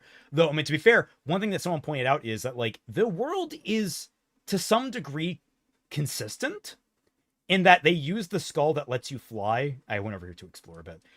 To fly to the end of this game, to the end of this level, and then fly all the way back, and all the events that were happening were still happening in time with when he left. Like, basically, time had passed. So, like, it's like all the levels, to some degree, are persistent. Which I found just interesting. It's something that I wish they would make better use of if they take it forward. Also, man, the ambiance here is great. I didn't really take in how much like the fog adds. There's also a ramp they got rid of. There are a couple of weird things in here they got rid of, like in terms of, there's a ramp, there's some bumps. It's like they didn't really affect much. I'm not like, I didn't notice they were even gone. So, well, I noticed the ramp was gone because I remember fucking that up a couple of times and just being annoyed by it. So, you and both. So yeah, go in here. I think I pick up the sniper rifle. Or, yeah, I do. Because, why not? I like the sniper rifle. Sniper rifles, yeah, all the weapons are nice. Oh, okay, one thing about the gameplay that I thought was interesting, is it just me, or is weapon swapping prioritized? at all times. Because it feels like it. Because like I would in other games, I would weapon swap and throw a grenade, and it would basically be instantaneous when I tried to throw a grenade. But in this, the input for grenades and stuff don't go through when I'm weapon swapping, which is interesting. Oh, there's a kill box at the end of the river in this section? Really? Yeah. There Why? I found it. Because fuck you. You don't deserve to explore. Stay in our little sandbox. Yeah, they need whoever decided that needs to be there. Hallway. Thankfully it's not a hallway, but it's like it's a very open room, and if you step on the wrong tile at times, you're going to get shocked. Like the fuck? Okay. Why?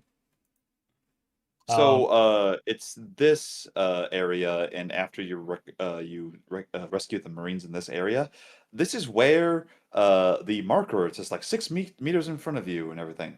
That broke for me. Oh. It remained there every time that I could go backwards or forwards, it would just remain there. Damn. That's funny. Yeah, markers in this game were a problem. I really wish that like you could reduce how I wish there was a slider or something that tells you how aggressive the markers could be. Do I believe that it's this game's fault? No, I fully believe this is UE5 slop. Yeah. Like the marker system is just a continuation from the dog shit that comes out of Unreal Engine games. Yeah, I see that. Yeah, I theorize that they were forced into Unreal because of Microsoft. I really suspect that. It was cheaper, better than maintaining, easier to onboard new people because they're not going to be as familiar. Like, I heard so much about how the Slipspace engine was difficult to work with over and over again. And it really baffles me. You built this from the ground up. How are you having difficulty with it? And then I learn about the hiring practices that Xbox forced on their people. And it's like, well, of fucking course it's going to be difficult. You're firing all the people that worked with it. Yeah, I saw a article and a few tweets. The average developer time for like Halo games of an individual like programmer is 3 months. Oh, I thought it was like a year and a half at most, but maybe that might just be a maximum. Contracts like for new people are like 3 years. Sorry, 3 months. My gosh. You're fucking kidding me. Yeah. Who is running this army? I don't know, man. I will say I like the shield effects are great in this. They feel visually I think they knocked it out of the park. There's very rarely a moment where I'm like, visually that doesn't look Halo. I don't think that ever really even occurred. Everything feels right. So again, I just want to put a little levity in there because we have been very critical recently. Well, the thing about it is that as much of the problems that I have with the game, and again, I've got like pages and pages of notes and such that we're not going to get into, mostly because I don't think anyone here wants to hear me blabber on, beams aside. This is very much an unfinished game. That's how it comes off. Yeah. Don't tell me what I want. Legitimately, when I heard this was this was announced last December, and then when I heard it was releasing this summer, I'm like, are you for real? Apparently this was meant to come out in November, but they didn't want to compete with GTA 6.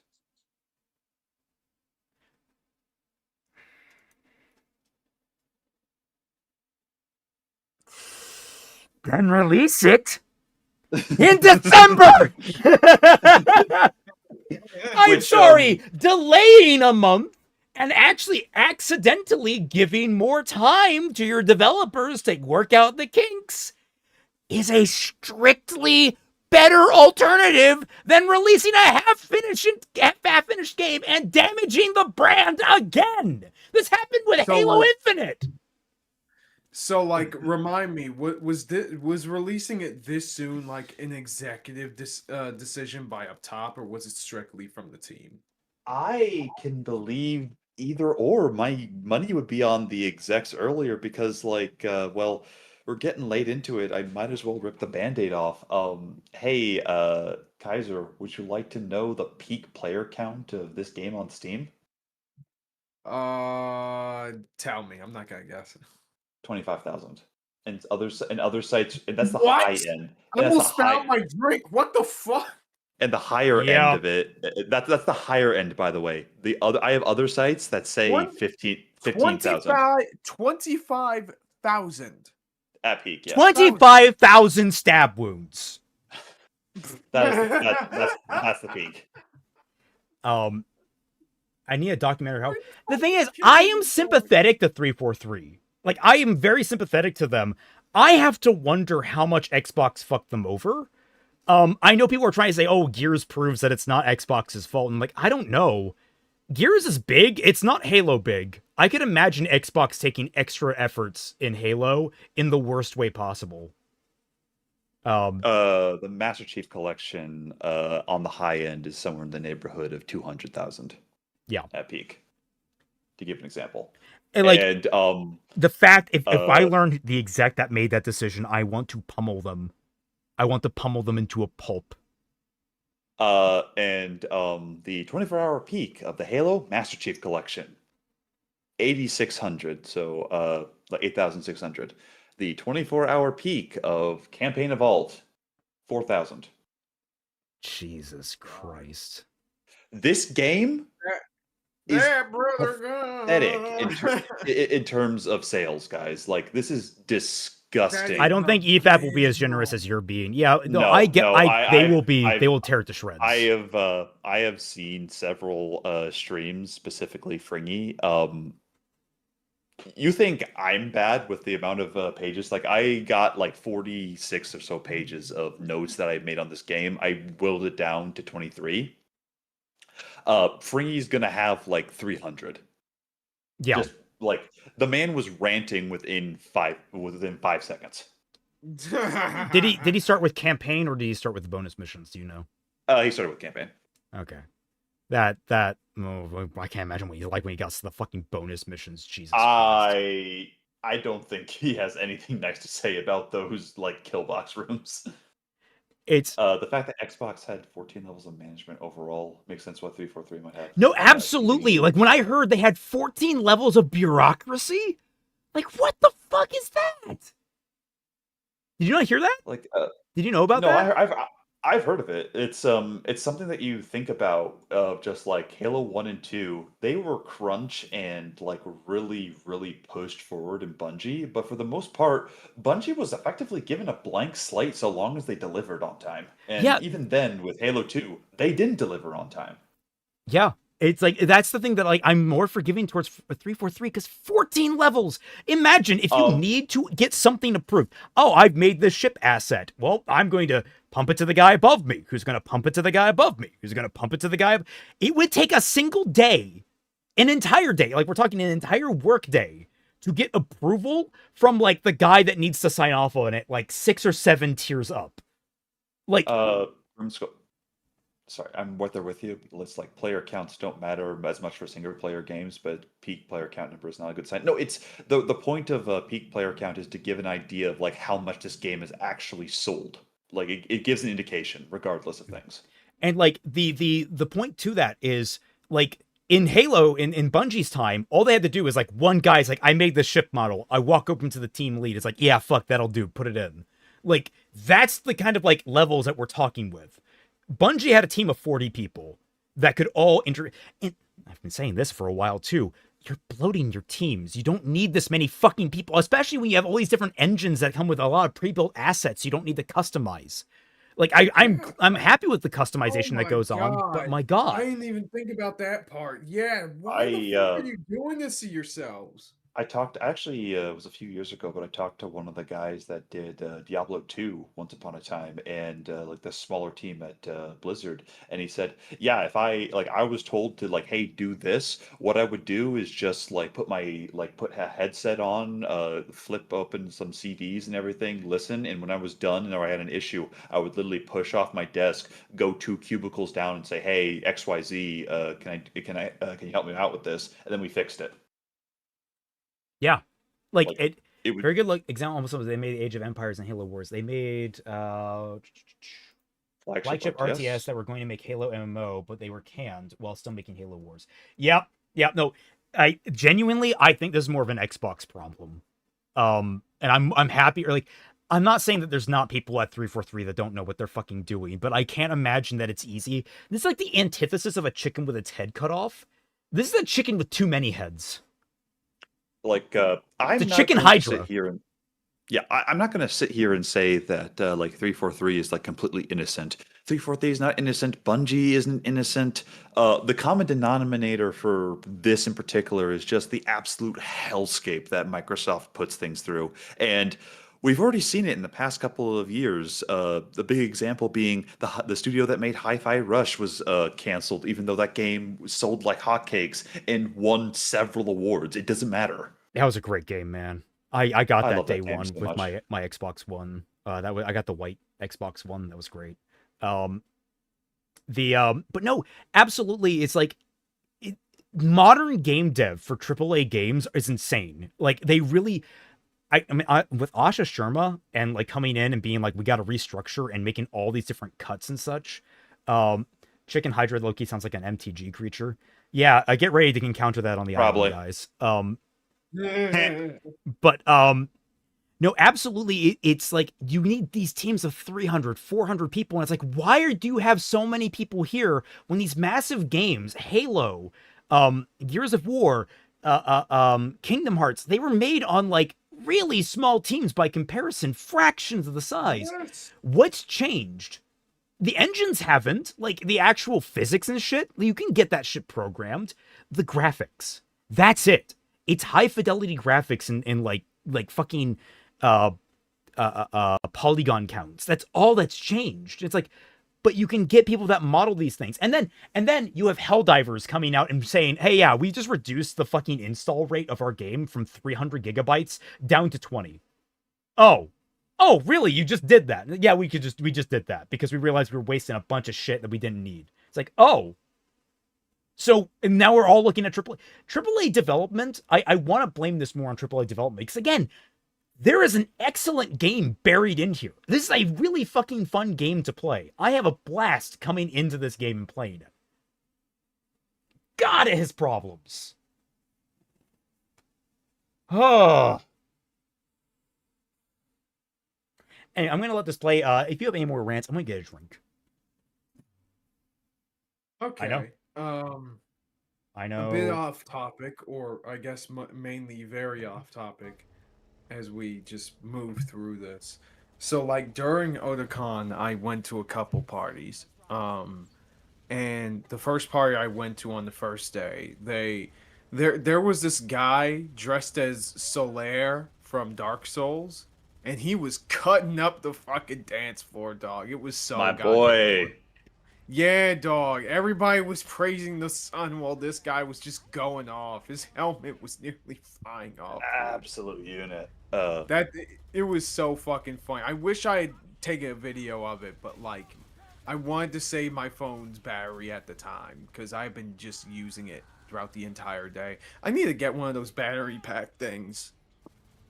Oh, they That's just why put you just put in your praise the beats. No, that my boy, I love that shit. Praise the beats, yeah, honestly. That's exactly what fucking happened. It was so funny.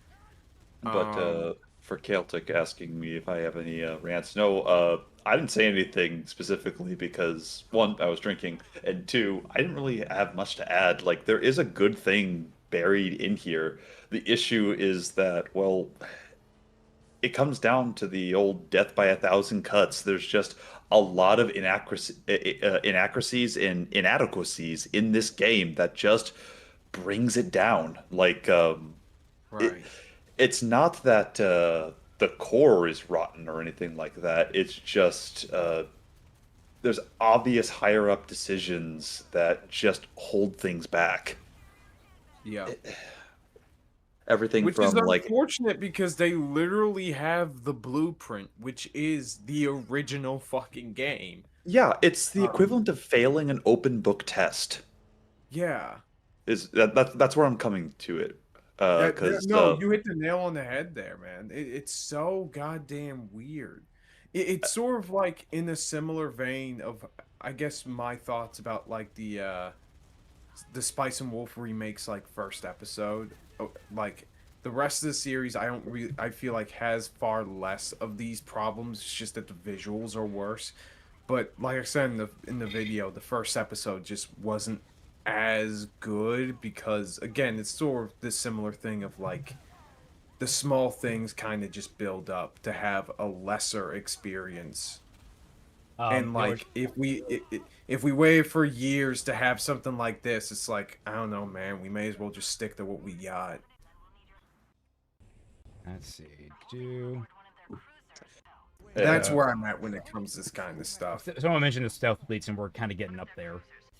We've talked about that already with the like. Yeah, well, we can show that's it. That I fully understand why it happens because of the whole like, hey, it barks everything. I fully believe in that instance. It's just flatly bad. I like how stretched the sniper scope looks on my super wide.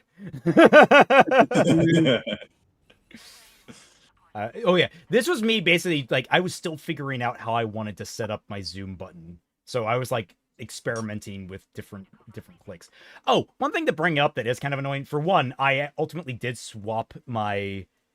You can swap around your HUD, so you have your radar in the bottom left. You have your grenades up in the top left. Yeah, you can mix and match and make. Well, no, like you a can't Halo mix and match. You have like 2 settings effectively for that. At least as far as I could find. Well, that's what I meant.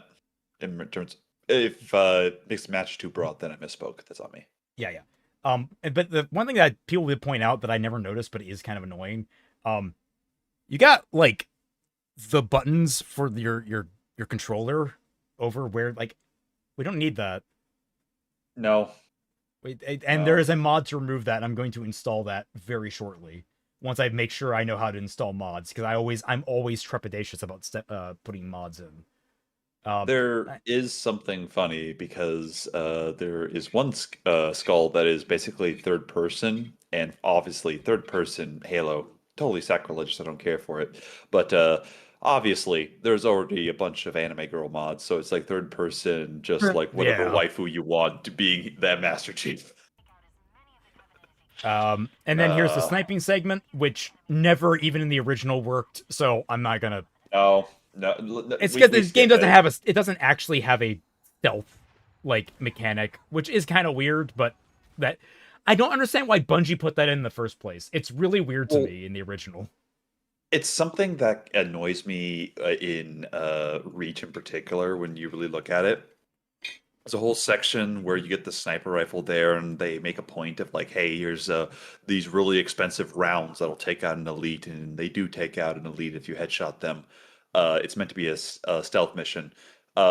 Your rifles aren't silenced at all. Why aren't they? Yeah, why aren't they? I mean, for them in here, it makes sense, but you're on Reach. You've got like armories of silencers, almost certainly. Suppressors. No, they're coming from and getting stuff from Castle Base, man. If there's any like high tech stuff to have, it's from there. Is it Castle Base or Sword Base that they're coming from? Sword. It would be from Sword. Yeah, because Castle is where Halsey ends up. Fuck, I hate Reach. Yes. I just reminded myself, like, oh yeah, that's right. They fucked continuity. But no, like, why isn't your shit silenced? It wouldn't be silenced, it would be suppressed if we want to be realistic about it, which is a difference. It basically disperses the sound, makes it kind of sound farther away and more indirect than it is. As someone who's shot a silenced pistol, that motherfucker is not silenced. It's still loud as hell. It's not still loud. Yeah, the thing that's nice about silenced weapons basically make it so you don't need ear pro. That's basically it. Yeah, functionally, yes. Which is useful. Like if you're a civilian carry and you have somehow have the right to use you've got like a license for it. Silencer probably means you're not going to blow your eardrum when you're defending yourself. So all I can think about if someone like pulling out their concealed carry and then pulling out their silencer to screw that on is that one scene from Naked Gun where the one guy is like adding more and more and more to his gun. Yes, he ends the fucking cannon. God, Naked Gun 2 is the best of the OGs. Everyone go watch the Naked Gun series. All 4 films are great. same thing, by the way, in that exact same movie, O.J. Simpson does a touchdown dance with a baby and is about to slam the baby on the ground before someone stops Oh my him. god. That's the third. That's the third. It's a great. That's the third. Yeah, that's the opening sequence of the third. The opening sequence of the first one is Drebin beating the shit out of all the evil world leaders like Gorbachev and shit, and he rubs Gorbachev's spot off with. He's like, I knew it. Oh yeah. Is it odd how the elite miners don't go down in one shot anymore with the sniper rifle? I'm on heroic. That's why. Yeah, it's a difficulty thing. Yeah, I played it on normal and on easy in different just fun spurts, just have fun, and they go down like butter. I was here for a little while because I was just trying to figure out the best way to go about this. I mean, this is fine. This was another big moment of change in cutscene, where there used to be a cutscene here for going up the lift, but now because it's all interconnected, and what's cool about it is that someone talked about how the shape of the ship is actually different now, because all the level architecture actually needs to fit inside of it. Yeah, I did hear about that. They actually did change the design. I'm like, I appreciate that. I appreciate that level of detail. I know that probably annoys some people, but I like the feeling of it's all interconnected and we're actually on this ship now. Even though it does lose some of the like gravitas of this cutscene that I put in, where like everyone kind of floats up and belly of the beast, yeah. And Chief moves around like 20 frames per second. Oh my god, I can't look at that without thinking of the Halo 2 anniversary of him going through the portal, but it's Thor Ragnarok of Thor looking down at Loki going like, Loki! They both look down, it's just Chief chasing after them. Have you seen that meme? where it cuts each other. It's like super bass boosted and deep fried. Yeah! All right, Hi, so how are you? This is I landed. Yay! This is the legendary Stealth Elites are stealthy mission. I'll get up to that. Because Cortana is like, hey, they're stealth elites. Everyone just play very fast the whenever I do that fast forwarding, play the Halo theme at like Mach speed in your head. Okay, here we go. Right there. So, reminder, the way this works is that when you defeat enough enemies in an area, and this I think this was in Reach too. I think Reach did this. I think so, yeah. Enemies will be marked. The remaining enemies will be marked for your convenience, effectively. Unfortunately, something must have gotten triggered here. Although I don't know if it's not intentional, because they added in keys lines. Like this is one of the most hand-holdy moments where they're like Chief, watch out, there are stealth elites, and then Keith's like, Chief, watch out, they've got some kind of stealth armor, and then they have the red dots appear. It's like, what the fuck? Who programmed You this? sure they have stealth armor? Because I'm not seeing it. Yeah, like I see look, right there. yeah, I sat here like, well, that guy's not invisible. At least not yet. Yeah. Did you see that? He tried to hold the sword like a rifle. Yeah. Yeah, I honestly think that's just a glitch in the engine where it's like the AI assumes that like X thing is a weapon, so it like goes up to the rifle animation, but then it realizes that this is just a sword, so it has to go down to the melee animation. Yeah, I just kind of had a nice chill time here.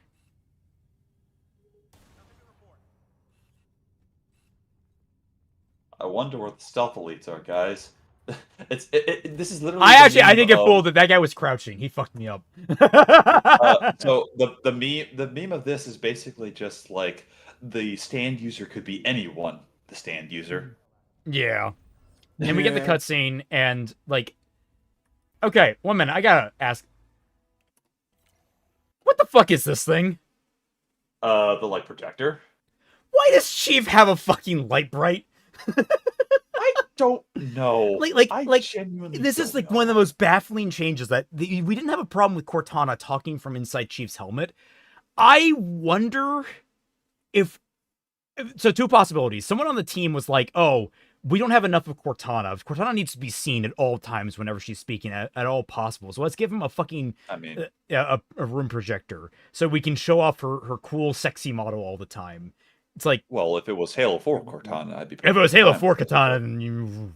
Look, guys, we understand what we are. Halo 4 Cortana is just pure neuron activation, okay? Yeah, they did not fuck up that part of the series. Let's say that. But no, that's the part of Halo 4 that everyone liked, apparently. But then, I mean, I don't know what, because it confuses me, because is it like a connection to his suit? Because the chip is in his helmet, but the chip's not in there. So what is that exactly? Is she just streaming herself? But then she scans something later from this pedestal. I don't later think after you get Keys' Neuralink back, she holds out a hand when it's right next to her. Yeah. Oh, okay. That's what I'm saying. Is like, I don't get what the thing is and why it's there. Also, I do like, aside from him weirdly calling out the invisible elites, which the elites could hear, and so they would probably be pissed about that. This does the immediacy of Chief immediately being like, "Hey, take your pistol back. I carried it for you safely." And he's like, "Nah, son, we ain't through this. You're making it out of here. I ain't, probably." Like, I like that. It's just having Cortana here change the entire feeling of the scene. It's weird. Kind of deep religious I'm never going to be able to think about this without, like, Chief has a light bright Cortana. Like, it's like a hey Google and just like with vast, unimaginable power. Then it's true. The Covenant kept saying whoever controls Halo controls the fate of the universe. Now I see. I've intercepted a number of messages about a Covenant search team scouting for a control room. Yeah. I thought they were looking for the bridge of This is a fine scene, but the other one just felt smooth.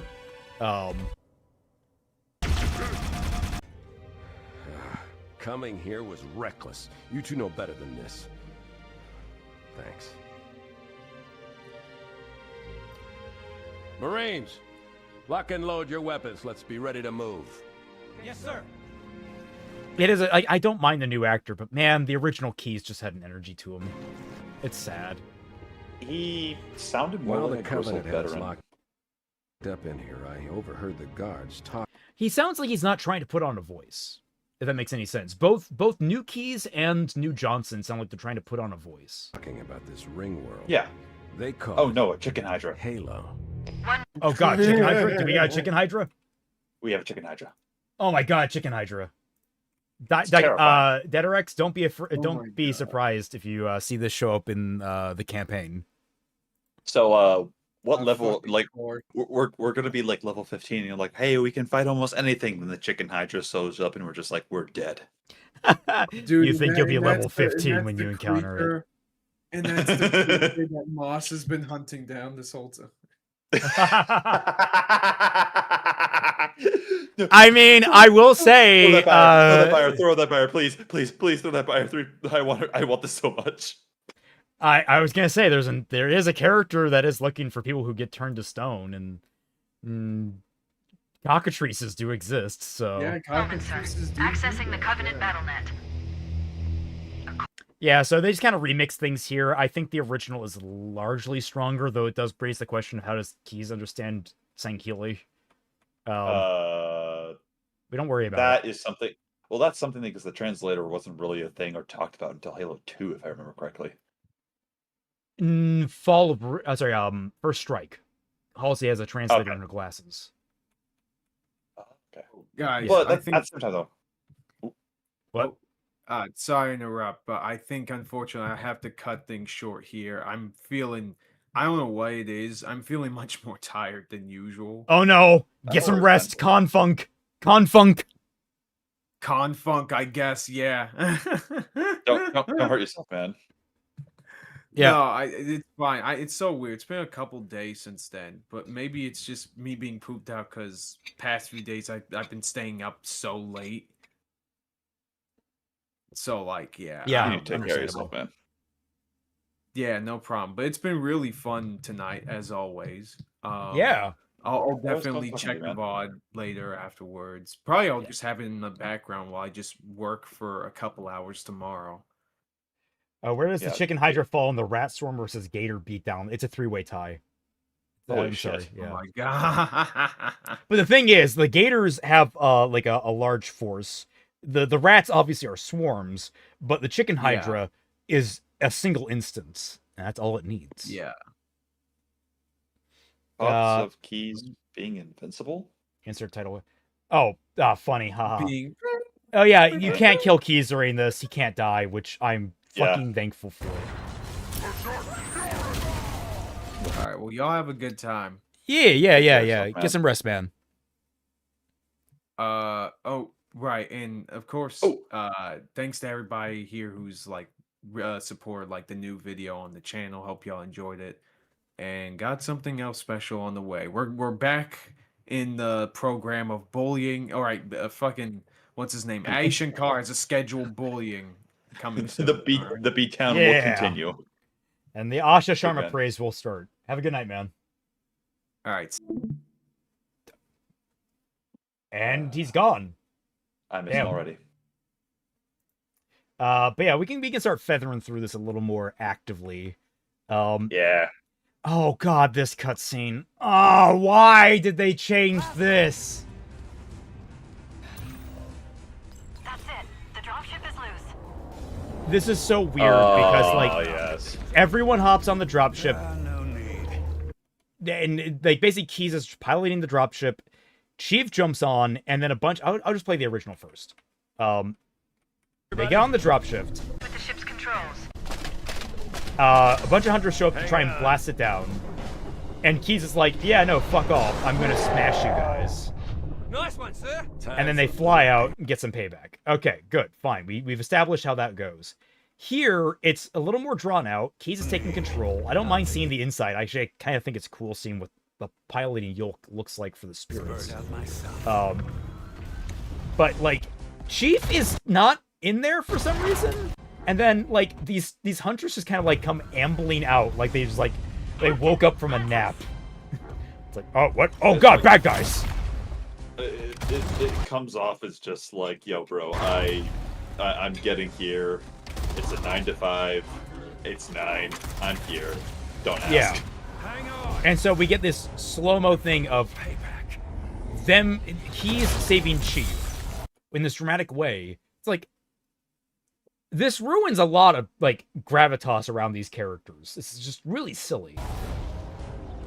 Also, did the hunters not notice that the spirit was coming straight for them? To be fair, they didn't in the original cutscene either, so that's neither here It's nor more there. pronounced here, is the thing.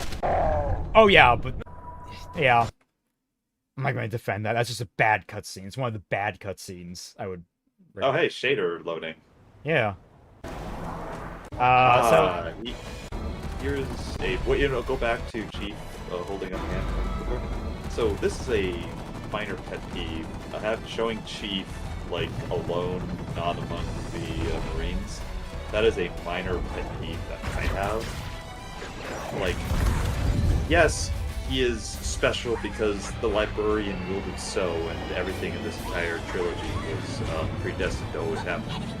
He was always going to destroy the Halo Ring and defeat the Flood, don't you know? But The fact that he's not the sitting is the issue? Yeah, he's not among the Marines. He's not anything uniquely special. He's not anything uniquely more special than them in this situation. If that makes sense. The Covenant Like, believe that what they call the it's a silent case of cartel- like overimportance of the chief. I don't Same- strictly the same way agree that in this circumstance. Like, I do think that like a lot of the focus on him does overblow it. I think here is actually fine. This is I think just where he stands, like where he goes to get ready for combat. It actually does stand out to me now. I was like, why is Chief sitting? That's kind of why wouldn't he be sitting is the issue. yeah. We're about to go into combat. Why am I not getting up and ready to go? And I'm the only person that can stand this comfortably. I mean, the Marines aren't exactly standing ready to jump out like it's a Halo jump. Because they would fall out the fucking back of the ship. Like, Chief won't. He's literally ready to dive out and go kick ass. They would probably fall out if this thing wasn't stable. I don't know. So I don't know if you haven't seen any seatbelts in here. So yeah, this is perfectly fine for this. You made the opposite argument with Chief not being able to do anything during the impact. Because this is not a crash. This is still a stable flight. It's the difference between being on a boat in choppy waters and being able to stand and walk around or brace yourself against things versus being in a boat during a tsunami. You get my point of what I'm pointing out, I hope. Yeah, I see. I'm defending myself in terms of, like, I think they are different circumstances. It's not an actual, like, big thing of, like, oh, how dare you hypocrite. No, not at all. My gosh. It's such a minor thing that I put it under, I prefer it this way. We're getting to one of my favorite moments. So this level is pretty fun. I don't have many problems. The big thing, everyone's like, oh, they removed the tree that prevents you from taking the warthog up. And it's like the hunters are more than capable of dealing with the warthog. It's actually, I find it fun. It's absolutely fun. Want to talk about the Death Ocean? I have not. I figured there was going to be a death wall in the ocean. I didn't. 5 feet in. Driving up. Really? I didn't. Oh, okay. Damn. Yeah, 5 feet in. Well, that makes sense. It's probably what happened to my buddy. So, oh no. Where is it? We're not here yet. Cutscene comparison. People complained about the Elite armor design of, like, oh, it's not the same as the originals. And it's like, I'm fine with that. Yeah, I actually like the Elite's different helmets. Like, because this this is specifically a Zealot, right? Yeah, this is a Zealot. I'm fine with it. Yeah, it's cool. Where is it? Is it here? I think this is here.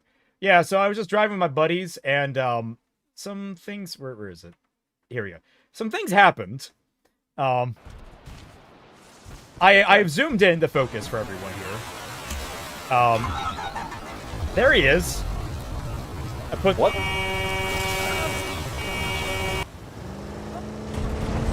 What the fuck? He walked around the corner. First of all, this guy's catching himself on fire.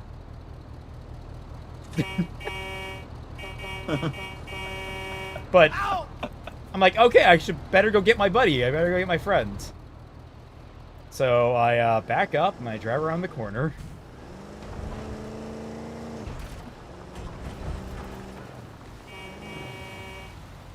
Where did he go?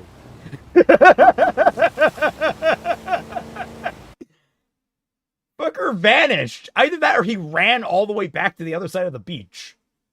You can no longer get marine reinforcements here like you could in the original game.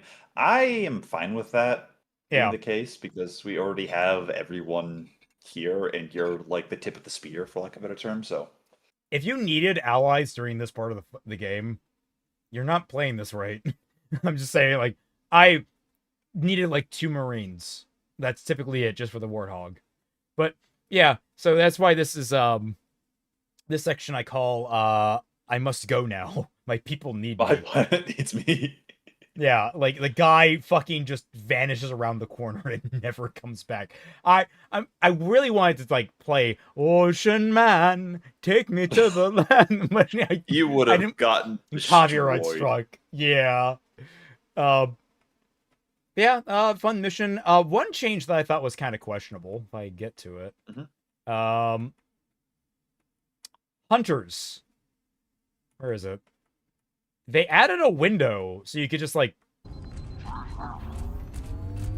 Hi, guys, how's it going? I was sitting here, I'm like... Is this a window? Am I gonna blow myself up by fire? And so I just wait for them. I'm like, oh, yeah, it's a window. Still somehow miss. Oh, I love the detail of the rocket tubes floating around. That's fun. Oh, yeah. And then I just, walk over here. Wrong grenade. There we go.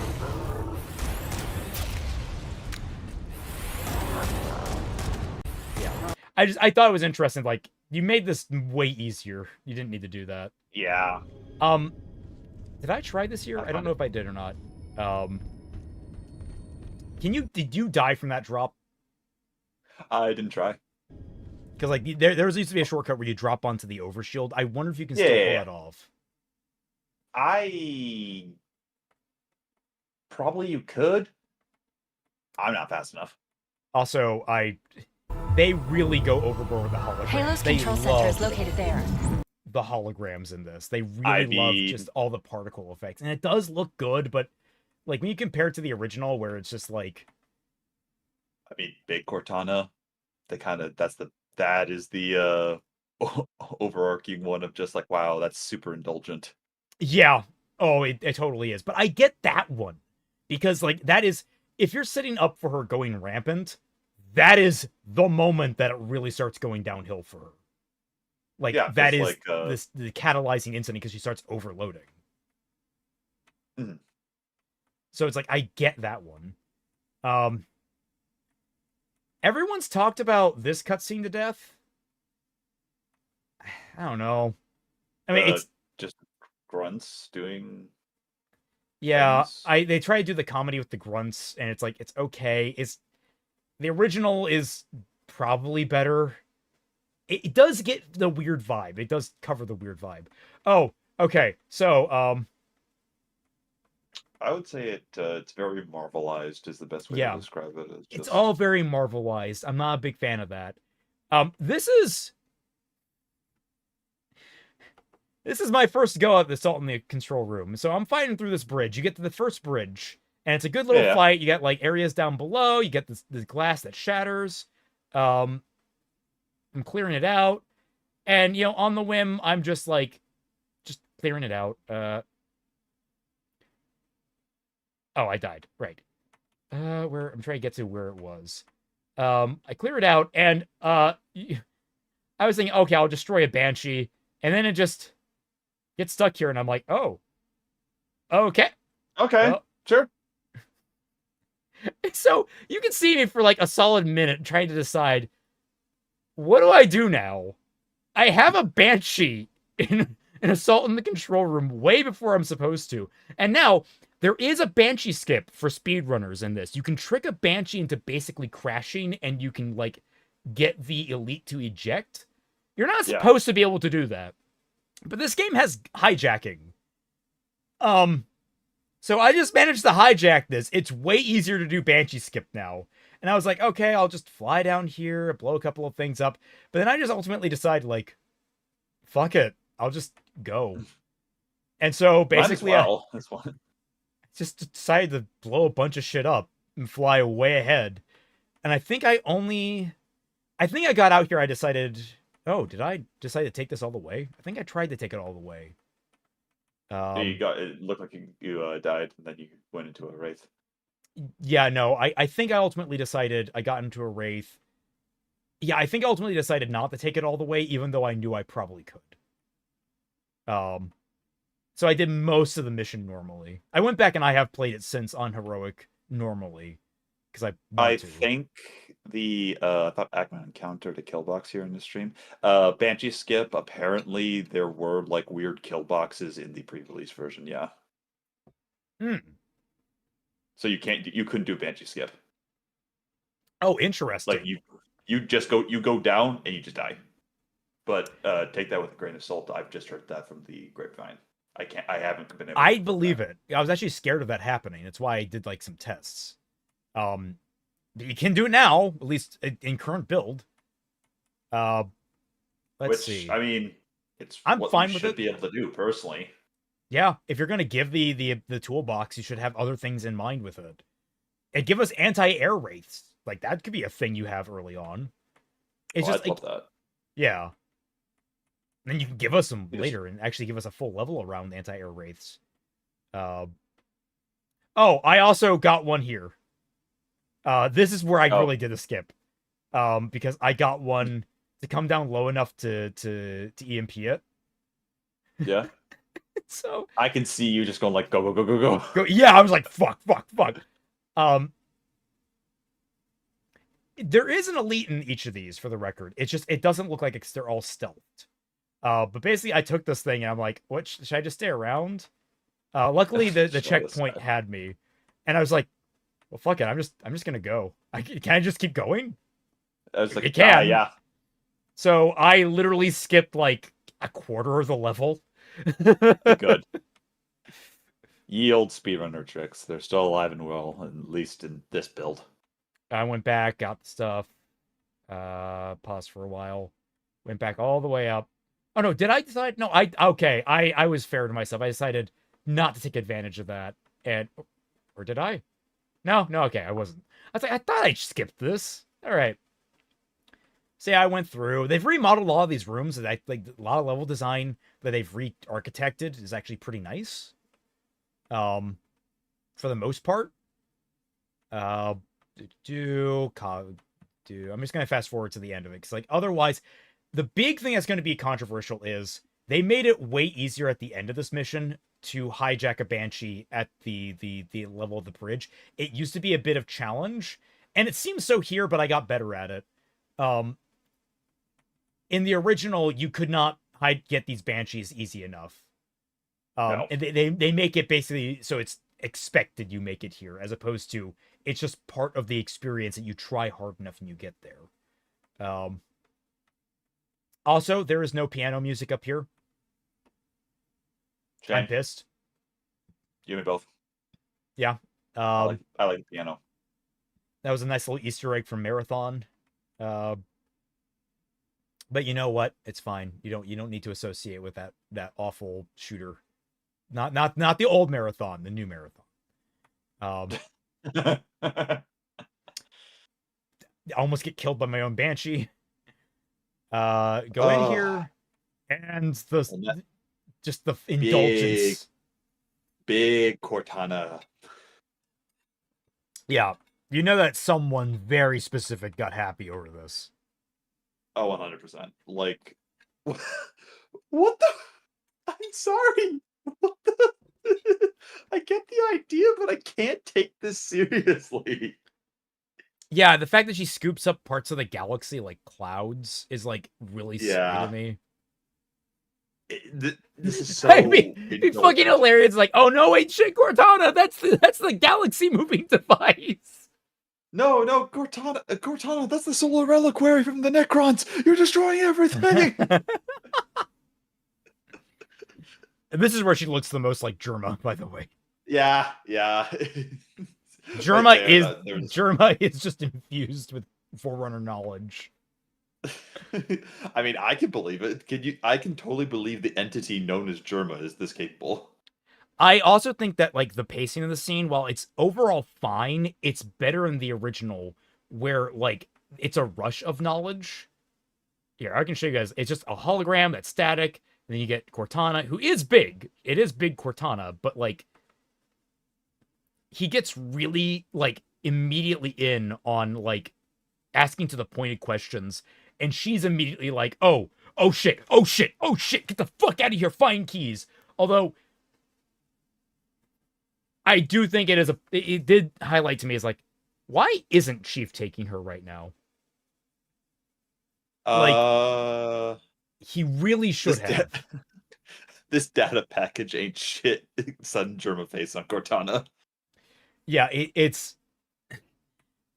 really does come off like, why is he just like rushing off? He's leaving Cortana in the core of this Forerunner architecture where the Covenant are actively in control of the area.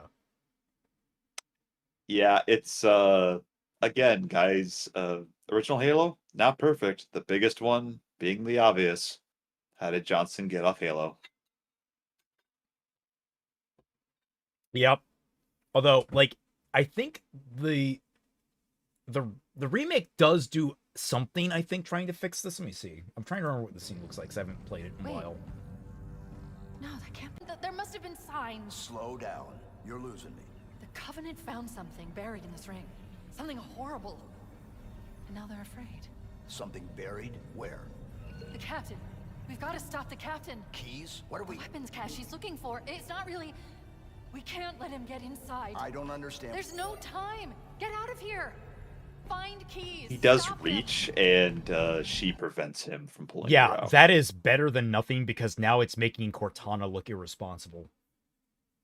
Which entirely fits her character because she, one, has control of the Forerunner architecture right now, and two, has access to all the data. Yeah, for her, this is bliss. Like, you've just handed a drug addict, like, 40 syringes of heroin. Oh, yeah. Angel I cut. don't mind that at all. Like, my entire bit of this is just giant golden Cortana just looks silly, and the gathering of the clouds is like, wow, you really wanted to show those particle effects, didn't you? Yeah, it's like, now I'm like, oh, that is actually a genuine fix. Good job. Good job. You get one. Oh my gosh, man. And now we're on to 343 Guilty Spark. Which, 343, not really too much changes here. Yeah, like, they have updated something. Fucking Marine. Ooh, right here. Do you like the fact that bro just misses you? Yeah, I don't like it. I do like that they change which Marine model it is every single time. That's kind of fun. You and me both, but the fact that you can just stand in front of the thing. Yeah, and, I have to wonder does kill what you. that is. In the original, he does just kill you, and it's like a thing of like, oh shit, like you move out and you shoot him. He does miss. He's actually far less accurate, but he is aiming at you, so you get hit a lot. Meanwhile, this is like, I'm gonna look off to the left and just, or I'm gonna look off to the right and shoot away from you if you're not standing like immediately in front of me. The fuck? He also doesn't do damage, really. Yeah, it's like it removes kind of the bite. It's one of those things that like a lot of modern game developers, or maybe even modern producers, miss about games. Is like having mechanics reflect realistically is kind of part of the fun of the games. Mm-hmm. Like if someone shoots me with a pistol, I want it to do the same damage as when I shoot something else with a pistol. Does that make like? And if I'm posing a threat to someone, I want them to shoot at me as though I am a threat. A gun doesn't magically hit harder because Chief's the one pulling the trigger. It does, however, get magically bigger to fit his hands. It does do that, yes. Actually, I do like how they've resized all the weapons in this game. I think, like, again, all the models are beautiful. I think everything just works really well.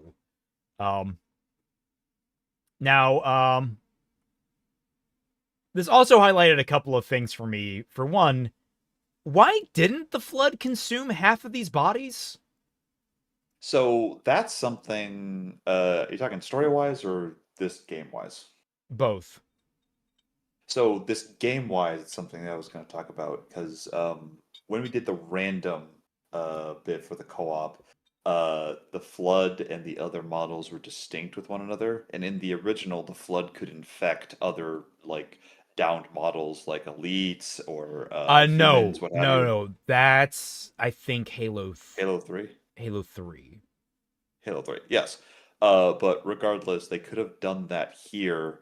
They don't do it here because the only models that they can revive are other like downed flood models. Like And I they do think in that the Halo reason 2. Yeah, and I think the reason that they did that is specifically for the randomized option in like co-op or what have you, so that they have like specific models with specific animations.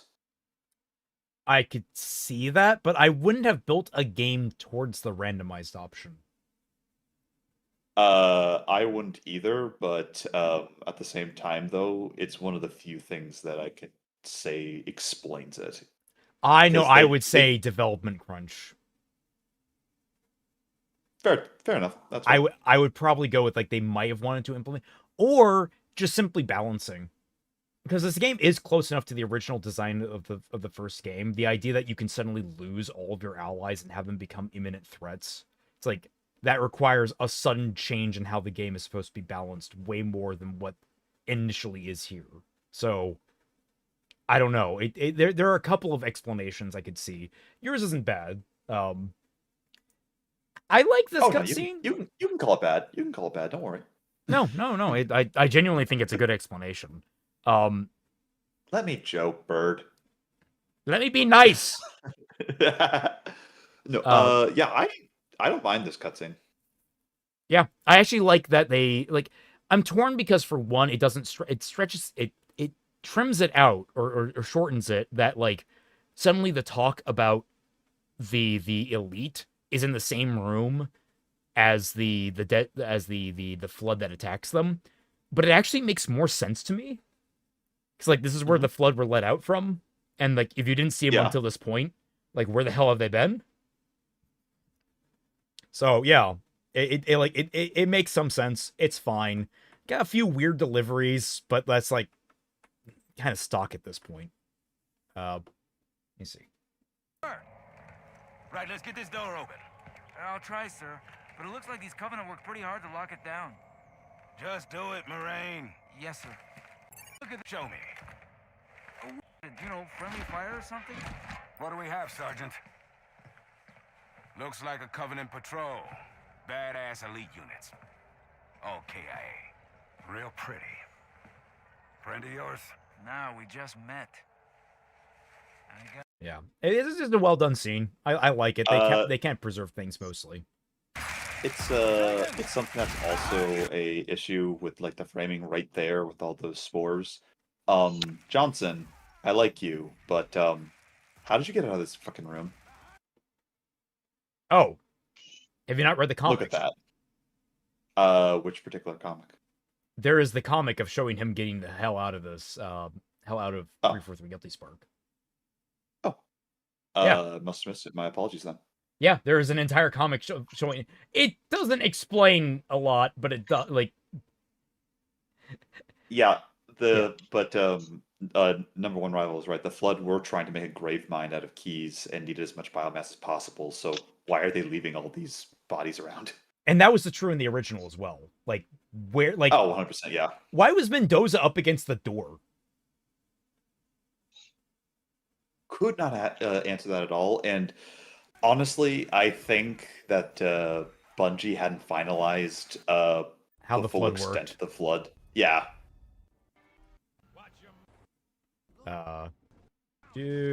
Fast forwarding. Yeah, and this is where the SMG really shines. Yeah. Just mulches entire wreaths of popcorn. Yeah.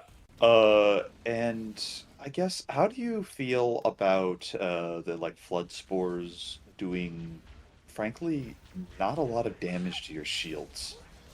I'm fine with it because they deal a lot of damage to your health.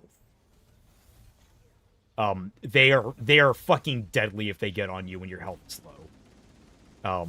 I'm actually very wary of the spores because you can easily be overwhelmed if you're not doing well. I think it's the most fun Flood to fight in the entire franchise. Including shielded Flood Elites, because I don't think that was original game. I think that was 3. That was Halo 2. Okay. Yeah. I actually like the shielded Elites. It makes a lot of sense to me. No, it makes a lot of sense to me too. Oh yeah, I was like, I forgot that I needed to call the elevator. Whoops. Brother. I thought I was at the other elevator. What? It's like, well, okay, no, I'm leaving. So how did the demon die? You wouldn't believe me if I told you, Arbiter. Were it so easy? It actually was. It was actually. He did it for us. The also, shotgun. Best shotgun in the franchise to date. Like, that's the thing. I'm sitting here, like, having played this, I'm like, oh, this is the best version of the assault rifle. This is the best version of the shotgun. This is the best version of the plasma. The plasma rifle is a beast. This is the best version of the pistol. Like, the most fair and balanced version of the pistol that I think really nails the balance. All of these weapons feel like the quintessential versions of themselves that nail what they should feel like. And it's why I'm so sad to see the player numbers so low, but I can only blame whoever made these boneheaded fucking decisions. Honestly, the biggest thing that comes to mind with these balancing is that, like, I would like to say that they are the definitive, but until that I know how they do in both PvP and PvE, I can't say one way or the other because the thing that really helps, at least the other Halo games, is that both PvE and PvP, you could figure out what weapons are good for each. And because this is just a PvE focused game, yeah, the balancing is better. It's still going to be better if it's is it still going to be as good? My God, my brain is shutting down. If it's a PvP as well. I mean, I think if like they treat the player shields as well as they do with the, like, I would say maybe either the red or blue elites on heroic difficulty, these weapons would be phenomenal. I fully believe that. Yeah. Yeah, I agree. Yeah, hi Twy. Thank you, Twy. Are you back home now? Yes, I am. Welcome back home. Thank you. It was a very long journey, and I had some casualties and some injuries, but I am. Oh no. The poor Hawks pinup. Oh right. Well, that, but also I bought some donuts because I thought that it would be nice to give my mom a treat because she was doing things for me while I was still in Vancouver, and I fucking forgot them. Aww. With the donuts, Billy. No. Billy, you have to remain. Billy, save us. But yeah, basically you escape you escape the complex, you get outside, and you're fighting alongside a bunch of sentinels, which is just, it's kind of nice. They're not as a surprise as they were in the original, which is kind of a shame, but at the same time, I am not complaining having allies, especially because, like, I fucked around, blew a couple up, and stole their sentinel beams early, and it's like, the sentinel beam in this game is really good. I love the sentinel beam in this game, especially against the flood. Yeah, it literally chars their bodies so they don't break. Some of them can still, you have to burn them pretty deeply, but they disintegrate if you do it enough, and it's like, great, you can't get back up and kill us.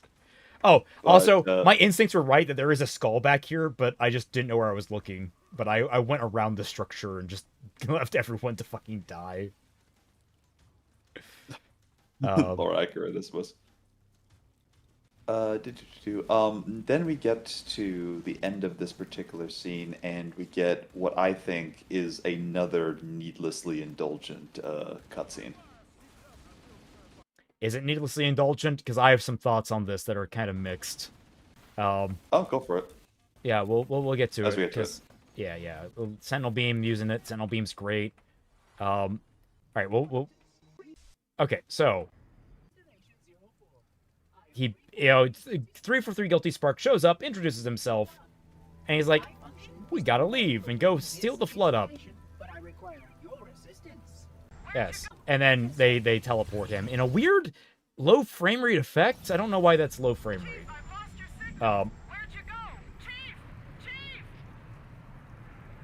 And then the original. Okay, so here's the thing. He teleports you first. Why did he teleport you up here? Great question. Because, like, I think what you're going to say is, like, oh, we get to see the library, right? Yeah. It makes way more sense to teleport to show him the library than it does to just teleport him, like, 20 feet up onto a pylon.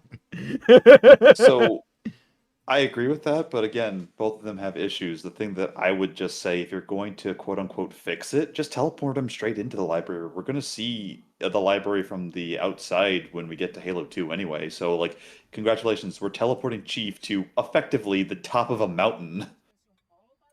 And then just teleporting him again, like, a few seconds later. So, like... the way I would have done it, teleport him to the entrance of the library, have him enter the library in a cutscene, and then we start where we enter in the library. So it seems like it is a seamless transition. I fully agree, yeah. No, that would have been much better. And you could have still gotten the far shot of the library and just shown him teleporting in. It pans up sort of thing. Yeah. But yeah. Big question for a lot of Halo fans. Is the library good now? Oh, This is the original intro, which we do sadly lose this cool pan around, but I do like the pan around, but yeah. But the library is good now. It's actually a really fun mission. It's far more distinct. It's far more distinct. It has a lot more personality to it. A lot of ins and outs. It has a really cool lore reference in it now. Which one are you referring to? Moreau. Good. Yeah, Moreau. The one that Chief calls a badass motherfucker. He's like, man, you must have been a real badass to get here. It's like, that's high compliment, and we actually get to see his corpse. They actually integrated it. And they actually made it where the terminal is. So that's cool. Oh. Sir? I don't know what happened to him. Why are you double cheeked up on a Sunday afternoon? Why are you phasing through the floor? This is just like they've reworked the entire layout. It's way different. This is where like Ruby's a good part, like Ruby's rework of Halo 1 kind of pales in comparison to this. Like, he did some interesting things like adding vehicles to the library sections. I don't know. I want to come back to this one. Ruby's, I'm like, oh, that was fine. But this one, I'm like, damn, I remember a lot more of this. Well, the design for the original library comes out to basically you going up and down, like rolling hills of architecture. Mm-hmm. And it was just so samey, just waiting for Guilty Spark to show up. And in here, you actually do have to go from one room to the next. So, again, let it not be said that we're not giving the game its fair shake, guys, because this is just flatly an improvement. Yeah, and it's like, it's almost like it has some inspiration architecturally from the original, clearly. But it's like, if this is the level of level design that the team is capable of, I would put whoever made this. Where was that in the prequels? Which, again, I think it kind of lends to the fact that the prequels were probably rushed to get cobbled together. Yeah. And I think it lends credence that this team might be able to pull it off. They might actually be able to carry this, but like, I wish it was more like this. And you can't really run through here. I've tried. No. This is the one level where sprinting through does not work. Yeah. Oh, that in Keys. Although I did manage it in Keys. To some extent. Keys, more so, Keys feels like it was built around rushing through it, if that makes any sense. This feels like you can't. Are they unchained? Unchained Keys? Yes. Where's my sound? Do I have a laughing soundboard? Well, there we go. I did have my emotional support. I had my emotional support keys earlier, but Raymond, I am disappointed in you. No, I got it. I was just oh my gosh. You're supposed to laugh, not try and find a soundboard.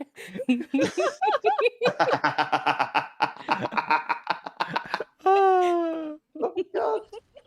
Oh my gosh. All right, but like basically the library is still not a slog anymore, thank Christ. It's way more interesting. In fact, they actually one thing I thought was cool is they brought in the elevators from Halo 2's library, which was a neat touch, and I appreciated it. It fits. Right there with you. It's one of those like callbacks. It's like, okay, we're integrating future lore into the past. That makes sense.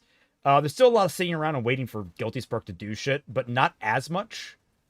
I guess we should talk Flood Pure Forms. Thoughts? I don't like them. I'll be 100% honest. And I also don't think that they should be here. I don't mind them. I actually think they're kind of a fun shakeup, and I do like seeing like hunters and shit fight them. I thought it was alright. I'm glad that they aren't the fucking ranged ones, for fuck's sake. That is like the saving grace. Those things were nightmarishly bad. I do agree there. The thing that I have comes back to just like, so wait, the Flood have enough to make pure forms. Why is this ring not a Gravemind already?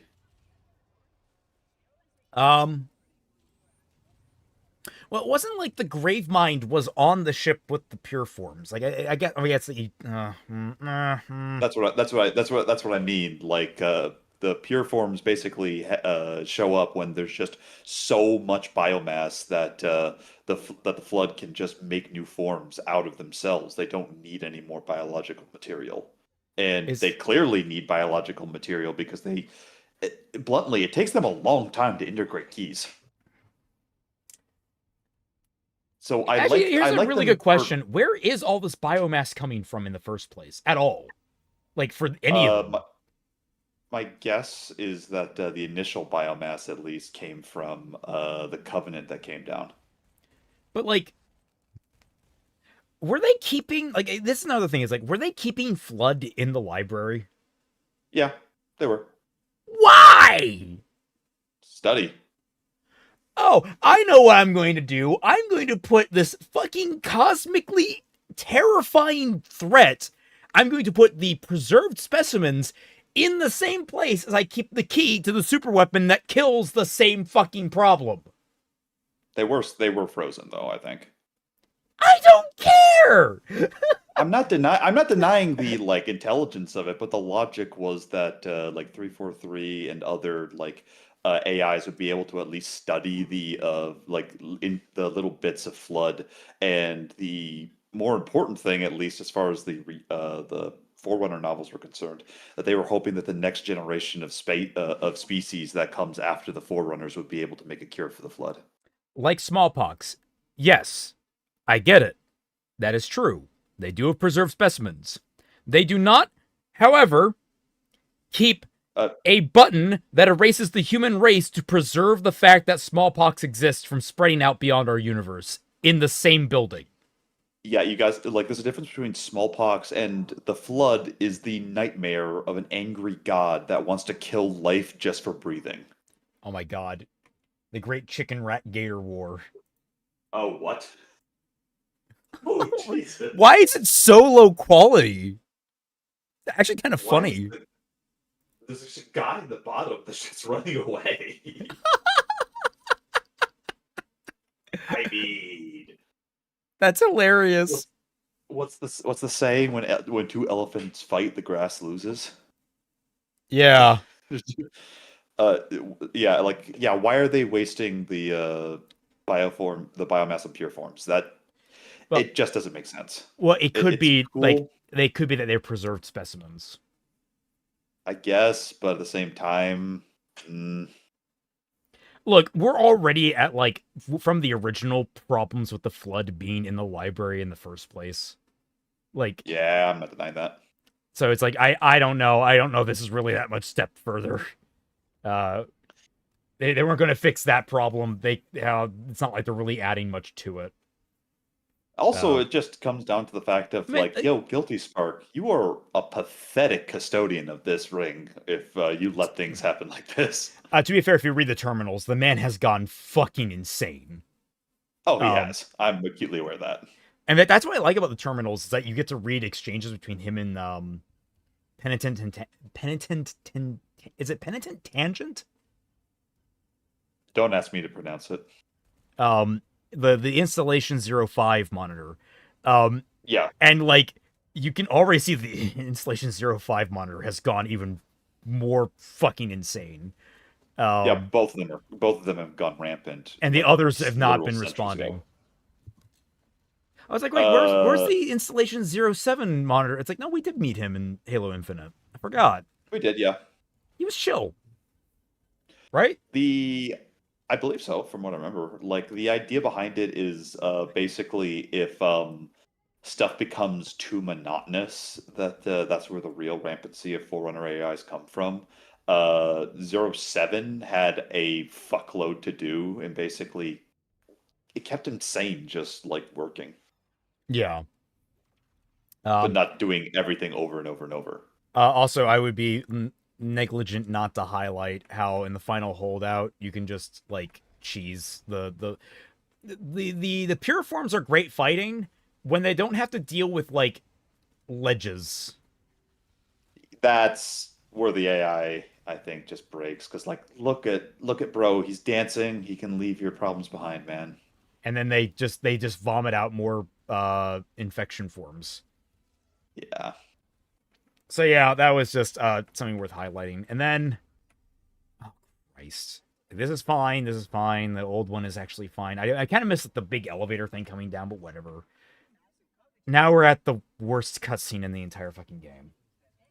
Well, sorry, second worst. I was going to say the competition for the. Oh, you guys haven't even done yet? No. No, we're close. We're close. No, we're getting there though. Nothing. Yeah, we're over 3. We're almost a quarter of the way away. We've given a lot of our final thoughts effectively already, so it's not going to take too long to wrap up. Yeah, the pacing of the scene is so bad. This is the peak of the blocking issues, I think. The first scene was a showing of it. This one is just like, brother, get to it. I do like him looking around. That was a nice ad. Him looking around all cautiously, like, oh, it's a secret between you and me. It's a secret to everybody.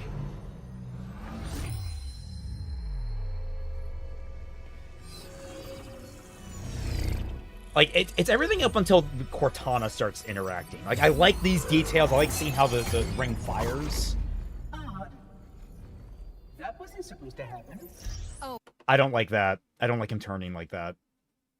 That's more of a fucking illumination. Well, that just happened. And as opposed to like staring at it like, what? Oh, really?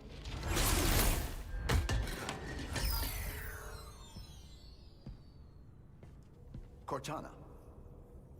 12 Slow hours. reaction time there, man. 12 hours I've been stuck in here, watching you cozy up to that thing while it sharpens the knife to slit our throats. Hold on. He's a friend. Oh, I didn't realize. He's your pal, is he? Your chum? Do you have any idea what that bastard almost made you do? Yes.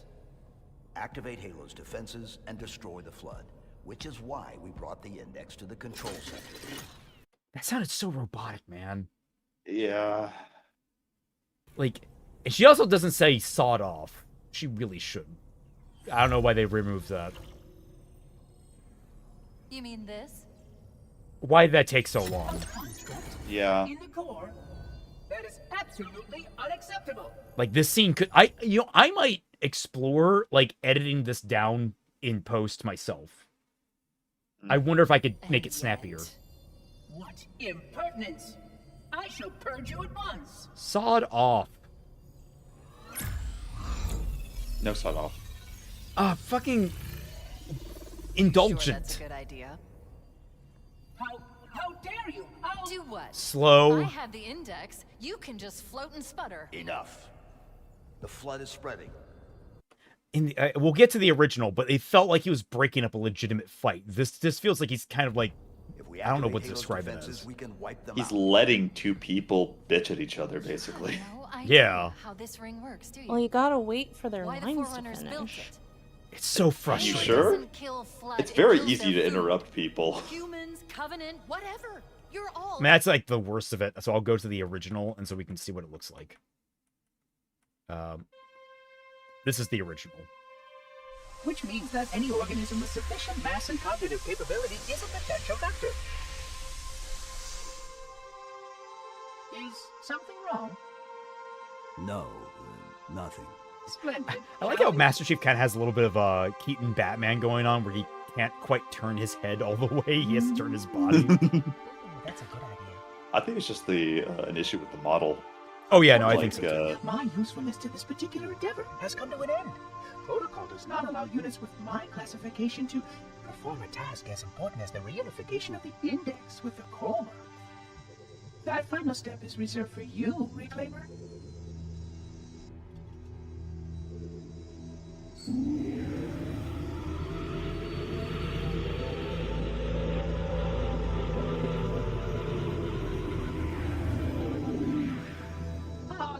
That was wasn't supposed to happen. Oh, really? Cortana. I've spent the last 12 hours cooped up in here watching you toady about, helping that thing get set to slit our throats. Hold on now. He's a friend. Oh, I didn't realize. He's your pal, is he? Your chum? Do you have any idea what that bastard almost made you do? Yes. Activate Halo's defenses and destroy the Flood, which is why we brought the Index to the control center. You mean this? A construct in the core? That is absolutely unacceptable. Sod off! What impertinence! I shall purge you at once! Oh, I'm so sad they got rid of that. What's wrong with sod off? How dare you! I don't know. Do what? Too British for them, I guess? The Index. You can just float and sputter. They're not throwing like the reverse peace sign. The Flood is spreading. If we Can activate you Halo's defenses, rewind that wipe because you them guys were out. talking during the argument part. Sorry. I'm so we've seen it so many times in our lives. Apologies. Bastard almost made you do. Yes. Activate Halo's defenses and destroy the Flood, which is why we brought the Index to the control center. You mean this? A construct in the core? That is absolutely unacceptable. Sod off! What impertinence! I shall purge you at once! You sure that's a good idea? How dare you! Oh! Do what? I have the Index. You can just float and sputter. Enough! The Flood is spreading. If we activate Halo's defenses, we can wipe them out. You have no idea how this ring works, do you? Why the Forerunners built it? Halo doesn't kill Flood. It kills their food. Humans, Covenant, whatever. We're all equally edible. The only way to stop the Flood is to starve them to death. And that's exactly what Halo is designed to do. Wipe the galaxy clean of all sentient life. You don't believe me? Ask him.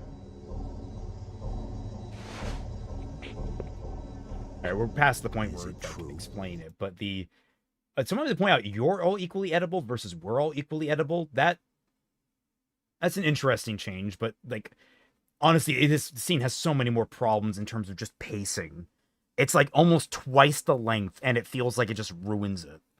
And the thing is, the original isn't perfect. I could easily like clean things up if I really wanted to in the original too for pacing's sake, but it feels so much snappier. Like this is an actual argument in progress. It just feels like it has like old game jank where it like needed to kind of buffer a little bit between moments. The new one doesn't have that excuse. I don't know. As someone who has never seen this before and is completely new to all of this and have no biases, I think that they're both relatively the same in quality. Interesting. Like they both have the same kind of jank, just in different areas. And I think that a lot of the problems that you're complaining about, I see that in this one as well. So it comes down to like choose which jank you are more okay with, for lack of a better term. Yeah. Honestly, that kind of comes down to the whole of Campaign Evolved. You want the original or do you want the new game? It's like, well, choose the jank you want. Yeah, and like so for me, I think the aspect of this old one was a lot more jarring at first. I do think some of the voice acting, especially for 2001. No. What's his name? There's Master Chief? Master Chief, yeah. Yeah, I think that I do agree that he's better in the original and that he probably is a bit more stiff in the remake, but I think the argument between the robot and the AI is just as stilted and doesn't really feel as much of a natural argument as what I had heard you mention. Like, it still felt like, say your lines, pause, wait for the other guy to say their lines, pause, now continue your lines. It felt like that with both of them. I was noticing that too, but I felt like it wasn't to the same degree. Like to that's why like my brain was going to. It feels like buffering. It feels like the game it can't really effectively cut people off.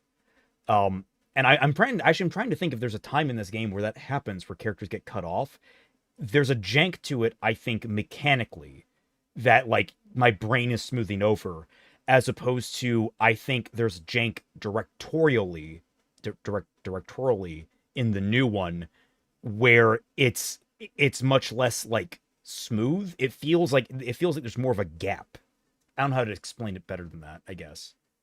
I don't know. I might have to watch the cutscenes again, and I won't ask you to do that right now, but like maybe some other time if you wanted to discuss it. But just as someone who is completely not a part of this franchise, who is seeing this for the first time, both of them, I would say that they're pretty equivalent to one another. Okay, I'll don't worry, I'll buy you a copy of this and we can co-op together. Do you? I know you'd so love do you that. like FPS shooters? No, she doesn't. No. Also, I said FPS shooters, first-person shooter. Yes, double shooter. I mean, that's how good this is.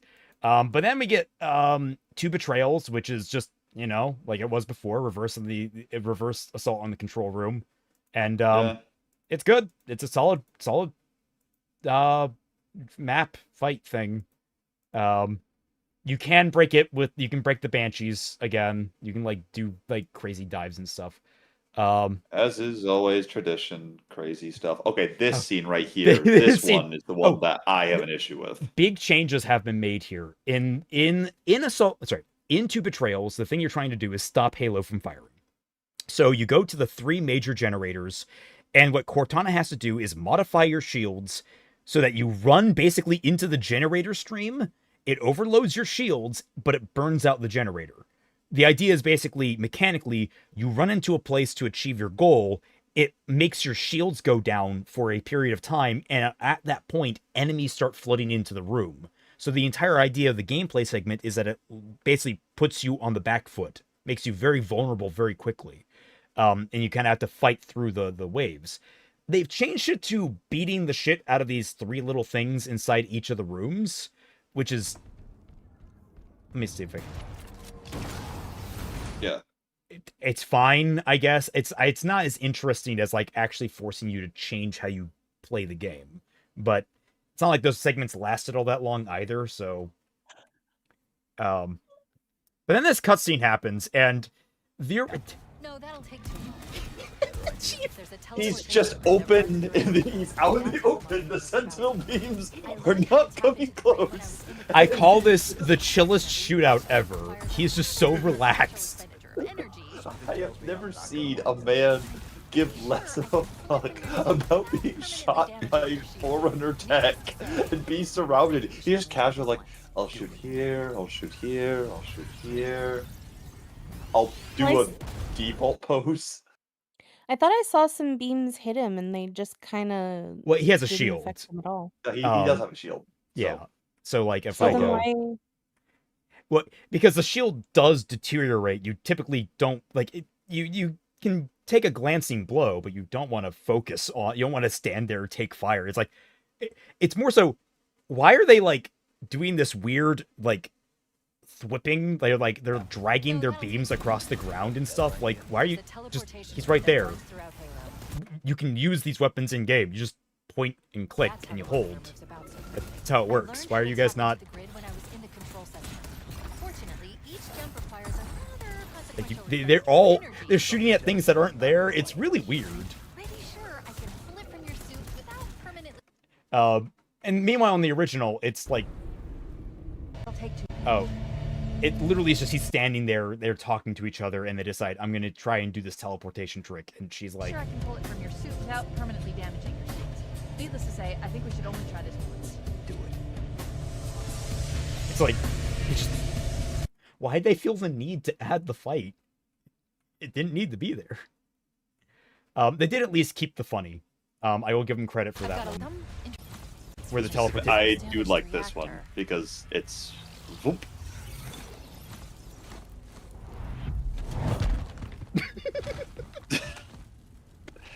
My Looney Tunes loving heart. Data needs to be right. Sorry. That worked. That was great. Yeah. And so, yeah, I showed the original too, but it's almost 1 for 1. So yeah, this is keys, which is fun. The pools of coolant that you jump into are like super shallow now for some reason. The crash did more damage than I don't know why. That was a weird change. I'm trying to like shut it through. But okay, so guys, I'm gonna fast forward through this because like my entire strategy for keys is just basically fucking booking it because there's so much going on and you just kind of rely on the enemies dying and such. So you get to the end, you get back onto a grav lift, you get back into the ship to try and find Captain Keyes.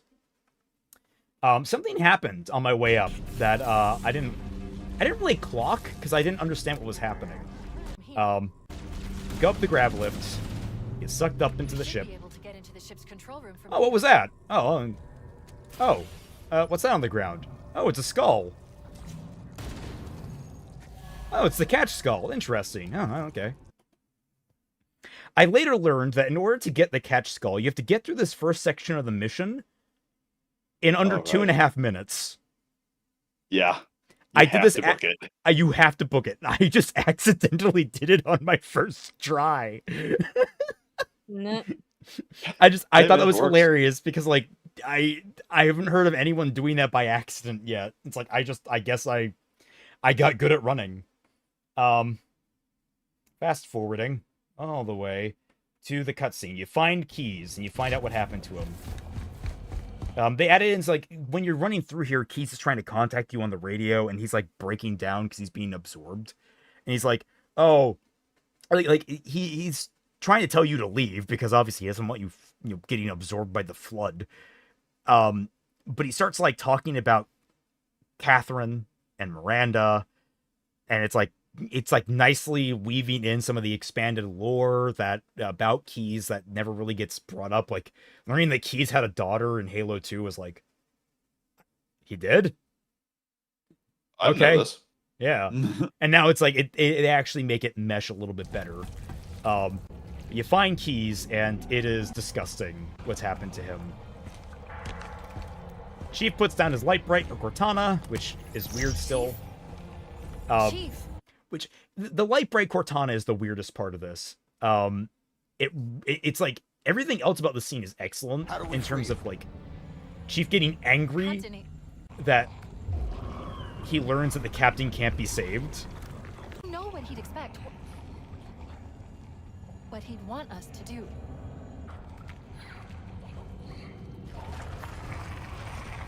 I was on the fence about whether or not he should be angry at Cortana, but I kind of get it.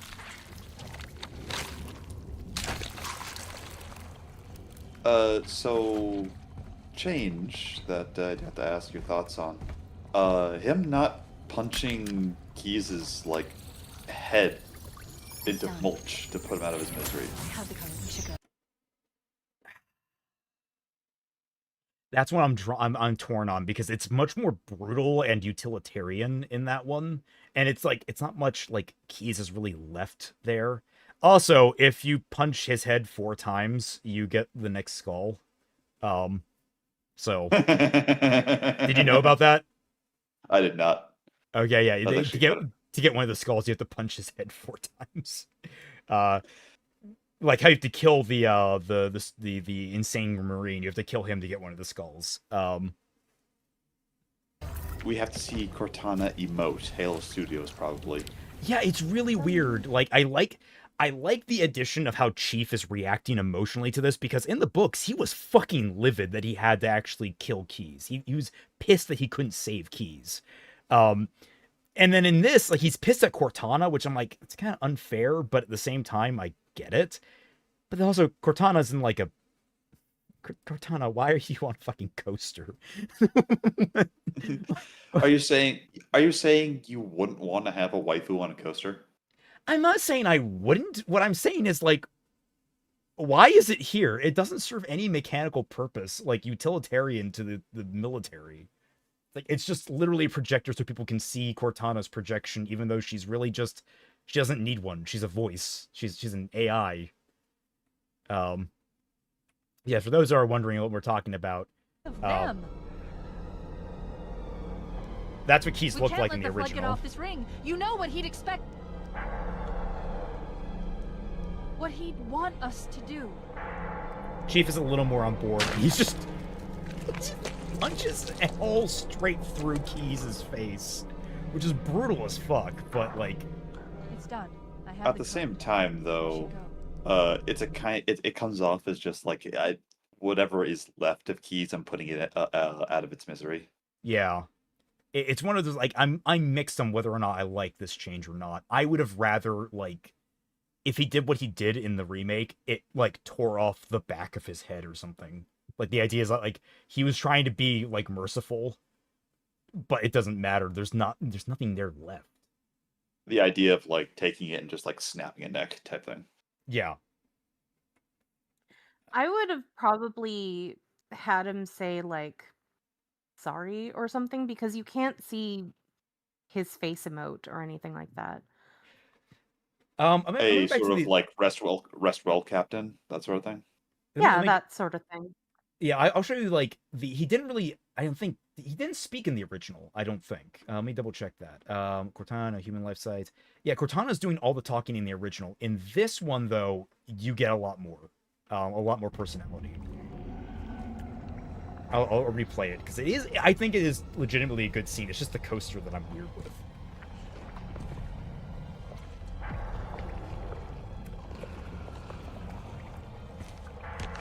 Because again, it makes the blocking weird. He has to set this thing down. Chief? Chief! How do we free him? It's not him. Not anymore. The captain, he's one of them.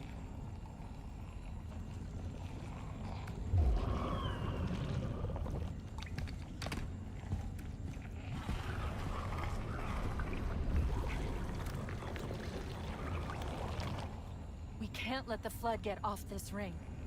You know what he'd expect. What he'd want us to do.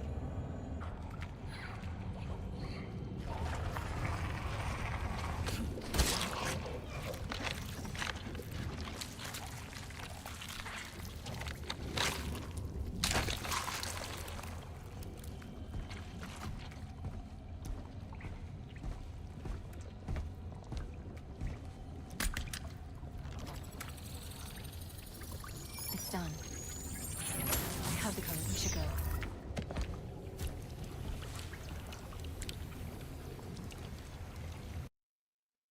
Yeah, I think emotionally that scene hits harder. I feel Chief, right? I feel everything that Chief is feeling right there. As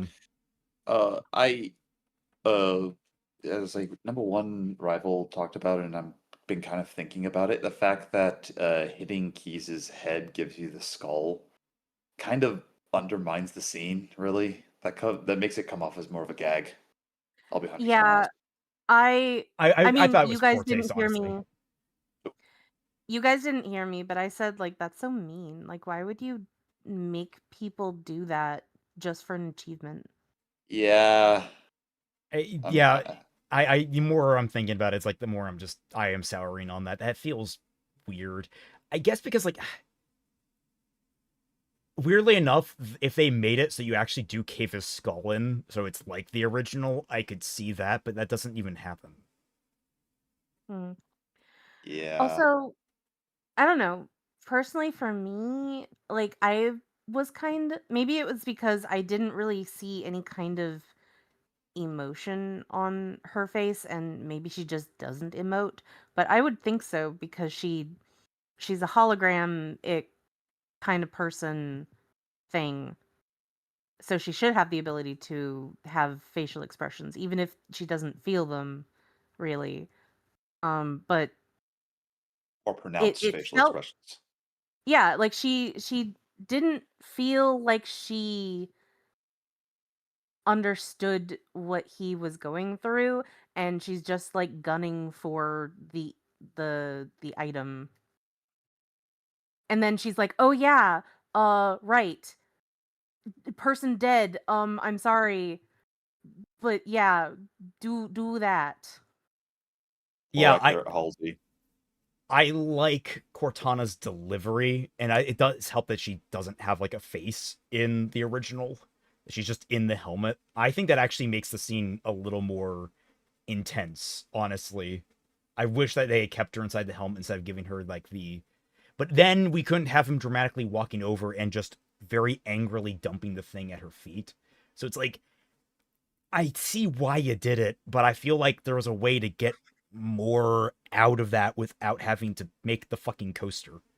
I mean, the easy way to do it, because like the original, he just puts it like on the side of his helmet and like it uploads, like him angrily like sticking it into a jack in his arm or something like that would like serve the and same then purpose. crushing it at the end when it's done Yeah. uploading.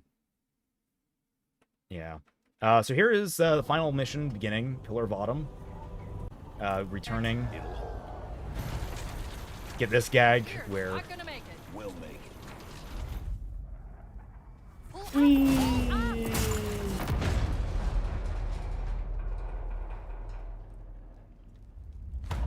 they overdid the joke here. Yeah, to this day, how? You did that on purpose, didn't you? There must have been something wrong with the coordinate data. I don't mind him giving us kind of a clap back on her, but Well, he still is kind of pissed at her, isn't he? true. I guess that could work. Yeah. Oh, and the horse you rode in on, I just love that. It's such a great chapter title. Let me see if I can. Yeah, it shows the There you full.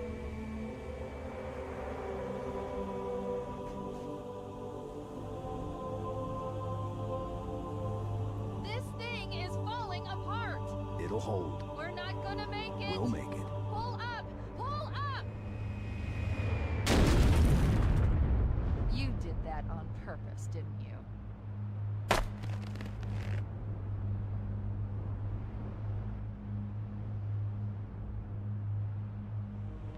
Yeah. Initiate an- Like it's much snappier in the original.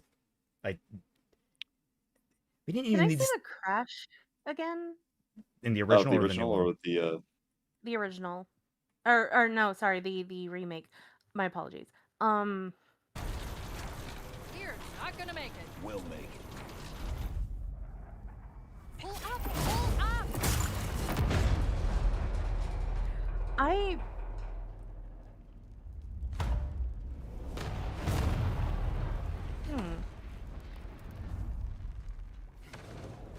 the angle just doesn't seem You right. did that on purpose, didn't you? There must have been something wrong with the coordinate data.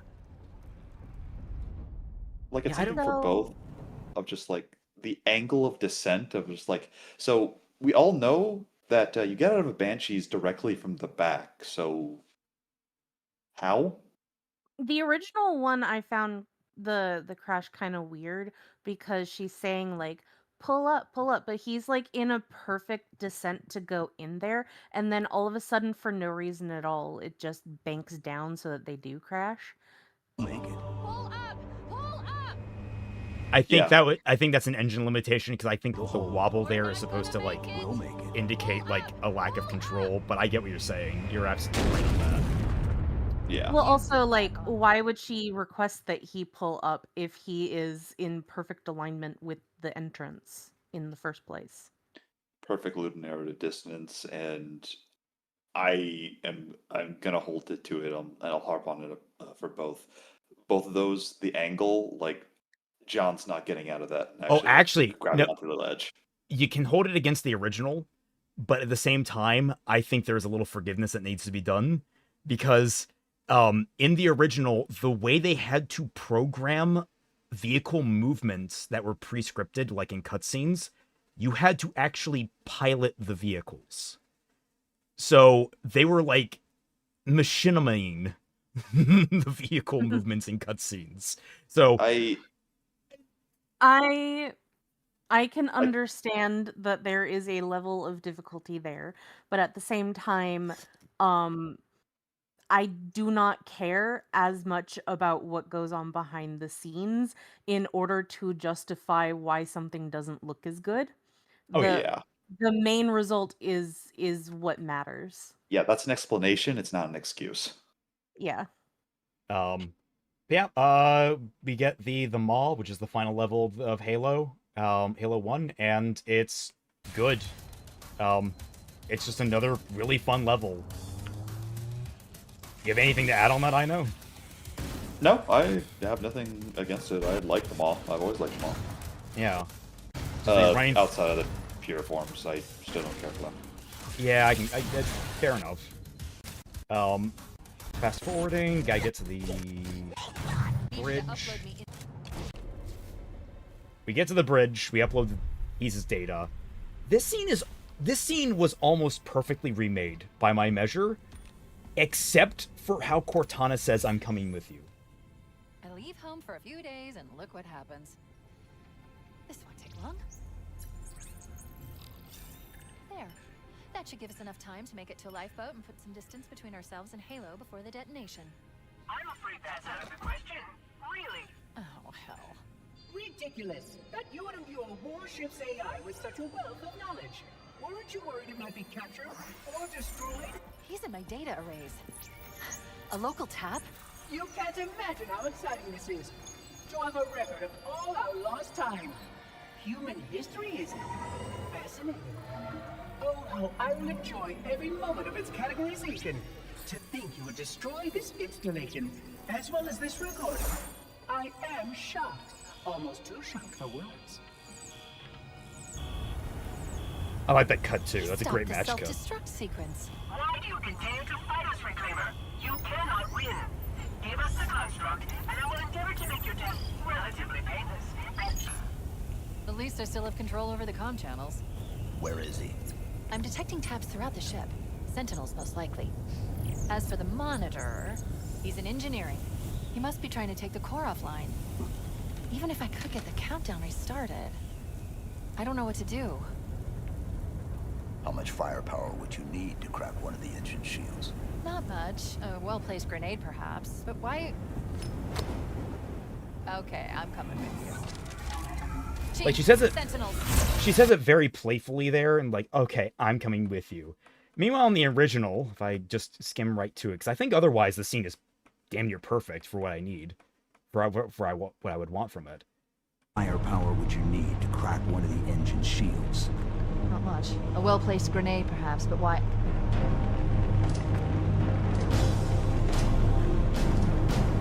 Okay, I'm coming with you. I love that, like, you're fucking insane, let's go. They sounded pretty much the same to me. I'm sorry. It's pretty close to me as well. If going Really? I thought it was I'll such be a honest. distinct, because like for me like the remake sounded a little more like she had a smile on her face. This she absolutely was like, okay, no, we're doing this. Like so much more serious, I guess the way to put it.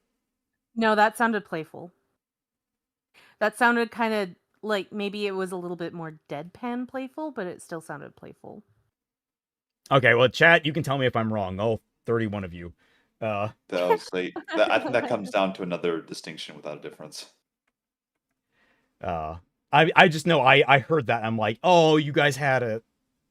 The softball, I'm with Twilight on this, huh? Softball tossing range is better than the offhand. Yeah, I actually do like the softball tossing. I do miss that, but I thought it's fine. Kind of fast forwarding through this, you blow up the core. Aside from the end cutscene, the other big thing that people are going to want us to talk about, both for playful, okay. I guess I'm standing corrected on this one. The big thing that people would want us to talk about, the Warthog run, where you run through the length of the ship, trying to get to the first to an evac Pelican, and then later on to basically a longsword in the bay. I'm just gonna let this play out in the background. Guys, I think this is better. I know that's probably going to be contentious, but I like the update a lot. Well, it actually feels more like the interior of a ship with corridors instead of just here's one big highway down the length of it. Yeah, it actually applies some design, even though it still doesn't make a lot of fucking sense. Like, what is this corridor? Why is this corridor on the Pillar of Autumn? Why do we need a weird, squiggly, snake, windy way? But it definitely gives the feel of like we are on one half of a ship and we're trying to get out from the other half of the ship. And they even like explain why the weird corridor that like merges the two, the weird pedestal that sits between the two, like it feels better overall, and it's just a lot of fun to play. And then it also like adds in like it gives us a little more time with Fohammer, just a little bit before her Pelican crashes and she dies. So I don't know if you had anything to add on Fohammer in particular. No. You said everything that it was needed to be said, really. Yeah, I think this is just like they pulled it off. They're using kilometers. Yeah, no, they avoid it. They're not. They don't use sawed off. No, I think even the U.S. military uses kilometers. So I think it's just I think it's just like a universal military standard at this point. Yeah, I was just kind of surprised, I guess, because it's American.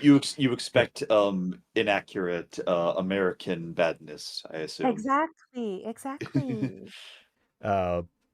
But yeah, get to drive through a bunch of like new areas that are like just destroyed. It feels like a destroyed ship. Good stuff. But then we get to the very end of this, which unfortunately it has to soil itself just a little bit more on the way out. I tried to drive through briefly. I'm like, okay, fuck that. I'm just running. In the original, I'll go to the original first, because the original, like, it doesn't have a lot of... Oh, did I not have the original in here? Doesn't look like it. Oh, no. Yeah, I do have the original here. Okay, so you basically run up to a point, and you're running from a bunch of flood, and you're trying to run onto this longsword bomber. You get on, close the door, flood aren't following you. And that's really like you take off and you fly into space, and that's about it. I know that seems like, oh, why are you talking like that? Well, they expand what happened a little bit in the new one, and they also changed the longsword design into something that I think is just worse.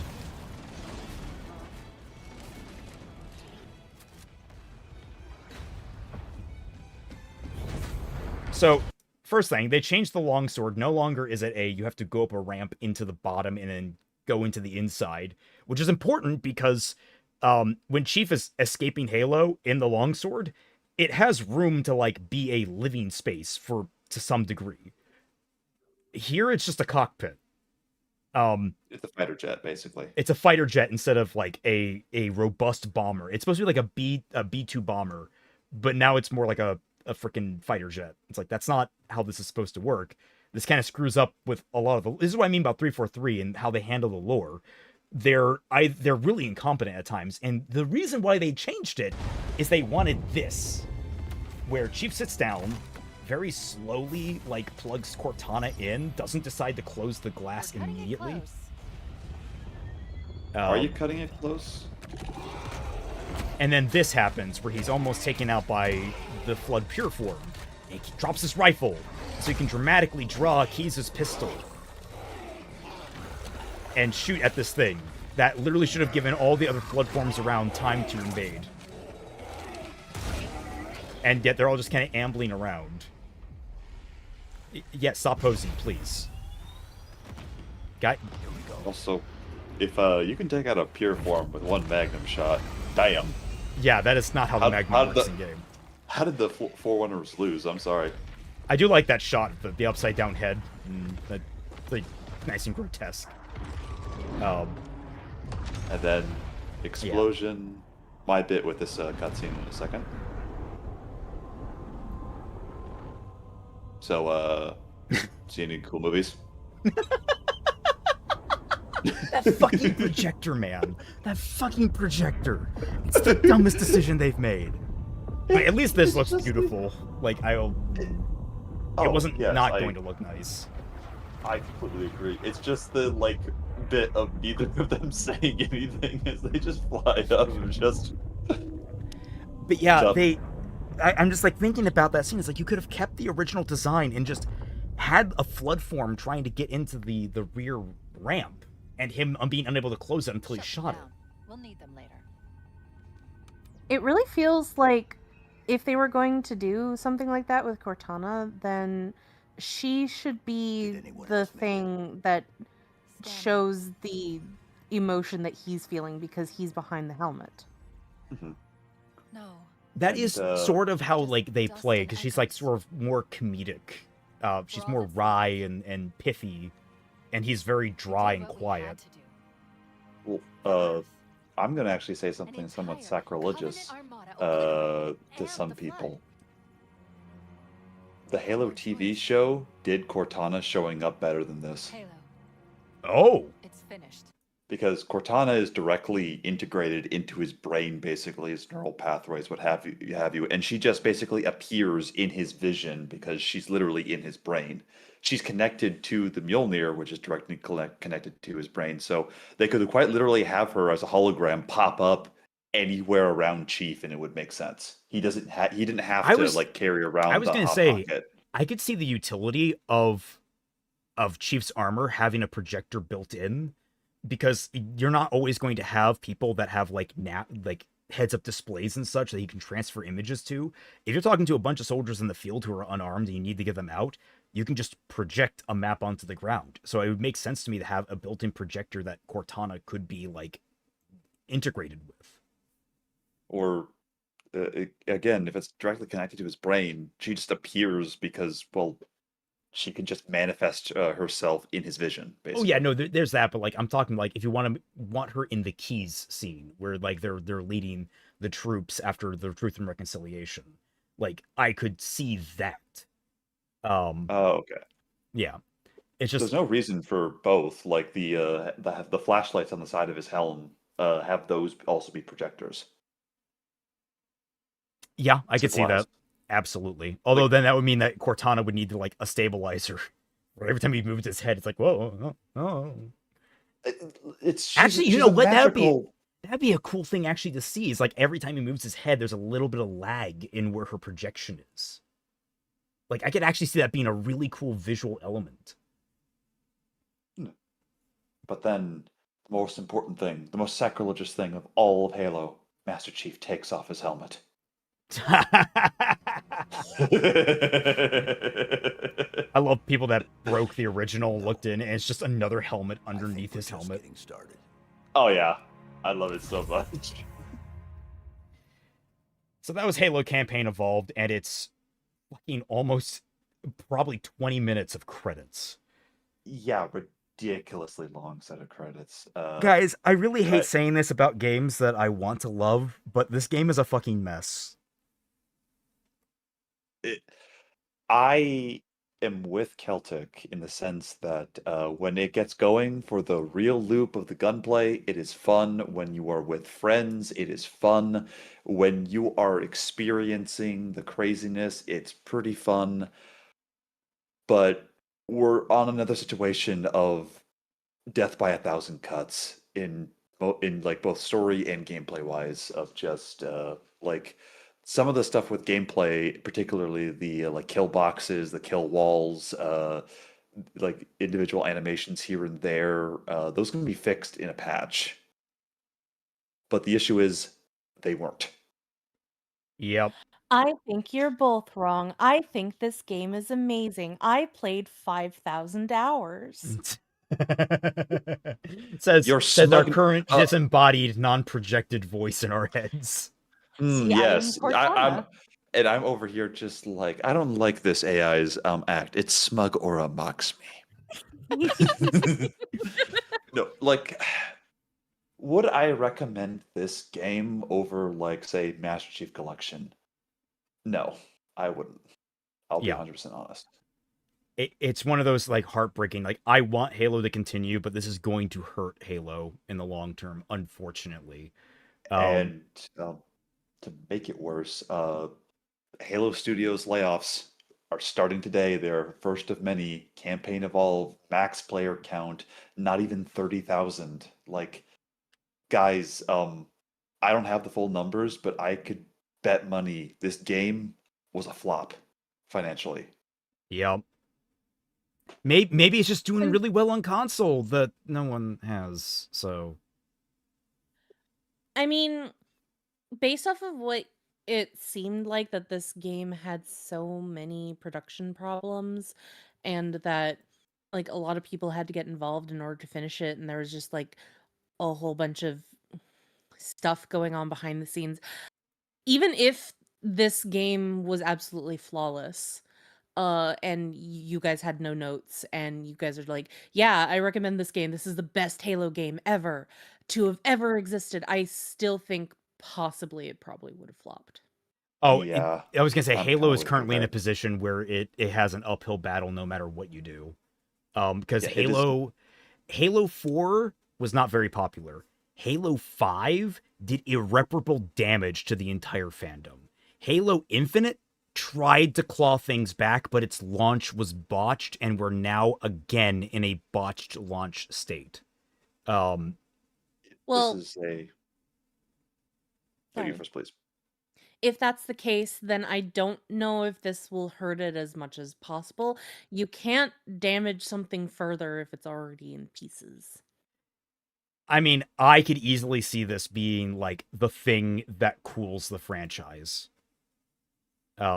Like I could see this, like I don't think Halo is dead as an IP, but I certainly think that every single Xbox investor, the fleeting hope that I have is Asha Sharma with the whole retrofit of Xbox. That's the only thing that I have for hope in my chest.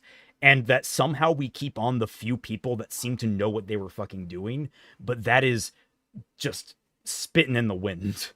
What about like people who would play this for the first time not knowing the original? Or do you think that they would have, because like I'm looking at this and I'm like, well, I can see like some of your arguments and I can disagree with some of them just based off of what I'm seeing. Not having the nostalgia factor, not having any kind of uh like knowledge or any kind of context, things like that. So if it is somebody who has never played the game and decided to get into the franchise with this new remake, would they have the amount of problems that you would have? So with that, I would point out the simple fact of why would they choose this over the Master Chief Collection when this is $10 more, and It's that one game has instead of 5. How readily available is the Master Collection? It's everywhere. They're both on Steam. They're both on Steam. They're both easy download. Like Yeah. So yeah, it's not rare at all. I'm asking because I have no idea. No, No, I yeah. understand. We're I trying to get give it. you just a straight answer on that. Sure. I guess the only answer that I would have then is that there's just a group of people out there who just don't like old-looking games. So How they can would you probably compare this choose game to this Master Chief over Collection? those. The MCC got like 5 games on it. It's like, yeah, that's the thing. Is like Master Chief Collection got Halo 1, 2, 3, ODST, Reach, and 4. It has 6 games in it. I keep forgetting 4 is part of it.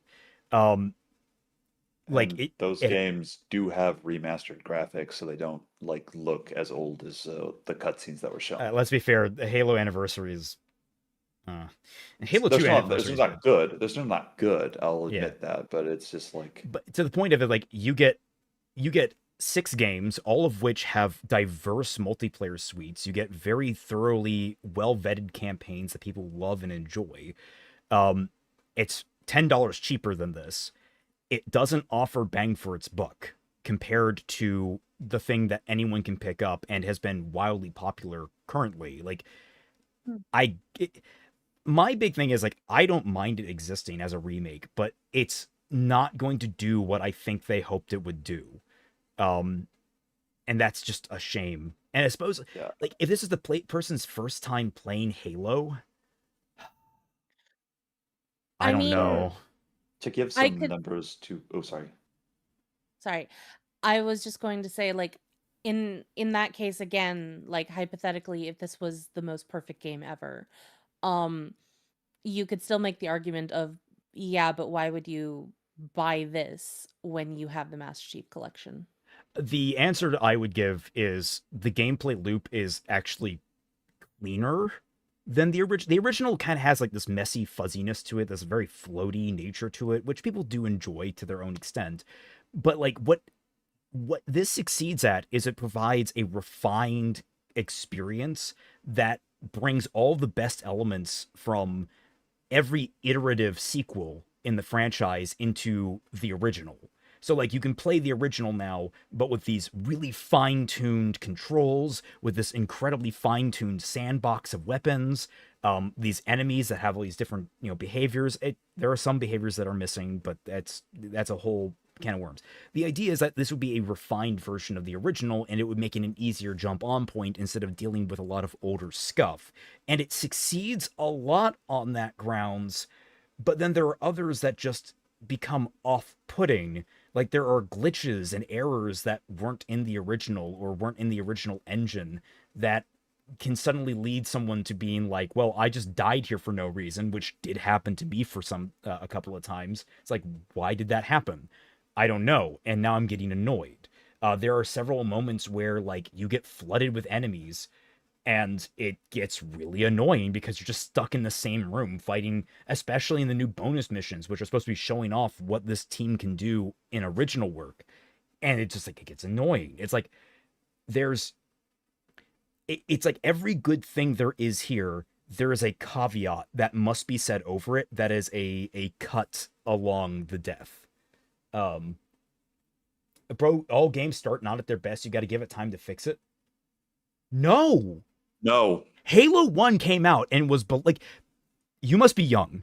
You don't remember a time where downloading your games wasn't normal. Back through the 360 era, like right up until like the end of the 360 era, it was regular. You buy a game and it was ready to go out of the fucking box. Day one fixing patches were a figment of our imagination. Games like Sin died because they needed to patch their game and they released in an unfinished state, and that's the reason it failed. You do not understand this. This is a higher standard, and like, this is a problem through the entire industry. Every game now releases in an unfinished state. It should not be this way. I remember that there was actually a game-breaking glitch in one of the Harvest Moon games. I think that it was Animal Parade, and you had to physically send your disc away to patch it in order, because like trying to romance one of the romanceable characters would just like destroy your game. Like, I'm not sure if it would destroy the actual disc itself, like to make the entire thing unplayable, but at the very least your game file unplayable. Yeah, your save. So you had to physically send it away to get it patched. And you know what happened with games like that? They often got horribly criticized. They got eviscerated, and often it led to damage to the franchise if they were even getting that close to a franchise. So like years ago, the game you bought was the game you got. Yeah, and that quote is now 10 years old. Not quite true, but yes, we are at the point where like, if a game didn't make it, if the game wasn't well developed or well finished, it died. It got word of mouth killed it. And we're at a point now where it's like, oh, we got to wait for this game to actually get fixed. No, I bought the game. They set a release date. Why didn't they set it later? And of course, we learned that apparently this was supposed to ship in November. And they pushed it forward because of Grand Theft Auto. It's like, so I was sitting there, I'm like, they pushed it back. That's what I'm saying. He asked the exact same question. I was like, guys, you move it to December. Why? It's like for every I guess story of hey we have to wait for them to fix it with like say a cyberpunk or a No Man's Sky what have you, there are dozens of other games that release and it takes forever for them to patch things up, particularly Halo Studios. It took them forever to fix Halo Infinite multiplayer, to fix the Master Chief Collection, to fix a bunch of things that people were waiting for. They botched things hard in a lot of deliveries. This is one nail of many, guys. Yeah.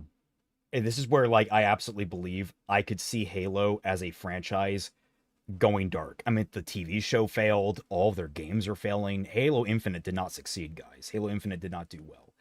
I love Halo as a franchise. It has been horribly abused.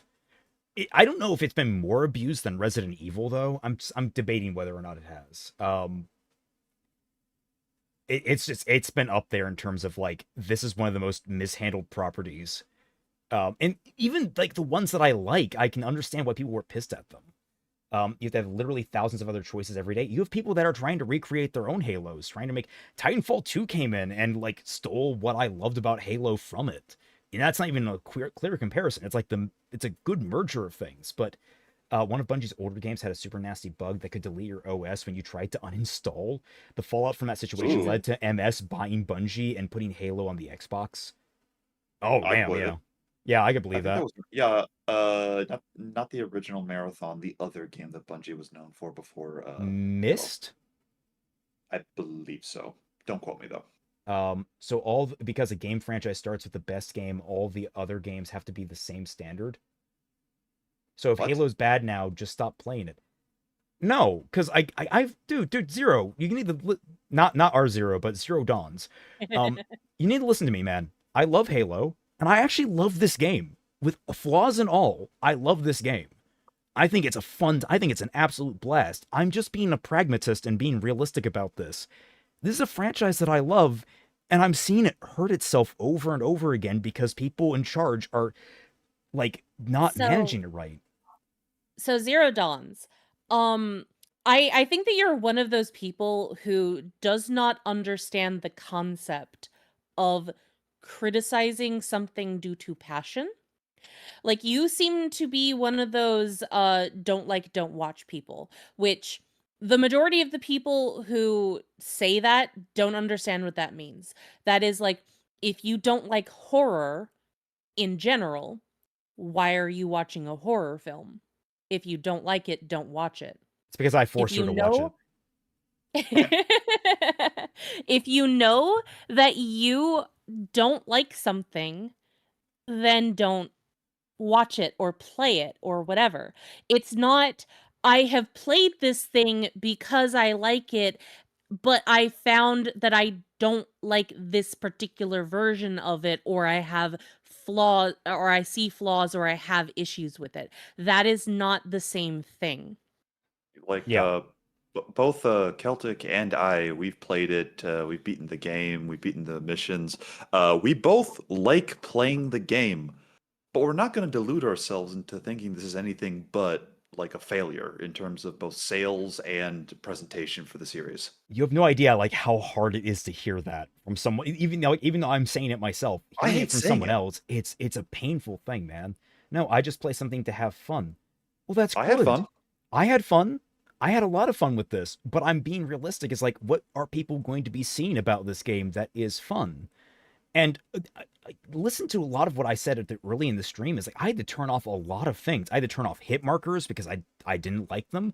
I love how versatile this game is. I kind of wish the settings like popped up first to ask you what you want, to give you a chance to experiment and really play with it. I actually really think games should integrate like if they give you optional control like settings, you should be able to drop into like a little sandbox area and play around and get a feel for it and like, oh, I like this here better and that kind of thing.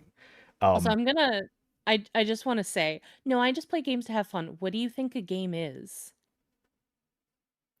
Well, some people play The Last of Us 2, and those people, they just like torture porn.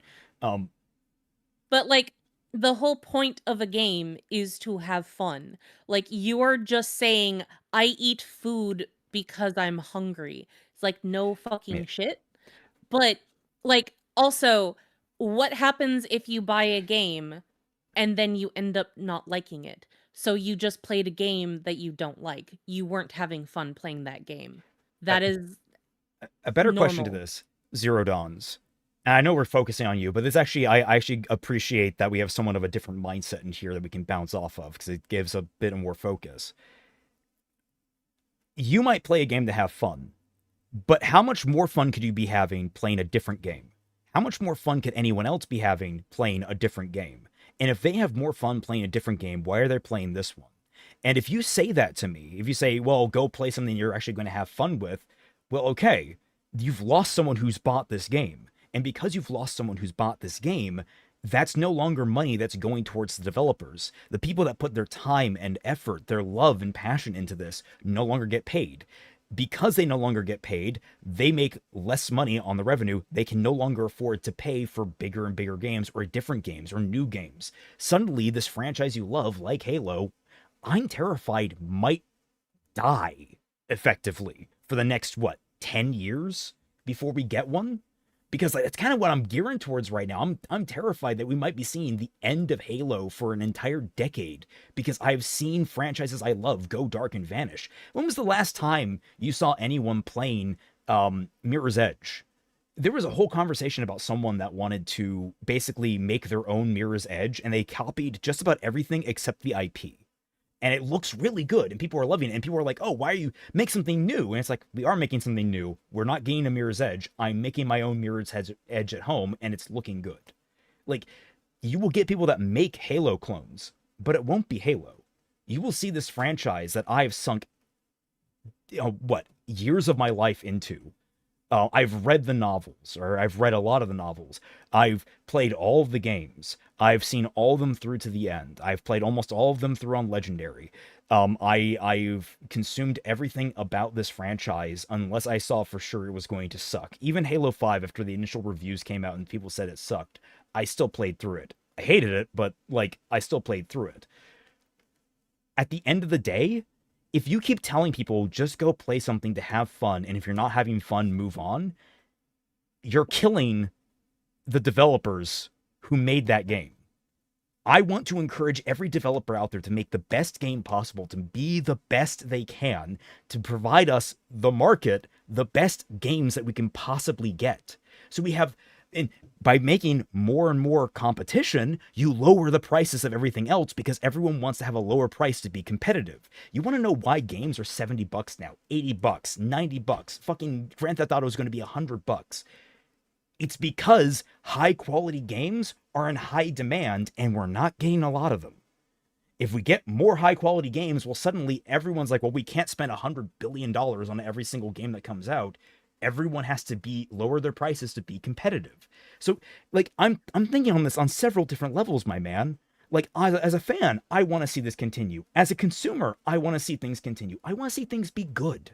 I want to have fun. I want to be enriched. I don't want to just sit there and turn my brain off. I want to be enriched by the experience. If that's playing with a friend or watching an excellent movie with a great story, it depends what I'm looking for. And the ultimate end of the day is I don't play games to have fun. I play games to be enriched. And if the game gets in the way of enriching me, I feel like I'm being robbed.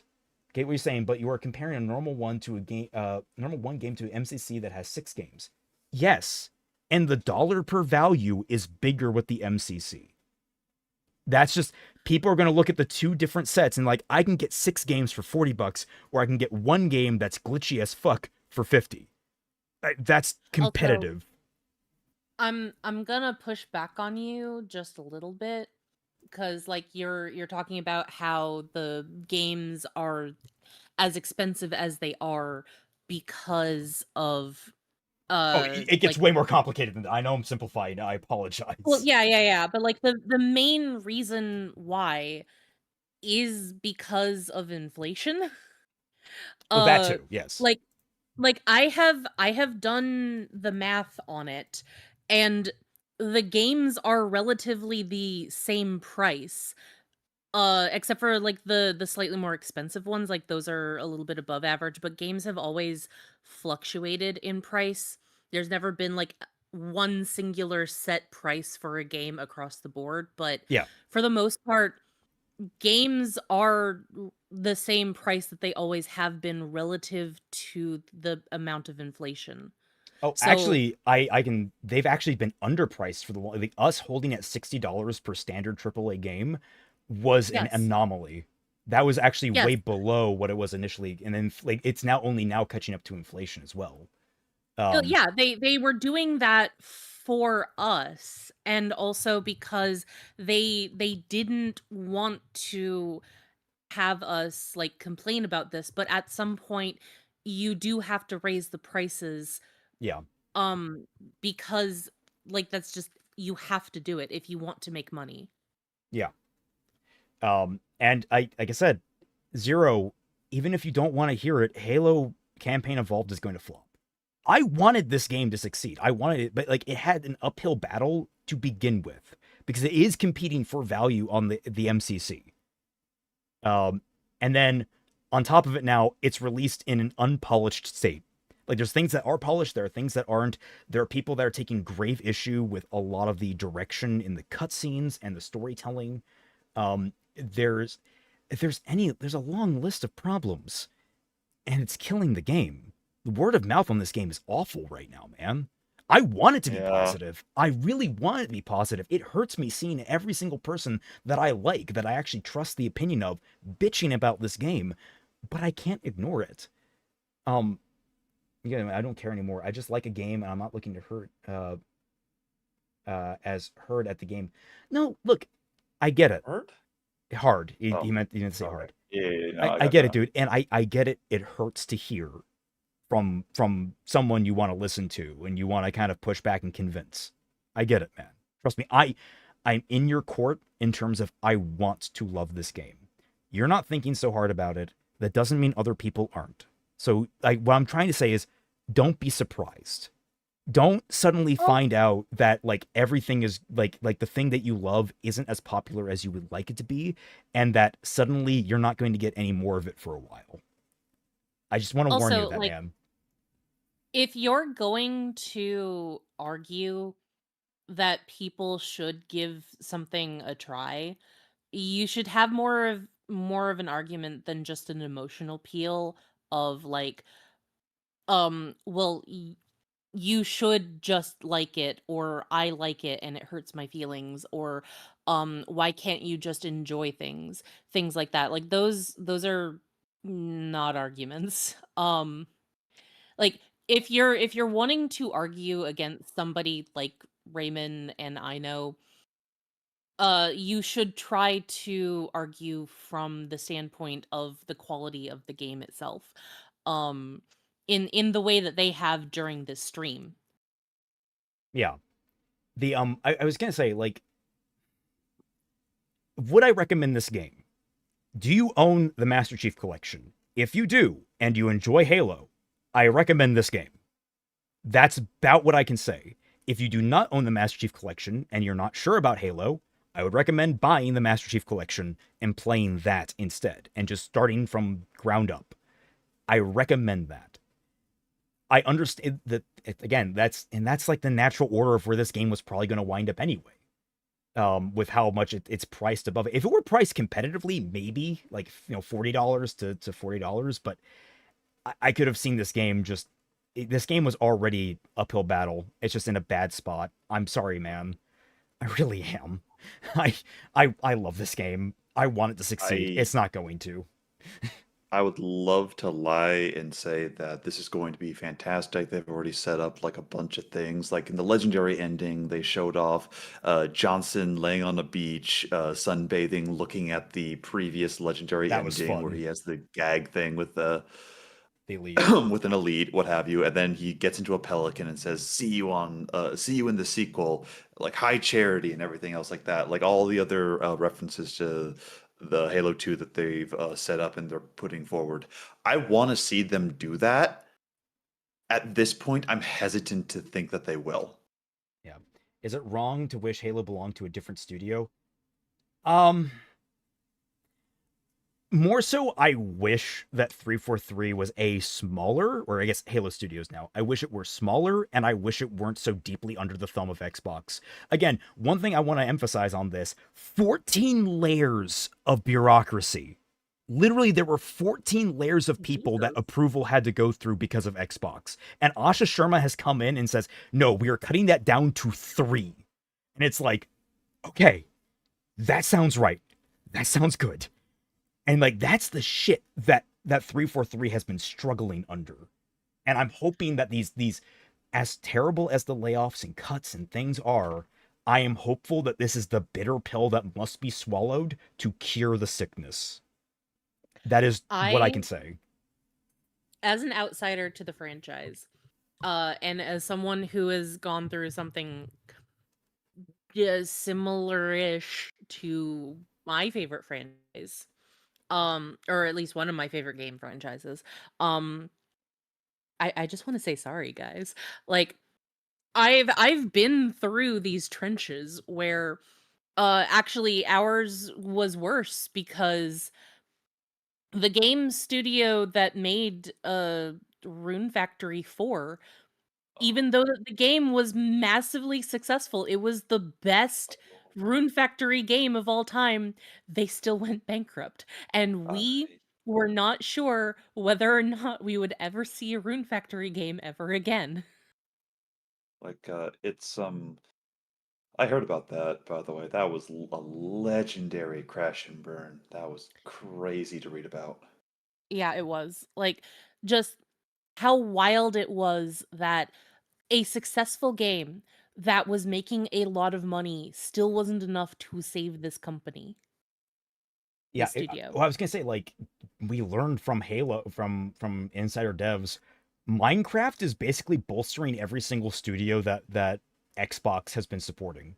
Like, legitimately, like, not apparently very few games that Xbox's creative suite, which includes a bunch of different companies like Halo Studios and such, Bethesda especially after their bombs, Jesus Christ, are they fucked? That basically Minecraft, because of just how popular it is, and that's a cheap game. I'm sorry for being wrong. I hope you guys have a great day. Zero Dawns. Hey. We're just trying to, like, I'm trying to help you, man. It's called it's called tough love, okay? Like, I don't want you to feel dejected. Just brace yourself, man. I've gone through this before. All right? It hurts. As he said, this is the bitter pill to really swallow. Yeah. And the thing is, if you want more Halo, if you want more of a game like this, swallow that pill, get it down as fast as possible, and be happy that this might open the door to improvement. It will be slow, it'll be painful. We might not get things that we want right away, but we might get there eventually. Yeah, so that's unfortunately the case of where we are. I was going to have us rank the Halo games. I don't have time. It is 12:30. Yeah. I am way past over where I need to be. So maybe some other time. But thank you all so much for joining us. I know, do you have anything you want to announce? Unfortunately, everything is still stalled out. Still working in the dungeon is the best way I can describe it. Okie dokie. Twy, anything you want to announce now that you're back? I'm back. I'm gonna start streaming again, and I'm gonna continue work on my Digimon video. So look forward to streaming, because it's gonna take a while for me to do the Digimon video still. Oh, damn it, Yui, I just closed the tab. One moment. Oh. Reopen closed window. What? The Yui did another art. I get it. Where's the topic? Oh. You play games for fun. I play games to get enriched. We are not the same. It's Gus Fring with the beak. Kelp Fring. But yeah, Good stream. It's been fun. Thanks for reading my chats, my possible. Yeah, not a problem, man. And also, for those that are still around, still working on Silent Hill F. I'm up to almost 2 hours of edited footage, though that's like cursory editing in terms of footage. Like, there are some things I'm going to need to go back and do like specific clips for certain places and such, and maybe do some sight gags. There are some like I've done some really heavy visual editing this time around, very heavy. So that's why it's taking so long. Is like I'm basically figuring out a bunch of things like 3D and tracking and chroma key and such that I've never had to do before, but I really want to because I feel like I've got something here, guys. I feel like I've got something with this video. It's insane, but I've got it, and I want to see it through. But yeah, thank you all so much for watching. I hope you all had a good time. I am sorry to all the Halo fans out there. We are all hurting right now, and we'll catch you all on the flip side. Goodbye. Bye-bye.